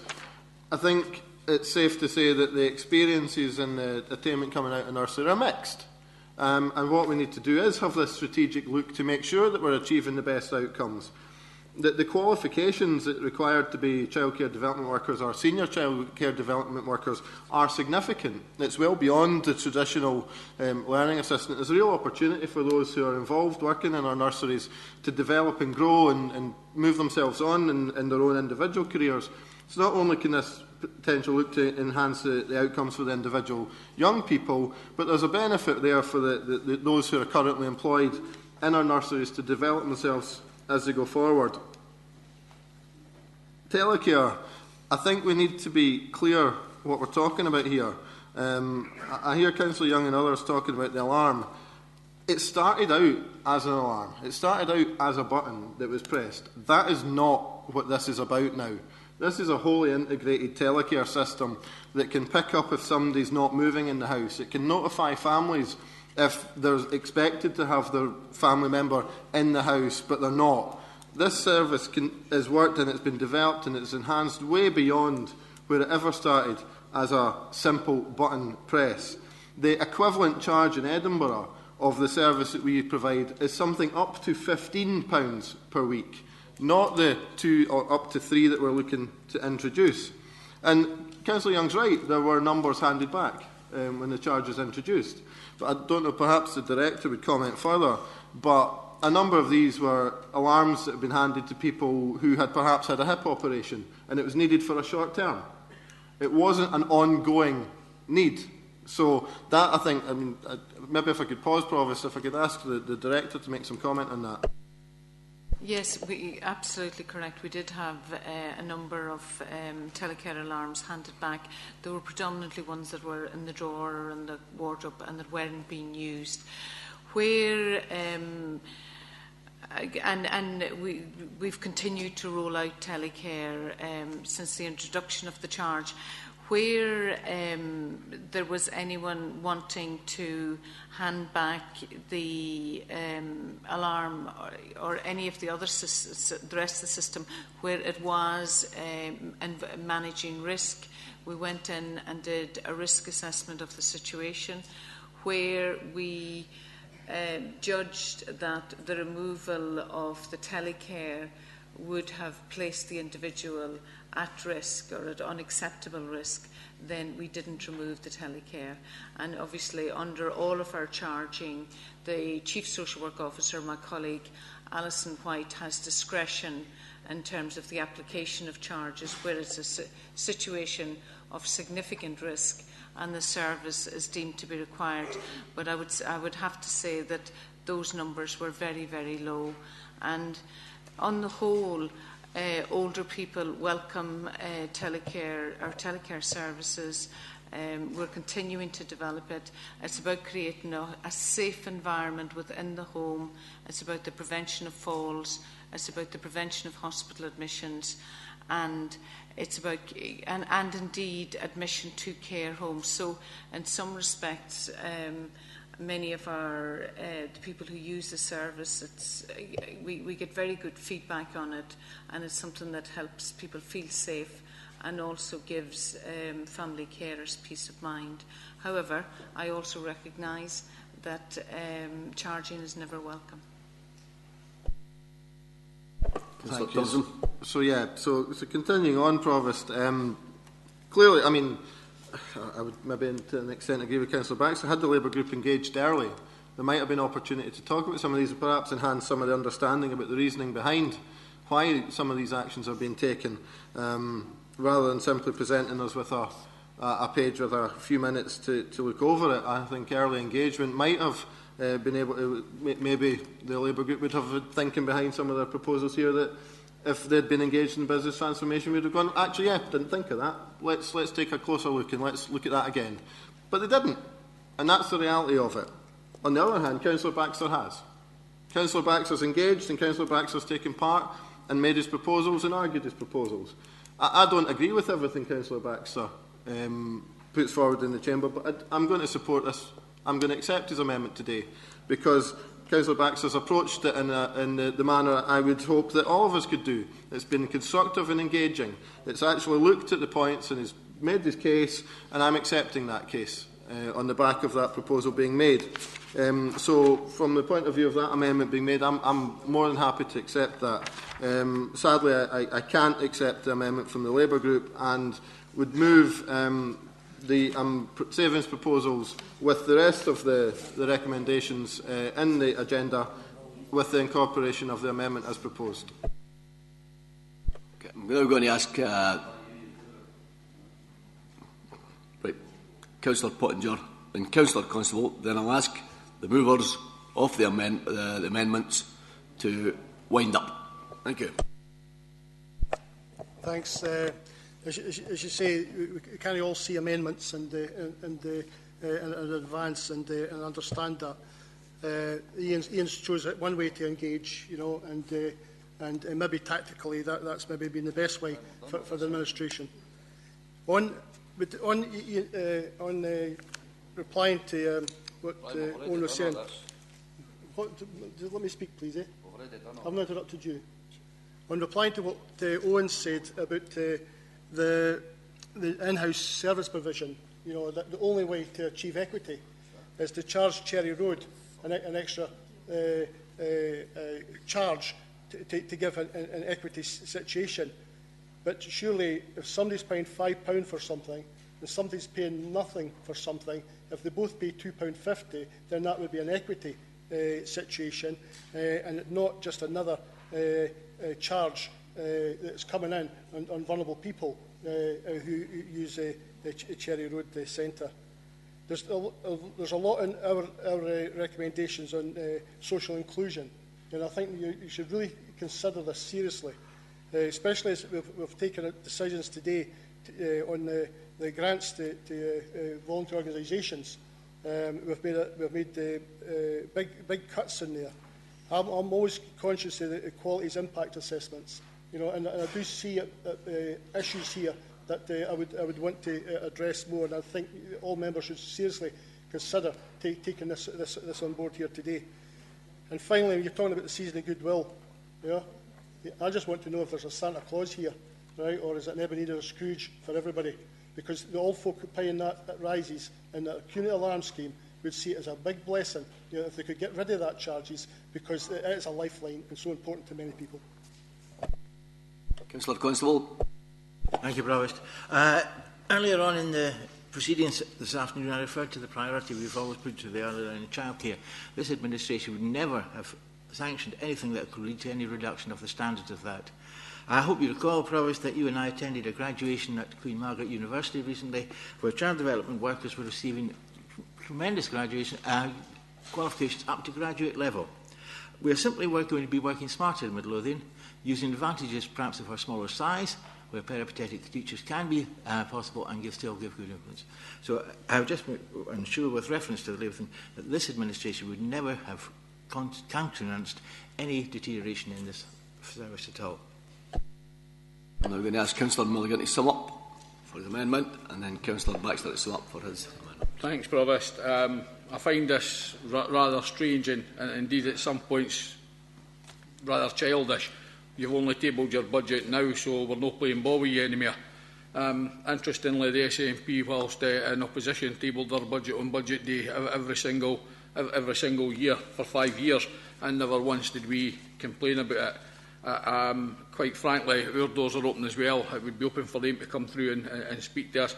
But for Councillor Baxter to say, oh, I wasn't approached, so the big lad is taking his ball back on his way home, is unacceptable. I find it amazing here that what we're talking about is, and I didn't underestimate the importance of music tuition, but we seem to be going to hand £100,000 back, or stop taking in £100,000 while cutting core services here. Cutting core services, and what you're doing is you're taking the money for the pensioners to pay for this. That's as simple as that. I also want to come to the sheer hypocrisy that I've just heard here on the Cherry Road charging stuff. What we'll have here is a report from the officer saying it's about equity, and then we'll have the director then saying to us quite categorically that if you're going to hand your community alarm back and we think there's a risk, we're going to let you have it for nothing. We're going to let you have it for nothing. If there's a risk there, you get to keep it. Doesn't matter if you can afford it. Doesn't matter if you're going to do without heating or food or light to be able to pay it. If you simply hand it back and we deem there's going to be a risk, we're not going to charge you, but we're going to charge everybody else who doesn't hand it back. And then in the same breath says that we're trying to get equity in our service. I absolutely find that astounding that we're being told that. Therefore, I would argue very strongly, these are reasonable. They're no complicated changes. They're no 10-page documents on like you handed in when the SNP were in opposition, with complicated structures, no matching them. These are straightforward, basic areas, and we have sort of went to, for the areas we have stuck with some of the hard decisions, where a lot of other opposition teams would have just sort of said, no, let's just vote against the whole lot. We've been constructive about this. We've came forward with areas that we think we can save money. we've came forward with other areas that we think are too severe, that the public will not understand, and I would ask that you support the motion. Do you wish to sum up, Councillor Baxter? No. Well, my understanding is my amendment's been accepted. Further on the situation. And I think that... but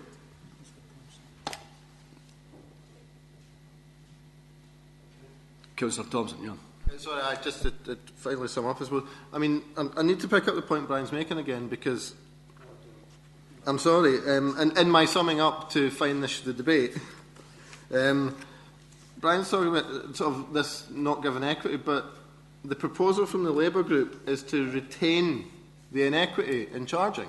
Your proposal is to remove the charge that's put in here on page 337. That 30,000 in there is to introduce equity, to make sure that everyone across the board is paying the same.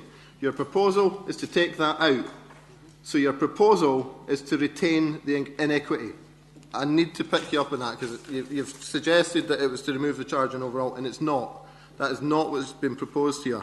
And Councillor Milligan talks about us putting forward 10-page documents. I have to point out that at that time the Labour group would amend their own budget on the day, so we couldn't amend anything in advance, whereas our budgets are coming forward with many days in advance to give you the time to take full account of what's in there. Albeit that said, it was even further in advance of that it was at the Business Transformation Steering Group that these documents came forward and members had sight of the proposal. So I think we've been around the houses, we know where we're at, I think. There's a proposal from Councillor Baxter that I've accepted and an alternative proposal from Councillor Milligan. Okay, now moving to the vote on the amendment by Councillor Milligan. Those in favour, please show.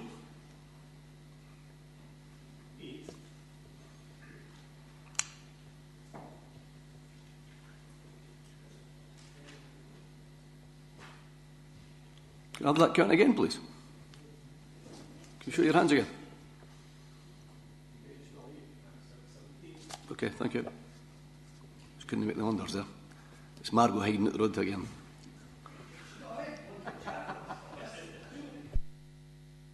Colour blind when it comes to that colour. Those in favour of the recommendations with the amendments from Councillor Baxter, please show.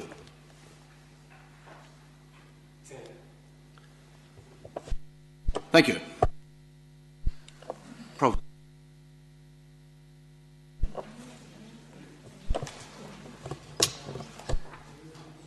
We now move into... Provost, can I... Okay. Councillor Baxter, could you... Yes, I would like to challenge the taking of this item in private. I'm not convinced there are good reasons for it. Could you give us... Certainly, Provost. As the papers say, this item is not for publication due to paragraph 6 of the Local Government Scotland Act 1973. And that paragraph states that information relating to the financial or business affairs of any particular person other than the authority. Now, to put some flesh onto those bones, the draft proposed plans obviously relate to specific proposals and sites within Midlothian. And the issue here essentially are the interests of the landowners, developers and others who have business interests in Midlothian who would be affected by the proposals. For example, where an allocation is confirmed or deleted from the plan.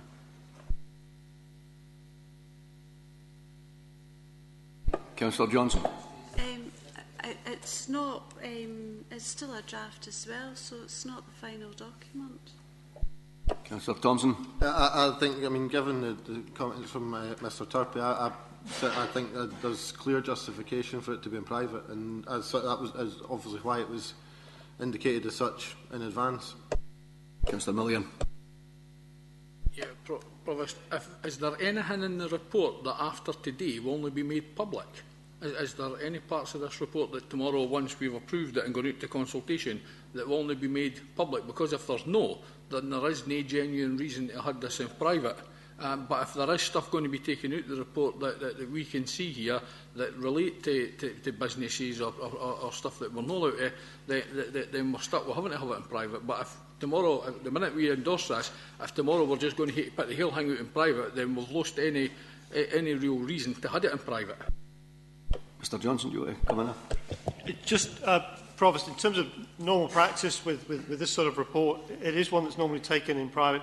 And to some extent, notwithstanding obviously the information from Alan Turpey, this is a draft document that's before you.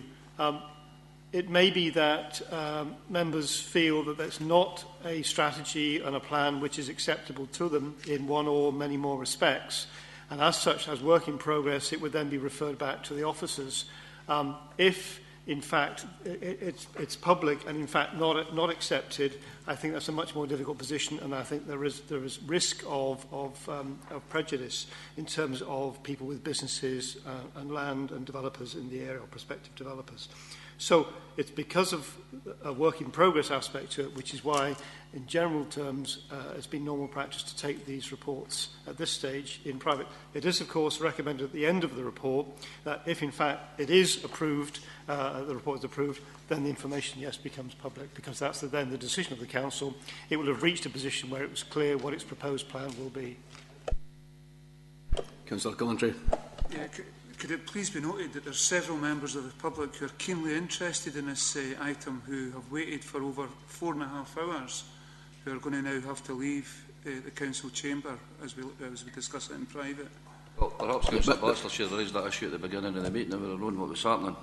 Well, I think they were aware that it was in private, Councillor Montgomery, you know. You can actually take the item out, you can take it out of sequence if there's members of the public there. We've done that in the past before. They said I'm having to sit and wait till this time of the night. It was only brought to my attention at the break.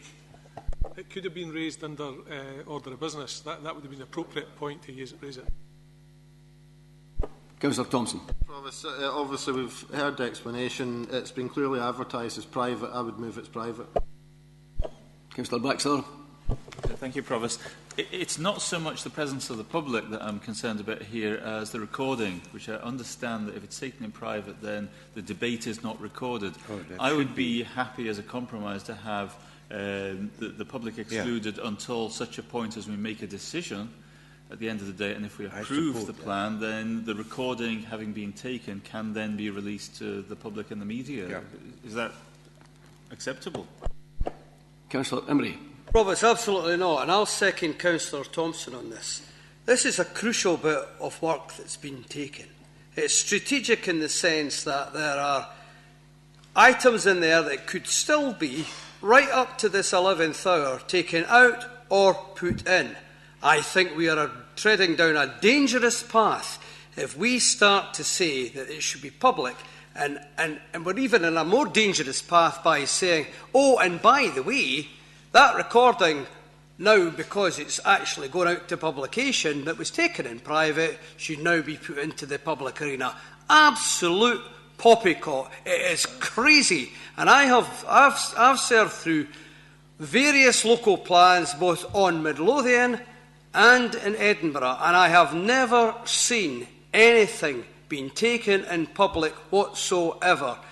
Mr Turpey pointed out the Local Government Act.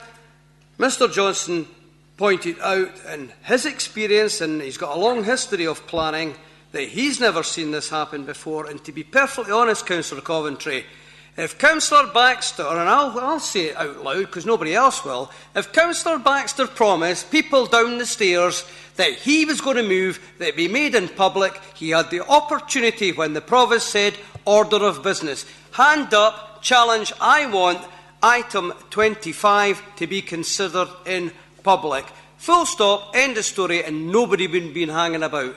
That wasn't done. And at this time, this juncture, 4.5 hours later, it's very unfortunate that people perhaps thought it may be taken in public. Perhaps the truth should have been told in the first place. And therefore I second Councillor Thompson.